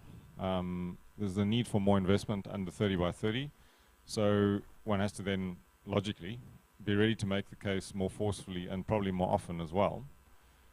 And I think part of that is to couch it in terms where the government is seen as the anchor funder and the provider of anchor funding and the policy environment if it wishes to unlock the other sources of financing from private sector, donors, and communities. I think that's we heard a little bit about that this morning. And some examples, just focusing on Ethiopia. This was a country where we did a making the case exercise twice, basically, in 2015 and then again in 2020. And basically, it consisted of a finance needs assessment for the protected area system, which showed that the need for additional funding was basically 4 times the current funding at the time. And that was just to achieve basic management, not ideal management or anything like that. I think that slide has obscured the last sentence there, but basically the results of the cost-benefit analysis of that increased funding showed extremely positive benefit-cost ratio. I think the average was in the teens, so 15 to 1 or something like that, with quite a variation. So some parks, it was more like a benefit-cost ratio of 5 to 1, and for some other parks where there was really huge potential, it was much, much higher. So these kinds of exercises to show, especially politicians that aren't, in the room with us, so to speak, the socioeconomic value of these investments, I think it has to be done and not just put on the shelf. It has to be done again and again. Protected area fees, these are fees for things like entrance, tourism activities, biodiversity use. Still, I think they have significant potential to scale up, especially in Africa. What we came across in 2 cases here, which I'll mention, is that the regular updating and benchmarking and revision is an absolute must. And you'll be surprised how often fees are kind of set and then they're just forgotten about. And before you know it, 20 years later. In 2 cases we worked on, which, Botswana and Namibia. In the case of Botswana, the fees had not been revised for 19 years. And in the case of Namibia, I think it's around about 15 years. So recently they have been revised. And as you can imagine, in Botswana, the revenue from these fees is way more than double now because of these revisions. And similarly in Namibia. So massive potential there. And I need to really keep one's eye on the ball, so to speak, with this kind of a measure. The revenue retention remains a challenge. You obviously want to generate this revenue and then keep it for conservation. And sometimes that is simple things like linked to the status of the Protected Area Management Authority. In countries where it's more given more financial flexibility, South Africa having a parks board allows it to do different things with finance. It allows it to revise fees a lot easier than other countries where it's simply a department that is running the parks. So institutions matter quite a lot around how nimble you can be with your finances. Tourism concessions, another really good opportunity that's still out there, shall we say, for governments to de-risk investment in sectors that's not their speciality. And we don't want governments necessarily building expensive cable cars like up behind us or lodges, etc. You want to leverage private sector investment and thereby increase revenue. In South Africa, Sandparks is got a really strong program on this. There's about 60 concessions, and it evolved over 2 decades to that point. I think that's important to remember. And at the moment, there's about 140 million coming in per year. If you look up behind you onto Table Mountain, there's a cable car. That's one of the best money spinners for sandparks in terms of private concessions. And then there are many other lodges, restaurants, etc. It's done through the public-private partnership legislative framework, which has evolved over time to the point where it's really a well-oiled machine. There's competitive bidding between companies to get sites for their concessions, for example. Sandparks does things like it has an investment catalog, and it holds a summit every 5 years where opportunities are basically presented to the private sector and there are discussions around shared ideas. You know, so I think in 2022, I'm pretty sure there were about 100 opportunities that were put forward. Now, as you can imagine, that requires significant scaling up of the institutional capacity. You can't do this without a team of very commercially oriented people that understand the law, that can implement PPP contracts, that can hold concessionaires to account, etc. It just doesn't work without that backing. But if you do that, it's generally a good investment. Conservation trust funds, the last one. Yeah, I think it's a sort of logical point that these will become more important when we're scaling up and under the GBF. You know, they really assist with attracting capital and managing funding. They are much more attractive to donors generally, and they can do things like facilitate biodiversity offsets. But very importantly, if they're not best practice and independent, then this first part about attracting capital becomes very, very difficult. The two examples in South Africa, in Africa, that are probably the most prominent is the Madagascan Protected Area and Biodiversity Fund. That's been going for 18 years now, and they've built up an endowment of 139 million, which is, that's a substantial chunk. The Biofin in Mozambique, they built up 22 million over 5 years, up to 2017 or so. It's probably more than that by now. So those are fairly established. And then a couple of other ones that are making moves. The Uganda Biodiversity Fund is really looking to improve and expand and collaborate more with government and build up their fund. The Community Conservation Fund of Namibia, that's been established. And the endowment, I think, is almost there. That focuses specifically on community conservancies, which is a model applied in Namibia, which they're very, very famous for. The fund is something to ensure that there's so there's continued money to support those community conservancies and keep that program going. And then, yeah, Namibia, there's reform options being looked at by the Namibian government for the Game Products Trust Fund. So it's a fairly old state fund, which emerged with the key funding came from basically hunting fees and the like, or game products. And the government is looking at ways in which that can be made more independent and more attractive to donors.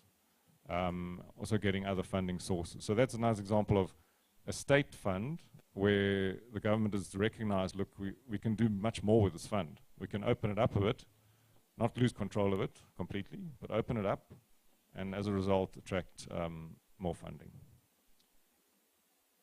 Great, that was it. Thank you. Thank you. Thank you, Hugo.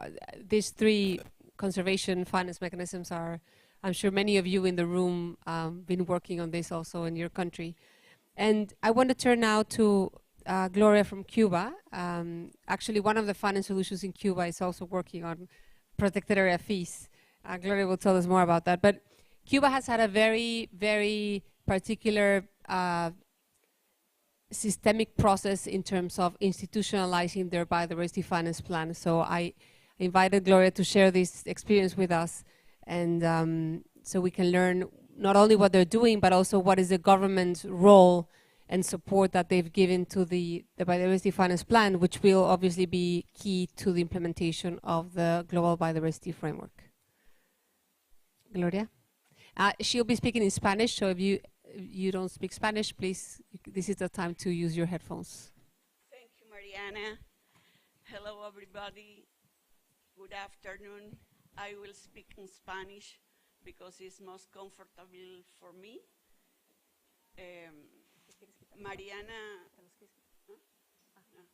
Mariana me ha pedido, como ha dicho, que comparta con ustedes la experiencia de Cuba desde que comenzó en nuestro país la iniciativa Biofin.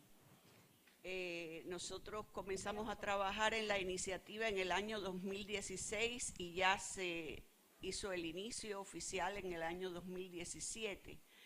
Y la experiencia más significativa que ella quería que compartiera con ustedes es que Biofin en Cuba, desde que nació institucionalizado. ¿Qué quiere decir esto? Desde que nosotros concebimos la iniciativa de Finanzas para la Biodiversidad, que siempre quedó claro que esa iniciativa iba a ser conducida por el Ministerio de Ciencia, Tecnología y Medio Ambiente, y ahora les comento por qué, pero que no podíamos desarrollar esa iniciativa sin la alianza estratégica con el Ministerio de Finanzas y Precios, el Banco Central de Cuba, el Ministerio de Economía y Planificación y la Oficina Nacional de Estadística e Información. Por tanto, esos 5 organismos de gobierno, desde que nació Biofin, estuvieron unidos para desarrollar la iniciativa en Cuba. Por eso yo siempre digo que Biofin nació en Cuba ya institucionalizado.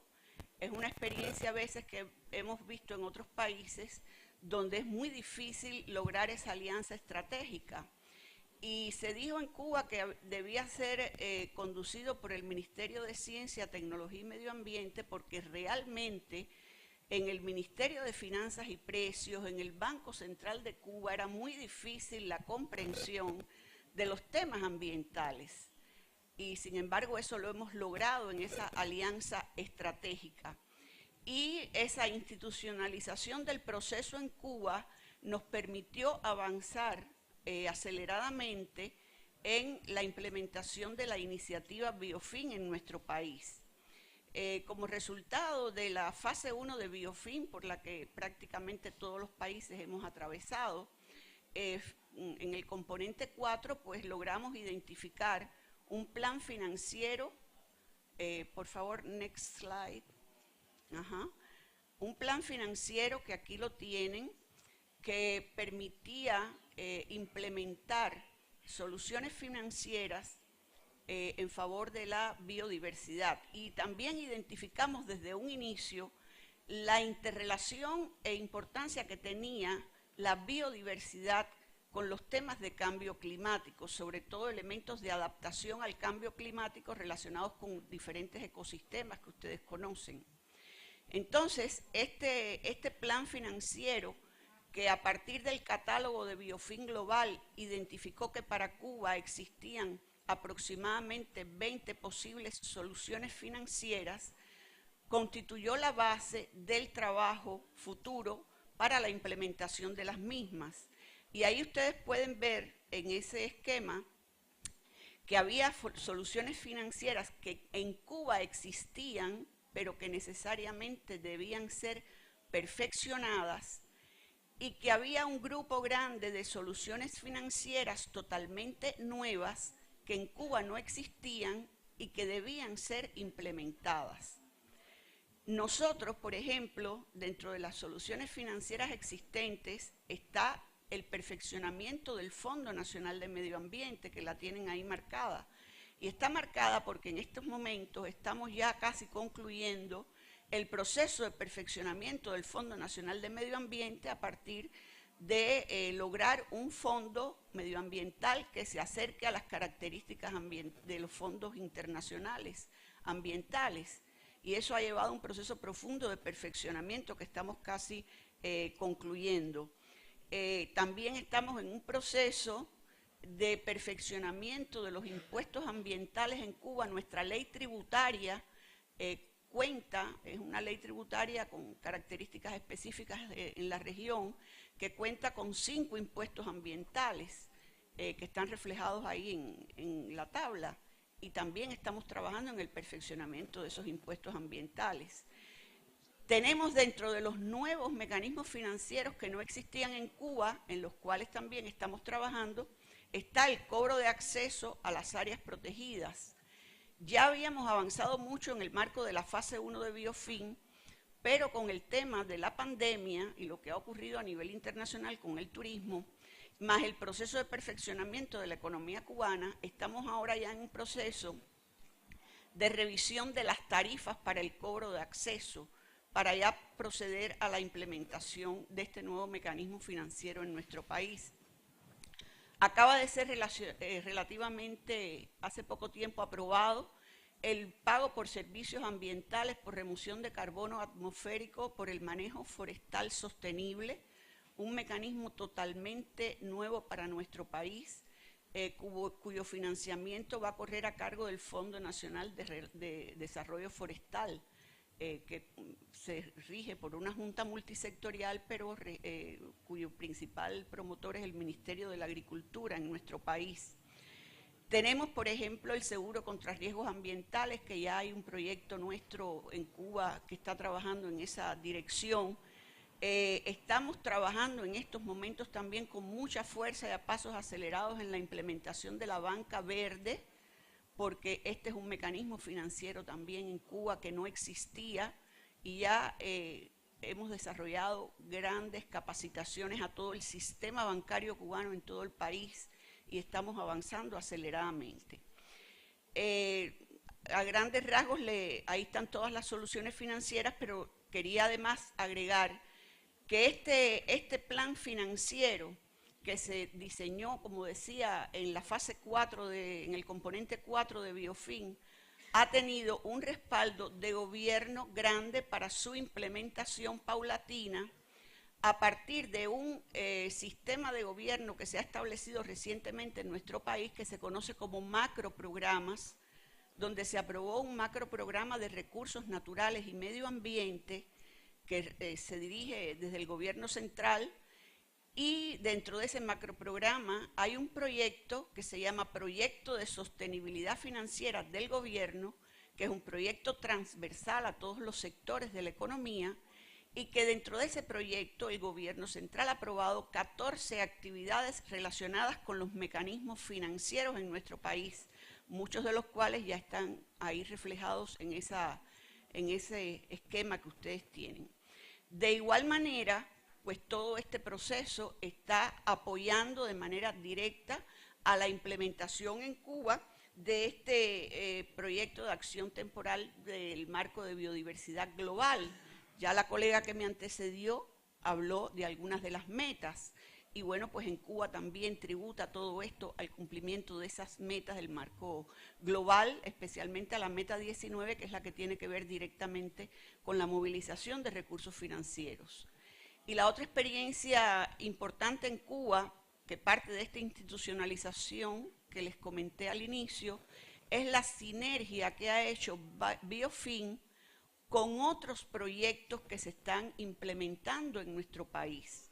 Está, por ejemplo, el proyecto Ecovalores, un proyecto GEF-PNUD que tiene que ver con la valoración económica de bienes y servicios ecosistémicos y tiene un resultado, un componente específico de mecanismos económicos financieros. Y en el marco de ese proyecto es que se va a implementar el cobro de acceso a las áreas protegidas, en áreas piloto. En el marco de ese proyecto es que se está implementando o se va a implementar ya el pago por servicios ambientales por remoción de carbono. Ese proyecto también está trabajando en los seguros ambientales y está explorando el mecanismo de las concesiones turísticas, que ya se ha hablado aquí también. Hay otro proyecto, por ejemplo, que es el programa de asociación de país para la lucha contra la desertificación y la sequía, que también en estos momentos está implementando mecanismos financieros para la conservación de la biodiversidad, está trabajando en seguros ambientales también, en tarifas preferenciales, incentivos económicos para el uso del agua, en la agricultura. Y ya más recientemente se ha aprobado en nuestro país un proyecto que se conoce, su nombre pequeño es Finanzas Ambientales.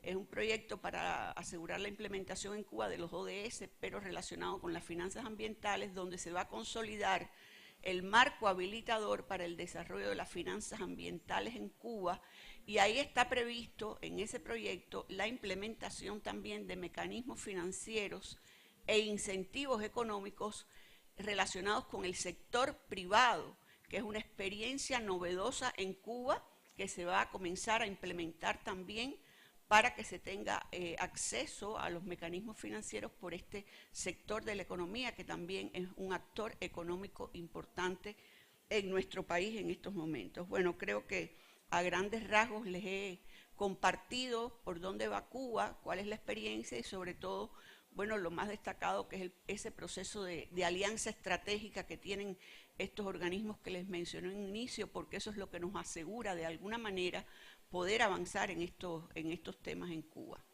Muchas gracias. Muchas gracias, Gloria.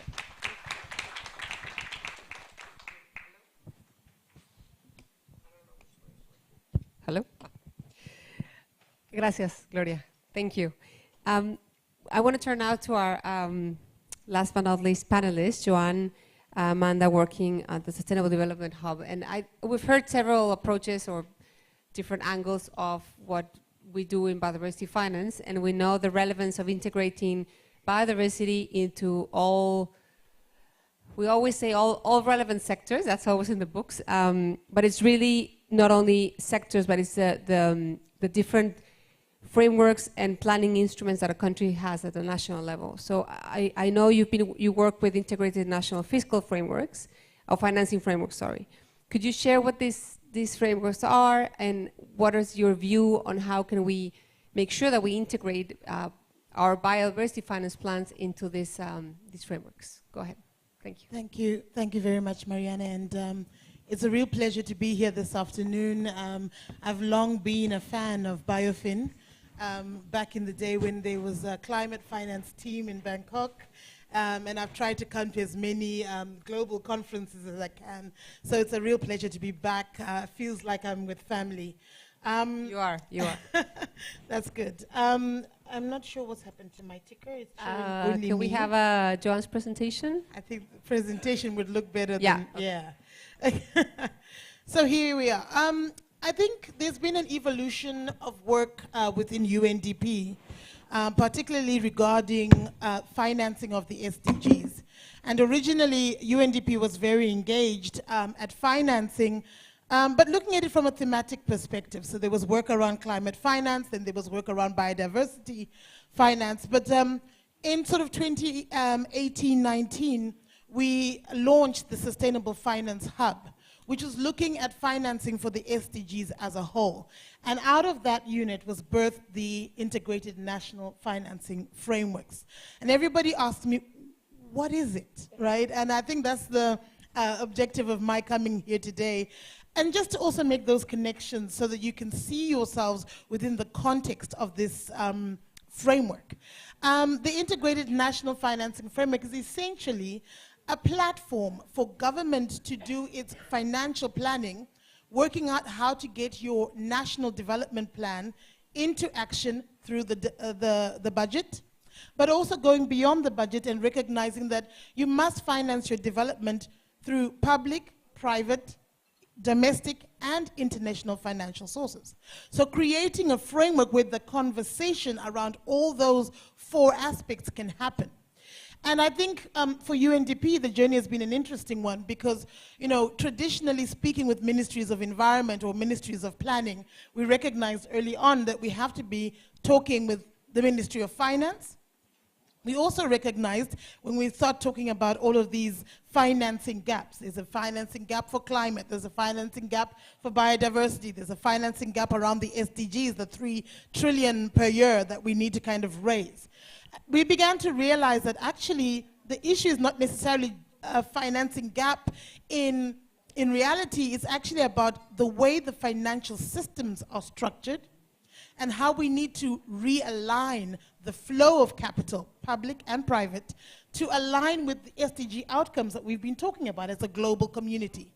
And so the Integrated National Financing Framework provides a government a nationally owned process to have a conversation that is both strategic and systemic. It is about looking at how you are financing development within your country, and what are the institutional aspects of that. And so for me, that really triggers a bell around your biodiversity, public expenditure, and institutional reviews, because that's where you start off the conversation. And if you look on this diagram, I've tried to kind of show you the different entry points. But the first pillar of the integrated national financing framework is just diagnostics. And again, this is where your public expenditure reviews come into the fore. They should inform the analytics that happens under your INFF. The big analytical piece that is central to most INFF processes is called a DFA, the Development Finance Assessment. And within the context of the DFA, they look at all the various streams of financial flows heading towards that particular country: public, private, domestic, and international. And it's really critical to look at it from those lenses and then identify where is the green finance, where is the biodiversity finance, where is it coming from, and then how is it going to be utilized. So within the analytical, that blue section there, that's where the analysis happen, and that's where I think Biofin has a huge part to play to inform the national discourse around financing. There are other analyses that are done around digital finance assessments. We also now are including the SDG investor mapping exercise, which tries to identify entry points for private sector to actually contribute to the National Development Plan. So there's a lot of different diagnostics that happen on that blue section. And once that diagnostic is done, it actually culminates in the development of a national and integrated national financing strategy. Sounds very similar to your biodiversity finance plans. And again, this is now becoming a great opportunity to leverage what you have within the biodiversity community to bring it to the fore at a national platform. And so that's the benefit of the INFF. They're trying to get all the stakeholders to come together in a holistic, integrated way to think about how a government might finance its development plan. And the financing strategy is a very simple thing. This is where my money is coming from, and this is where I'd like to prioritize its use. That's it. And we are not seeing enough conversations around biodiversity within our national financing strategies yet. And that's why I'm here, because I'm sure we can work together to try and raise that profile. We're seeing the upsurge of conversations around NDCs, of course. With COVID, we're seeing a lot of issues around health finance and so on. Why is biodiversity not showing up here? We need to sort of utilize, you've already got all the information. And that actually makes it a lot easier. We should just be feeding it into that. The green piece is around monitoring and evaluation. We were very conscious of the fact that governments do VNRs, voluntary national reports on SDGs. How do we strengthen that architecture? And how do we make sure that governments are strategically but also consistent in the metrics that they report on when it comes to achieving the SDGs?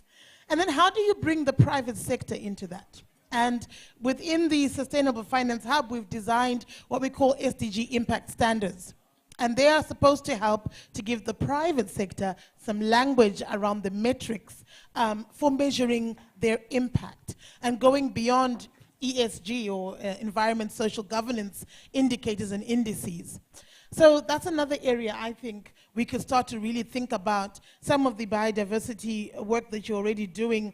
Particularly, you've mentioned COP15, paragraph chapter 7, I don't know what you mentioned, but I thought to myself as you were saying that earlier, this is where you can start to talk about how do you trace where the money has come from and where it's gone, and how do we then link that to actual biodiversity outcomes. And that could be a part that should come into the conversation under the INFF. The final piece is, of course, the governance. So when we walk into every country and start to initiate an INFF process, we try to create a national steering committee. Again, another biodiversity similarity there. And you also have, I know, biodiversity committees within the countries.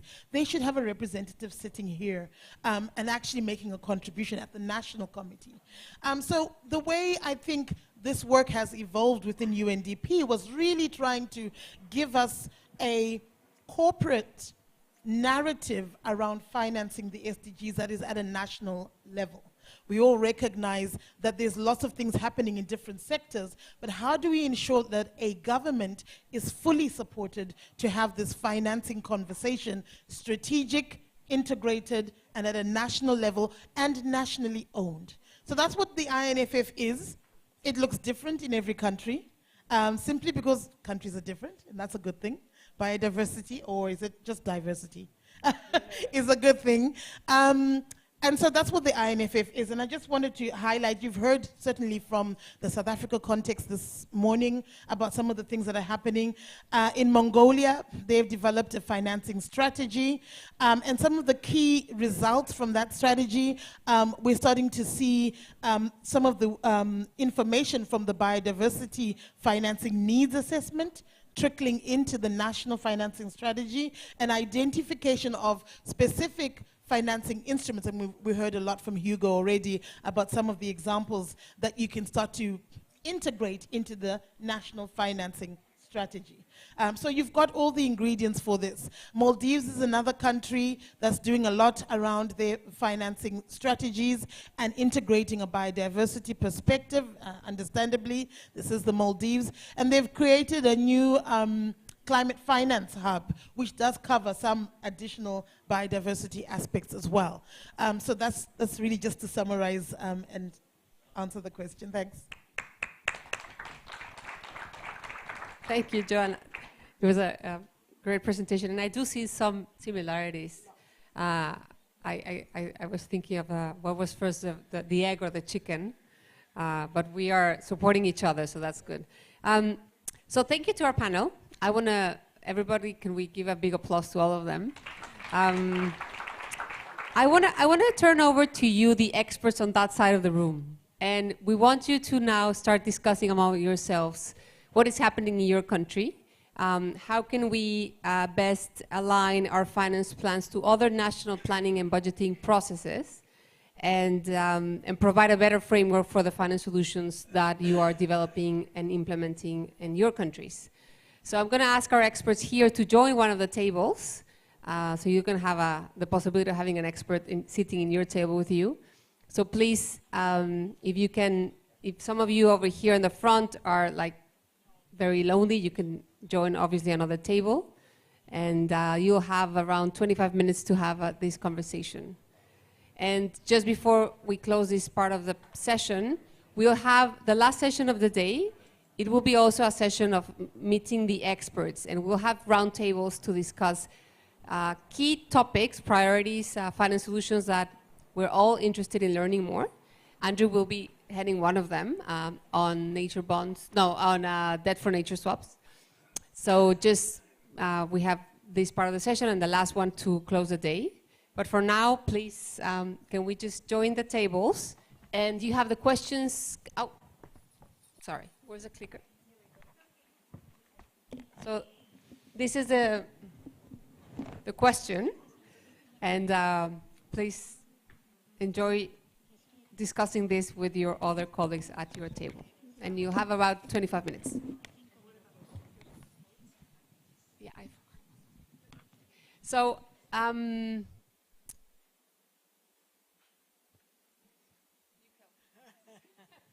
remember, we were going to ask for volunteers to just pick up some quotes and maybe some highlights just to crowdsource that article at the end. So pick up the quotes and the highlights. It can be from our speakers, but it can be from your conversation. So I'm going to come around with the sheets, and please raise your hand if you can volunteer just a couple of bullet points. Okay. Thank you. You can leave that over there. So you have about 20 minutes for this conversation. You're all very quiet, so this is the time to speak out. I know, you didn't realize you had to work a little bit, huh?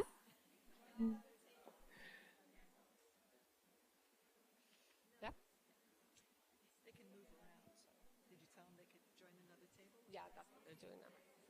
Hand me the sheets, because if we don't reinforce that, no one's going to do it.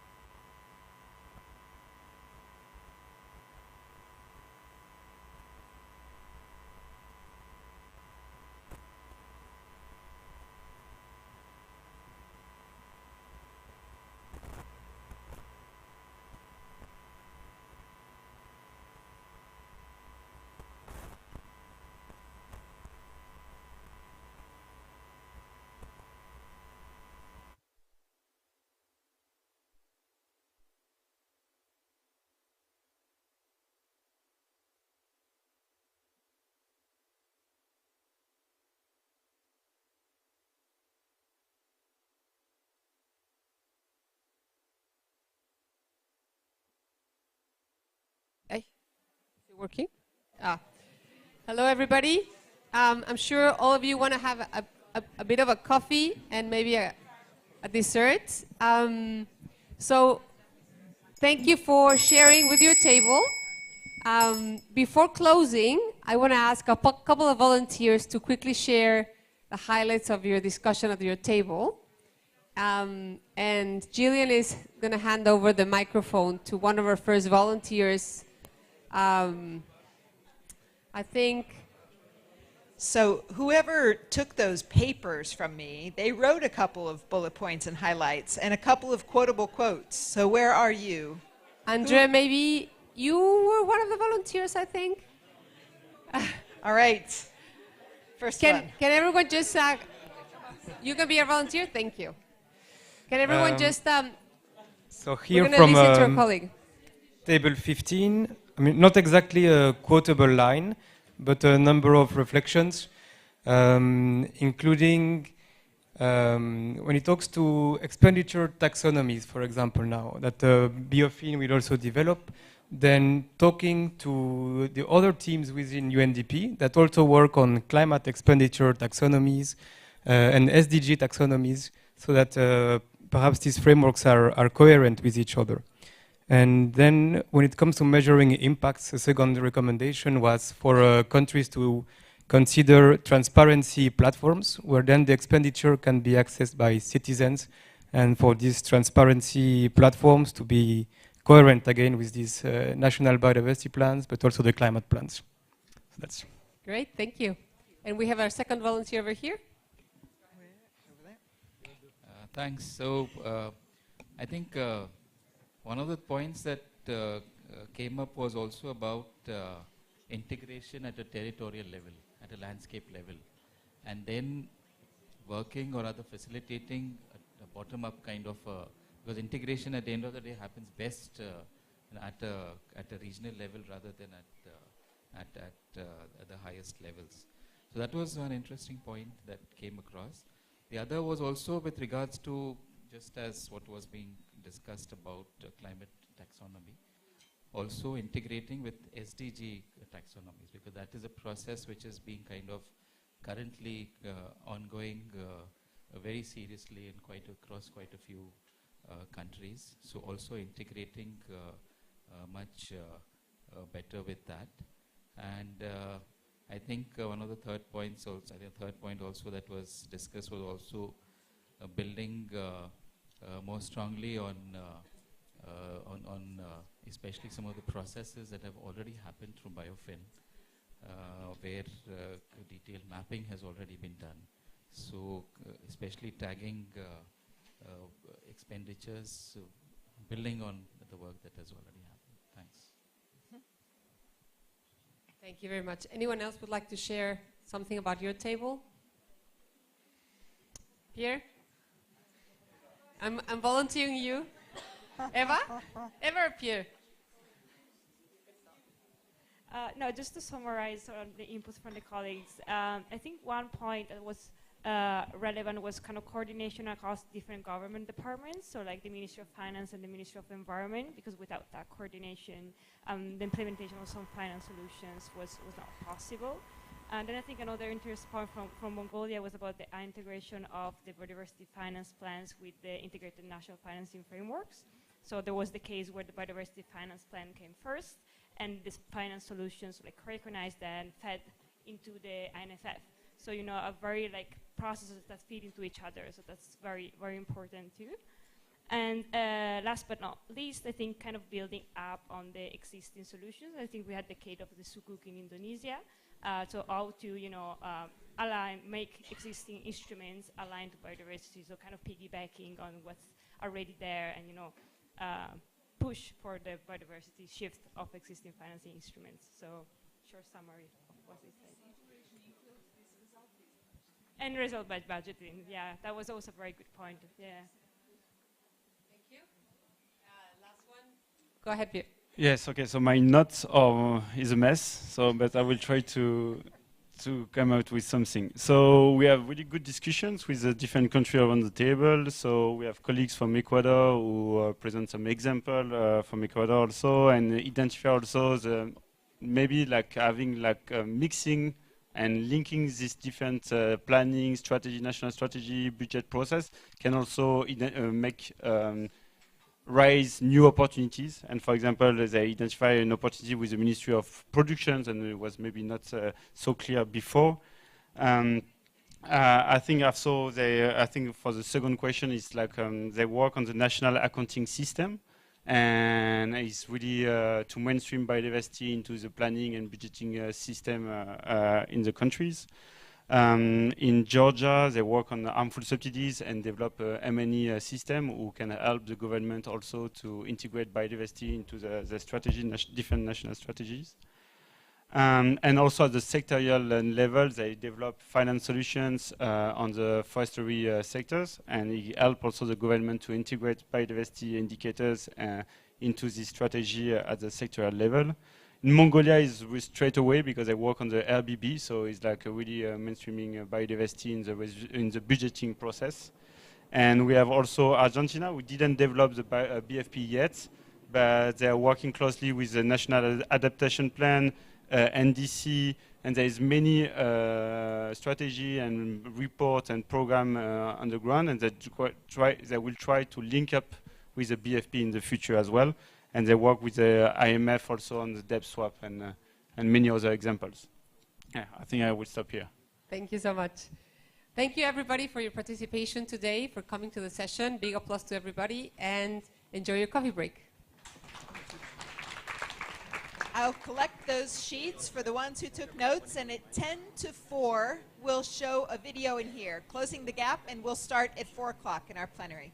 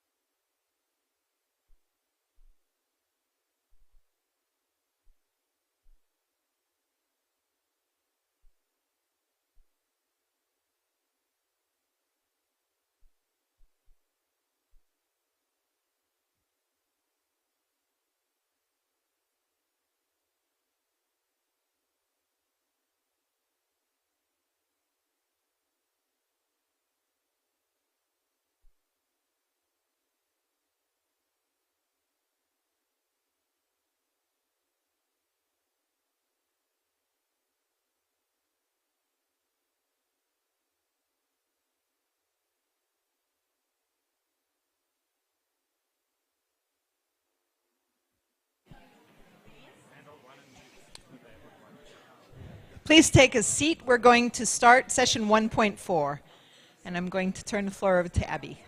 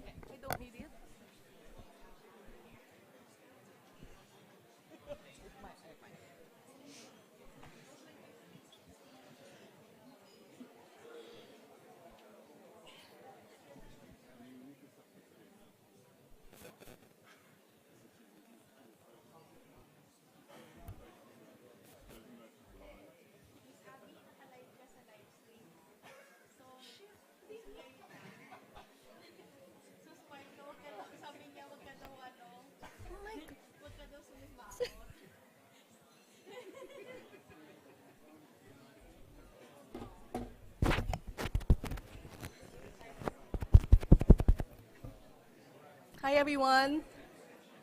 Hi. Hi, everyone. Are we ready for our last session for today? Yes. Good. All right, so this session is entitled Towards a Better Understanding of Delivering Better for the GBF. So what's delivering better? So also, this is the session where we ask the experts. So those of us who have been implementing finance solutions and those who have been engaged in various forms of institutionalization, integration into planning, etc., this is the time for us to have very fruitful engagement with them. All right, so I think it's very fitting that this last session for today is almost like a synthesis of our discussions starting this morning when we talk about financing the GBF. I know that in our various technical sessions, we discussed integration of biodiversity into the finance and economic planning process of government. We also spoke about deriving synergies with climate financing and how the GBF is scaling up efforts to develop biodiversity finance plans and transitioning from current NBSAPs to the new global biodiversity targets and what this means for finance needs assessment.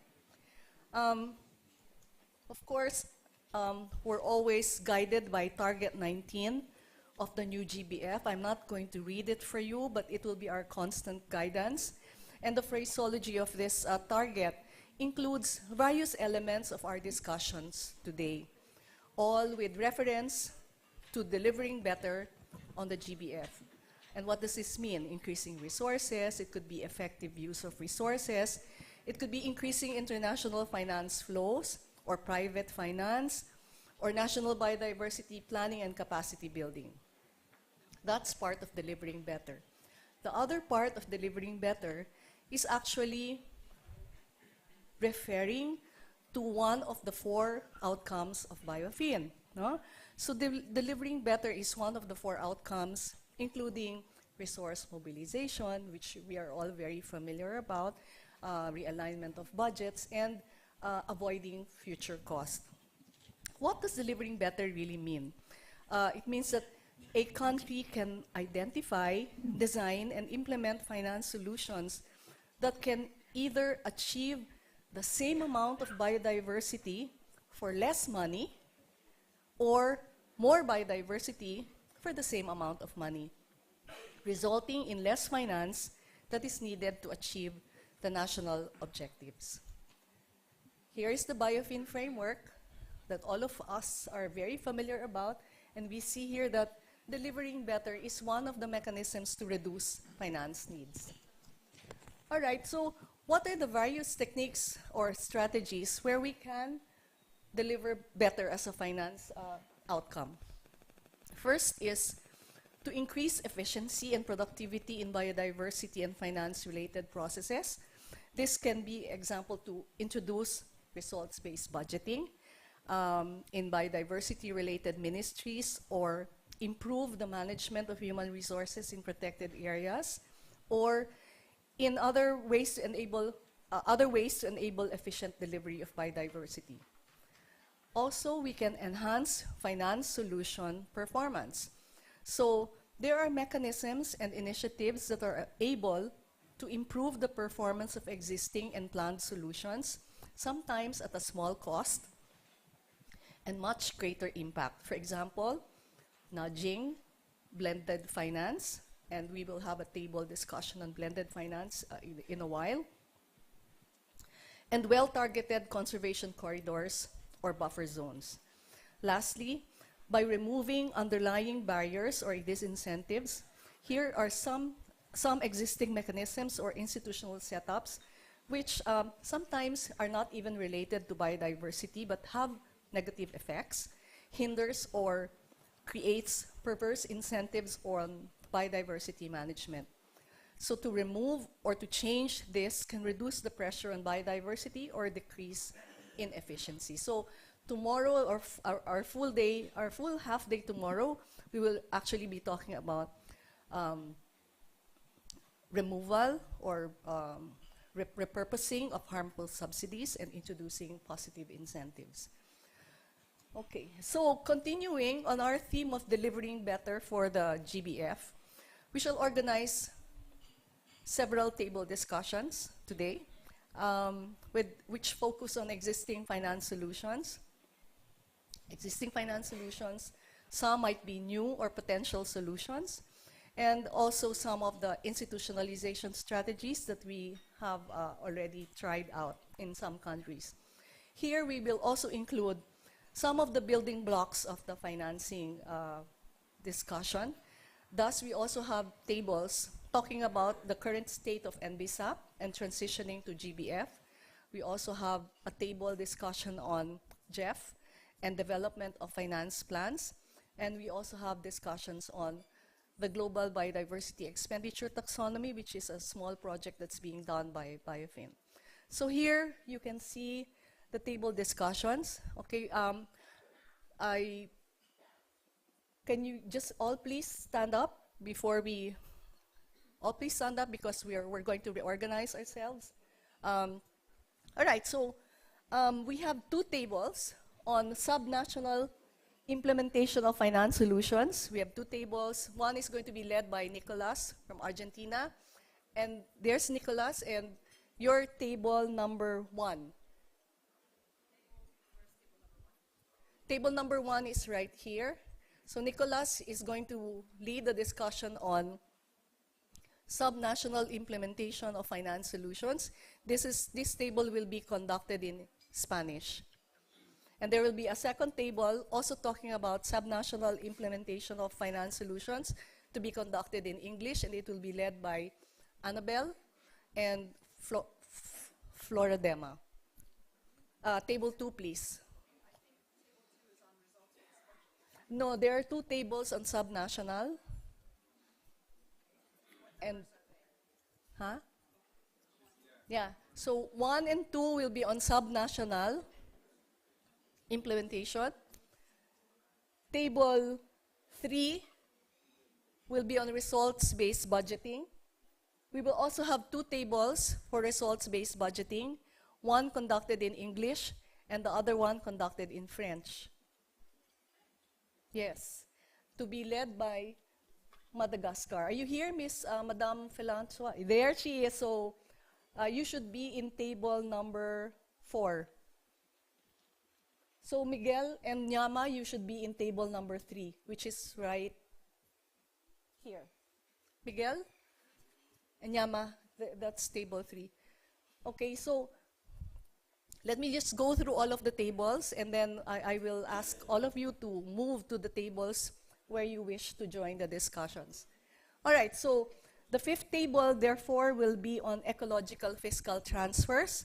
So this is hosted by Malaysia and Indonesia, so they're right there in table number 5.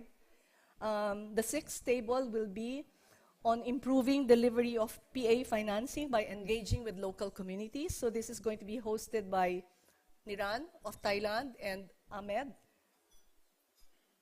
of Egypt and Bijendra of Nepal. Are you all there? So you should move tables to table number 7. Is that Bin is the table number 7? Oh, there, table number 7. Oh, it should be table number 6. Okay, sorry. Table number 6 for you, Niran and Ahmed, and Bigendra. Okay, the next one is table number 7 on PA fees. This is to be hosted by Hugo. Hugo, where are you? Oh, there you are, okay. Table number 7, okay? All right. And then ABS schemes, table number 8. India, that's table number 8. So anyone who wants to join ABS discussions should move to table number 8.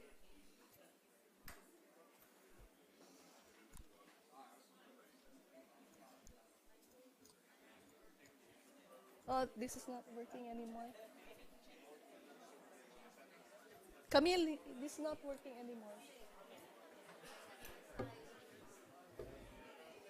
All right, we're not done yet because we have blue bonds and debt for nature swap. This is table number 9.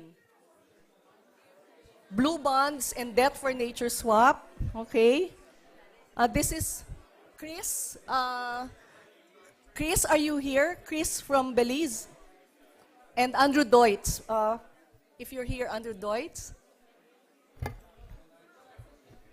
That's table number 9. And then we have, this is a new finance solution, FinTech. So FinTech as a pipeline for biodiversity. This is going to be hosted by Garrett Sinderman. You're on table number 10. So anyone wanting to join FinTech, please join table number 10 with Garrett. Then we have institutionalization of the Biofin process. So here are various strategies where Biofin has been instrumental in creating new units which are designed to fully implement finance solutions. So this is table number 11, okay, and this will be hosted by Mutomboy from Zambia, Ramita from Sri Lanka, and Esteban from Chile. I saw Esteban already. That's table 11. Table number 12 will be conducted in Russian. Okay, table 12 will be hosted by Kazakhstan, and they will talk about systemic change for biodiversity finance. Table 13 is going to be on Jeff, and this is hosted by Mark Zimski. I hope Mark is still around. There, he's still there. So Mark, you're on table number 13. And then, of course, we have table 14. This is Marcus Liman. He will continue discussions on the transition from Aichi targets to the GBF, and this is table 14. Then we have David Myers. He will talk about blended finance, so that's table 15. David, table 15. Anyone wanting to join discussions on blended finance, join David in table 15. And the last table, table 16, is on the globe taxonomy. Anybody interested in this project of Biofin can join Ronya and Nas. Okay, sorry, but there's one more table that's not reflected here. It's creating a pipeline for the private sector, and this will be led by our colleague Gaurav Gupta. So this should be table number 17. So 17 tables all in all.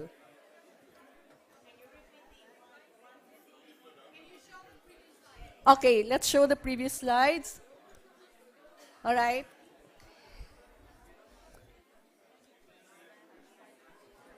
Okay, please review the first, what do you call this?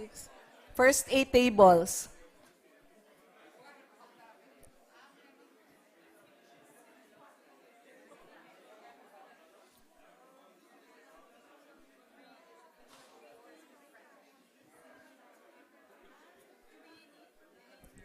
Yeah. So you will notice, let's just settle down when when we have selected our tables. We have sheets of paper on the tables, Manila paper, and this is where you will indicate your notes. Okay, are we settled? Because I want to present to you what you will be talking about.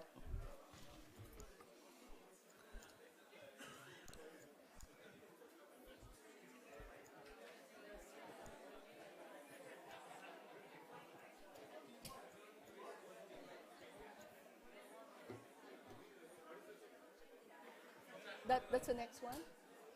Okay. All right, are we settled in our tables? Have we selected the topics we want to join?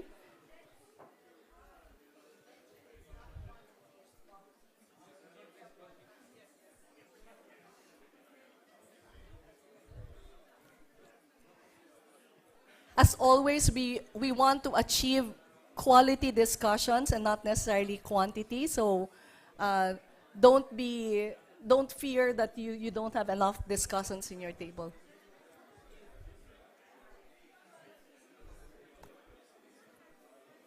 All right, if we're settled,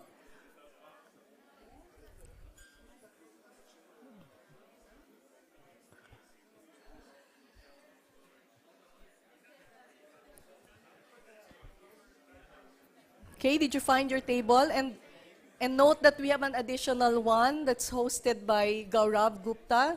This is on scaling, there he is. This is on private finance, scaling private finance in table number 17. All right, so the table discussions will be actually very simple. What you need to talk about would be what are the key strategies to deliver better on GBF targets for selected finance solutions, okay? So that's, you might find yourself, those who are not working on tables related to finance solutions, the question also applies. It's just that, well, it still applies even if you're not really focusing on particular finance solutions.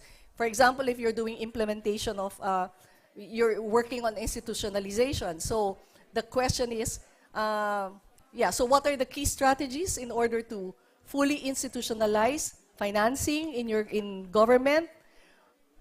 So basically, this is going to be your guidance. I hope it's quite clear to everyone. As we have been talking about this issue the whole day, how to deliver better on GBF. So this is the chance to be able to talk about delivering better, accelerating, scaling up, replicating, improving, diversifying, planning, and engaging for the different finance solutions as well as for the different building blocks of our finance finance planning itself. Is it clear? Okay, you're all settled?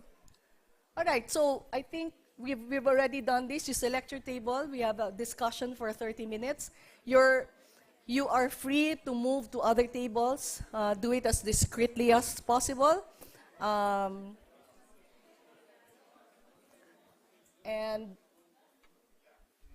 then select somebody who will do reporting back to the plenary after 30 minutes of discussion.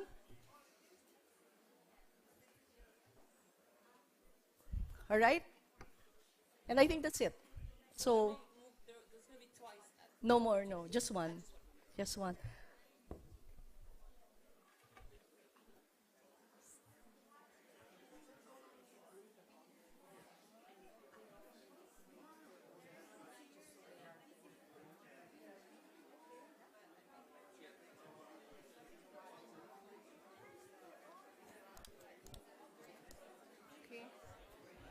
All right, it seems we have a huge table for the blue bonds, so we are directing you to one of the breakout rooms. So please, Mariana, are you going to guide them? Okay. Okay. So Mariana, just please be back in 30 minutes.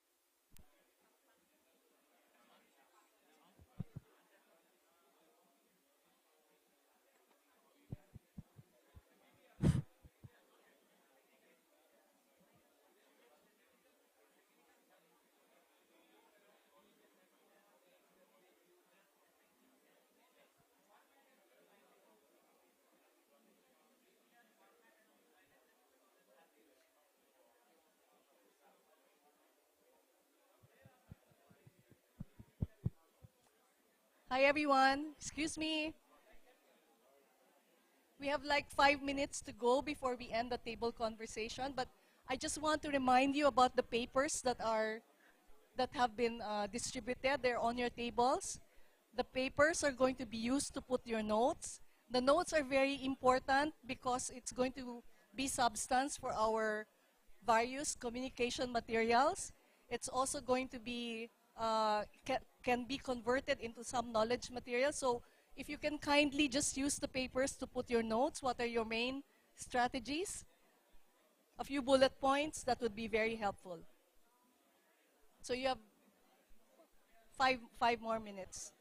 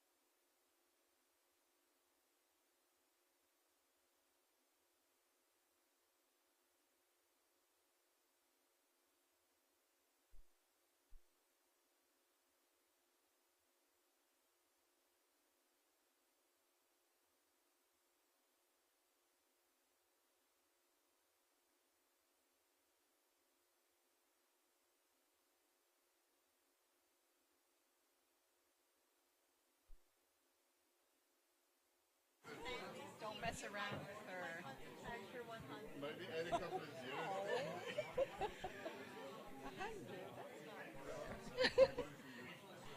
So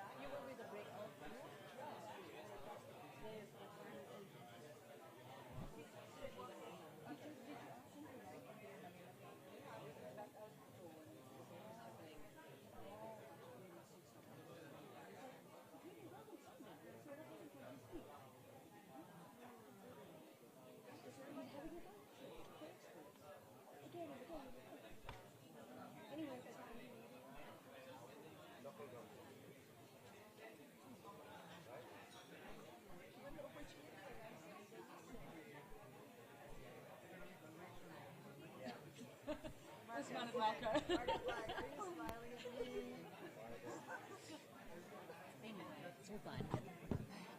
there a team meeting at the end of the day? That wasn't on. Testing. It's like That's not streaming. Not this session. It is actually.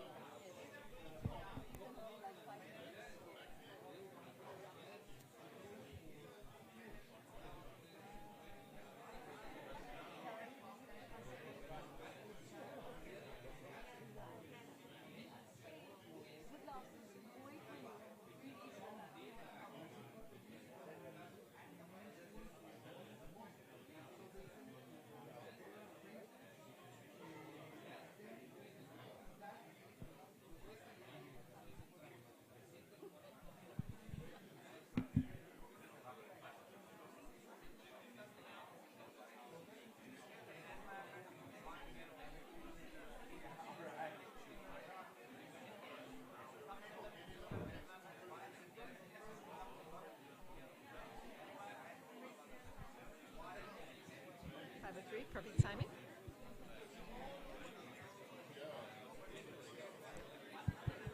Hi everyone. I hope you're now wrapping up and you've managed to write some notes on your Manila paper. Yes?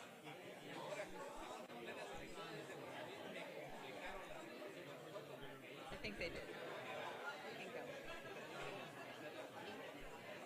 You're fine now? Because our next step would be to call on a random basis tables which will do reports. So we have 3 lucky numbers now with Jillian. So there's just a little bit of suspense who the lucky tables will be. Okay, right. Jillian, go ahead. Okay, so everybody, if we could have your attention. We have 17 tables, but we're not going to ask any highlights from 17 tables. That will take us a really long time. So we're going to select you randomly. Numbers 1 through 17 are in here. If your number is selected, then one person is just going to give us a couple of highlights. The things that you spent the most time talking about, or the ones that had the most heat. So you don't have to, you might have 15 bullet points, but we only want 2 or 3, okay? I'm going to ask Marco to pick the first number. Tell us the number. 11. Table number 11. Okay, where's table 11? Oh, you're clapping because it wasn't your table? Oh, that's not the way it works. Who is table 11? 11, here we go. Okay, so remind us your topic and give us a couple of highlights. Oh, wow. We did appoint somebody to speak on behalf of the table. Would you like to do it? All right, let's now listen to the reports. Okay. I was doing more of the talking, so I had hoped we ask one of my colleagues to actually speak. It would be much better. Okay. So anyway, we were looking at the subject. Can we stop the discussion in that table, please? Yes. Okay. We spoke more about what's prevailing in our different countries in terms of how we are institutionalizing, so to say, the Biofin initiatives. of strategies around sustainable financing. So we heard from Sri Lanka in terms of the initiatives that are taking place from that standpoint, and I think my colleague mentioned about two or so. One being that as Biofin in that country, they've actually assisted to mainstream sustainable solutions to the extent of literally having dedicated units being created that champion the agenda of innovative financing, for example, and the tourism sustainability unit. And I think what we realized, or what we emphasize, is that these are some of the small things you can do to ensure that, you know, the capacity that is being built is long-term and is not just intended to tick boxes. And then also that you are also developing trainers of trainers within these institutions that will ensure that, you know, we realize the long-term objectives of the sustainability agenda at a global level. We also heard from Zambia, where we work with the Biofin, but perhaps I can leave it there because I will actually be sharing some of the initiatives that are taking place, and if I did that here, it means I have nothing to say on Thursday. Thank you. Table 11. Here, pick the next table. Take anyone in there and read us the number. Table 1. Table 1. All right. We come to table 1. Remind us your topic and give us a couple of highlights. Okay, I will do it in Spanish because we were discussing in Spanish, so sorry. We were talking about the working with at subnational level, so now I want to switch to Spanish. Okay, and estuvimos trabajando en detectar oportunidades y desafíos para trabajar a nivel subnacional, con planes de financiamiento de la biodiversidad y para movilizar recursos. Algunas de las oportunidades que detectamos más relevantes tienen que ver con la continuidad de las autoridades locales en sus cargos, la estabilidad política que genera trabajar a nivel subnacional versus a nivel nacional, y también la implementación más ejecutiva, ¿no? Hay decisiones que se toman mucho más rápido, mucho más simple, mucho más eficiente. Por otro lado, entendemos que a nivel subnacional puede haber intención política de manera más rápida, ¿no? Podemos llegar a las autoridades de manera más simple también y podemos involucrarlas y se pueden poner la camiseta de alguna manera para financiar la biodiversidad, ¿no? Digo, se apropian del proceso de manera mucho más sencilla que lo hace una autoridad a nivel nacional. Después también detectamos oportunidades en la revisión de los instrumentos financieros ya existentes. Hay diversidad, una amplitud muy grande de instrumentos financieros que ya están funcionando en las provincias, pero están funcionando de manera deficiente o no están movilizando los recursos que podrían llegar a movilizar. Entonces hay que revisarlos y a partir de ahí hay que generar nuevos mecanismos para que los fondos que ya están reglamentados, están creados por ley incluso, puedan ser funcionales para las provincias o para los estados subnacionales. Por último, también detectamos una oportunidad grande en la revisión de los gastos públicos al nivel subnacional, ya que lamentablemente vemos que en algunos casos son ineficientes o tienen poco control hacia dónde están yendo actualmente. Dicho estos puntos centrales son la parte positiva de trabajar con los subnacionales. Luego también estuvimos trabajando con los desafíos que tienen de trabajar a este nivel, que básicamente tienen que ver con, en algunos casos, con la falta de información, la falta de calidad de información, en algunos casos también falta de procesos robustos, por ejemplo, de presupuestación o de control de gasto público. Y ahí estuvimos escuchando la experiencia de Guatemala de cómo poder pasar de un proceso donde el presupuesto no se está manejando adecuadamente hacia un proceso de resultados por objetivos. Compartimos también la experiencia de México sobre los desafíos que implican a nivel subnacional. Thank you very much. Thank you. Sorry, thank you. I'm going to let you pick the next one. Yeah, dig around in I'm there. lucky. Your lucky number? 3. 3. Lucky number 3. Thank you. I'll take this here. All right. So someone from 3. Couple of highlights. Here, I'll give you that. Can I see them? Well, we start with 2 presentations, one from Guatemala and one from Mongolia. And at the end, we realized that even though we are in separate countries around the world, the methodology we use is alike, so it's very similar. And that's important because it's a technical work that we're developing. One of the topics that we discussed was the importance of objectives and outcomes. Have clear objectives and clear outcomes, because you have to measure what you have a budget, and you said that you're going to use it for some things. So you have to have clear the outcomes that you have, and we spend a lot of time talking about that. And in that regard, the monitoring systems, monitoring and evaluation systems are very important. That's another topic we discuss. And all this work should be aligned with the national strategies. In both cases, we work at the local level, but also at the national levels, and it's very important to be aligned with the national priorities. And at the end, we start talking about the resources for municipalities could come from 2 sources. One is the national budget, but the other is the own resources that the municipalities can charge for the services they provide. And in that regard, we start talking how to charge.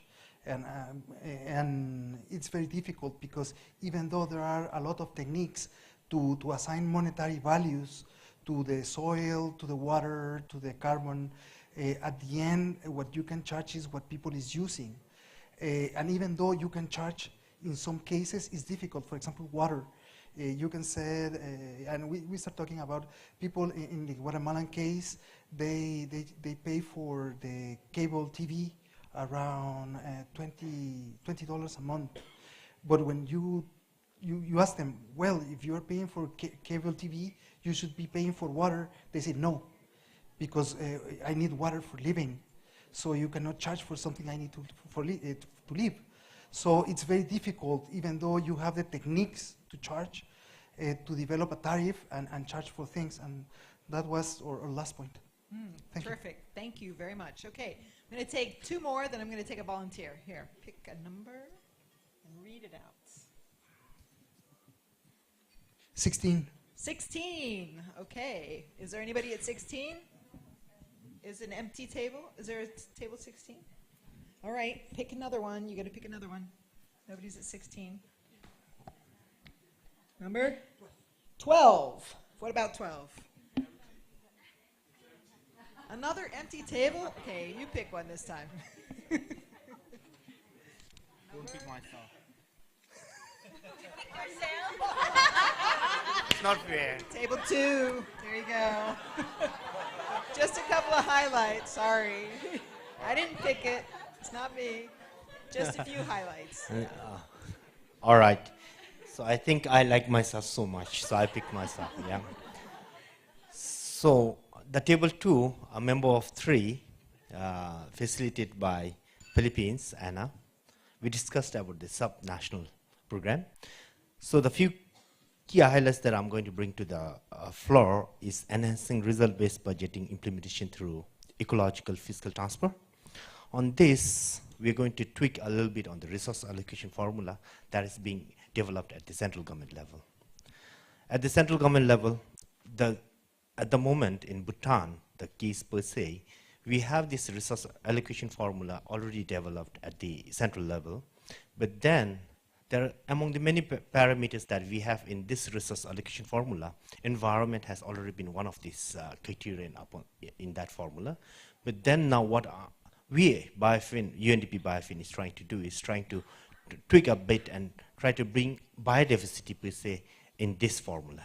If we can have this, then the budget from the central government to the local government would increase. That's our first option. In case if we fail in this, then under the environment, I'm going to put a trigger point where biodiversity is part of the environment, you know, and then we get a budget from the central government. And this budget, when is allocated from the central government to the local government, we're going to do, we have selected our local government as a pilot project. There we're going to do capacity building programs and come up with a local economic development plan and program where we mainstream biodiversity as one of the priorities in that thing, and then try to implement this program in this local government. And then if that is successful, we're going to replicate this pilot project to other provinces or the local government in Bhutan. So I think the takeaway here is we need, since the local government has huge say in their plans and programs, I think we need to change the behavior of these local leaders. Thank you. Thank you very much. Okay, one last one. You get to pick. Can't pick yourself this time because you're already. Did you put it back? No, I did not. Number 10. Do we have a number 10? All right.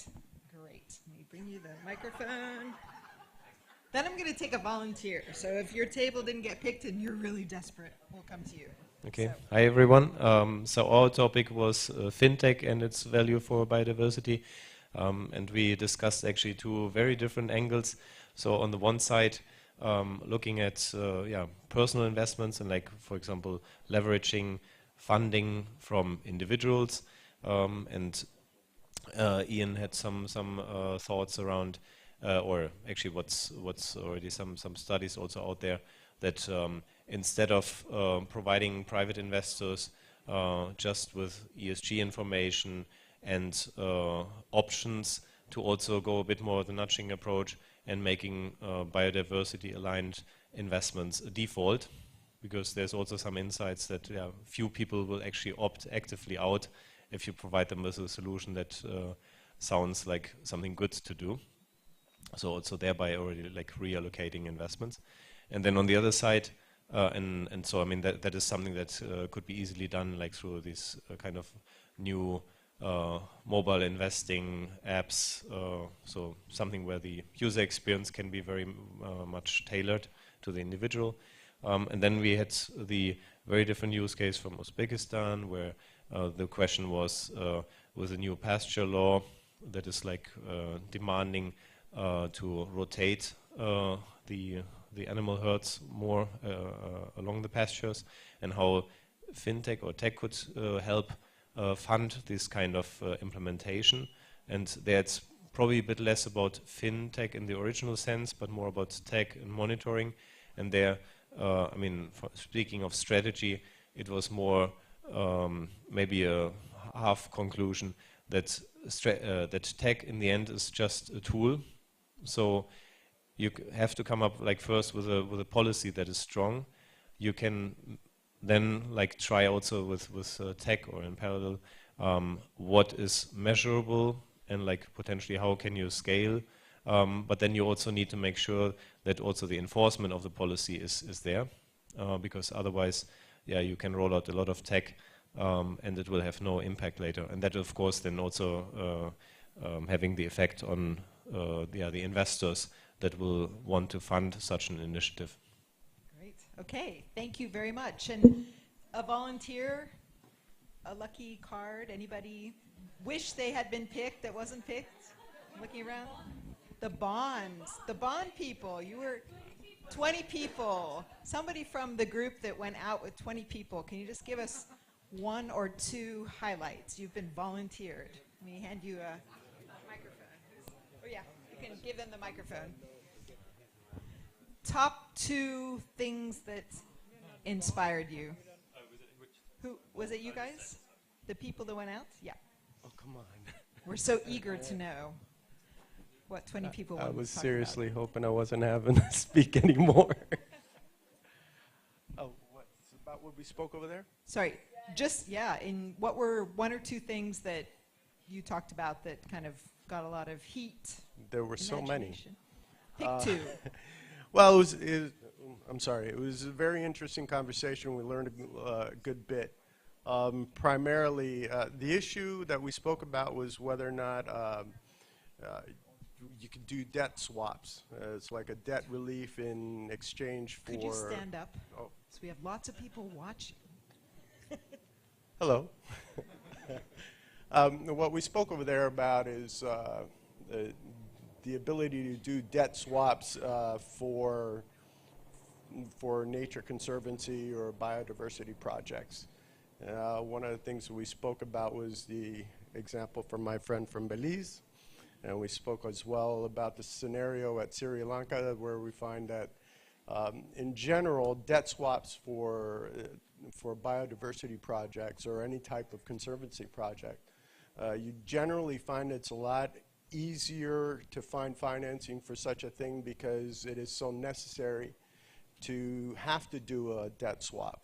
Sometimes countries don't have many options.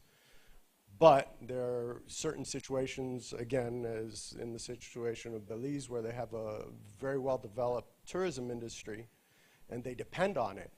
And part of the reason why it was necessary and they're capable of doing it was because their government requires it, and it's probably the best solution for them to be able to do a debt swap. I guess that's about it. Great. Okay. Thank you. Very interesting. All right. We have one more volunteer. Okay. We'll go back there, and then I'm going to give the floor to Abby, and she's going to close our session.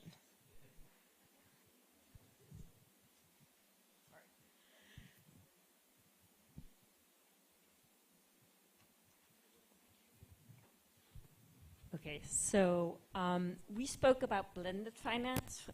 So using blended finance for financing biodiversity, basically using public money to bring in private money by de-risking the transaction for the private investors. And we ended up speaking actually about mostly a project that intended to finance social impact, but I think it's very relevant for us here as well. And actually that's, I think, one of the first things that social and environmental impact come together.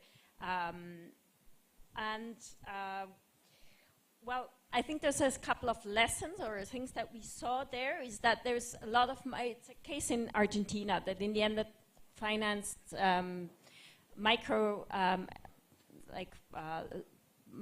credit takers for financing social housing. And what we saw there was that there is a lot of money out there that wants to finance projects with, in this case, social impact, but again, I think it would also apply for environmental impact. And it was key just to bring together like the demand and the supply side, and by using a couple of things which I think is relevant for when we want to finance biodiversity as well.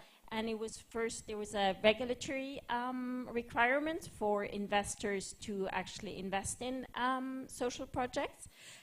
But there was also technology that was used to look at the borrowers and then, depending on their impact, reduce their financing costs.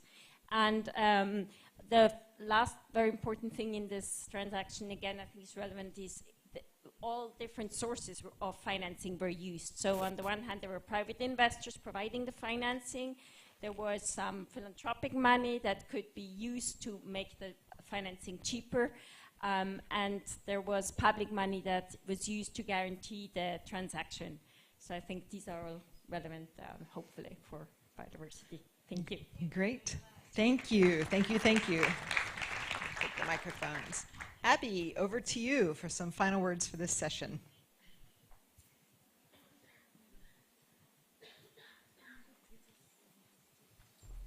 All right. So thank you all so much for your contributions to this session. I hope you enjoyed the discussion. Remember the target 19, we have what? How much is that? 200 billion per year? So which finance solutions are likely to deliver on this target? And remember that the finance solutions that we have discussed in our tables are not linear. Okay, there are many iterations and many opportunities to be able to mingle the different finance solutions. Like when we talk about local implementation, it can be RBB. It can also have the EFT, the ecological fiscal transfer angle. And of course, when we talk about institutionalization, it's really a mix of different types of finance solutions. So I hope you have been inspired to be focused and based on the experience and learnings of other countries, you now have that framework to be able to apply it in your own countries, develop your own, maybe tweak some of your finance solutions in order to be more aligned towards what we are actually aiming for, which is the Target 19. So I think with that, we can end this session. Thanks everyone for your contributions. And remember, the Manila paper that we have given you will be collected, that will form part of our communications material for today. So thanks all for your contribution. Jillian, over to you. Great. Just a couple of comments before we go. Everybody, there are 2 cameras at the back, and there are a couple of cameras on the side. Please turn around and wave to the people watching us. Bye, everybody. Thank you for joining us today virtually. We had over 200 people joining us in the live stream. So we're like 195, so we doubled our number. So hooray to all of you.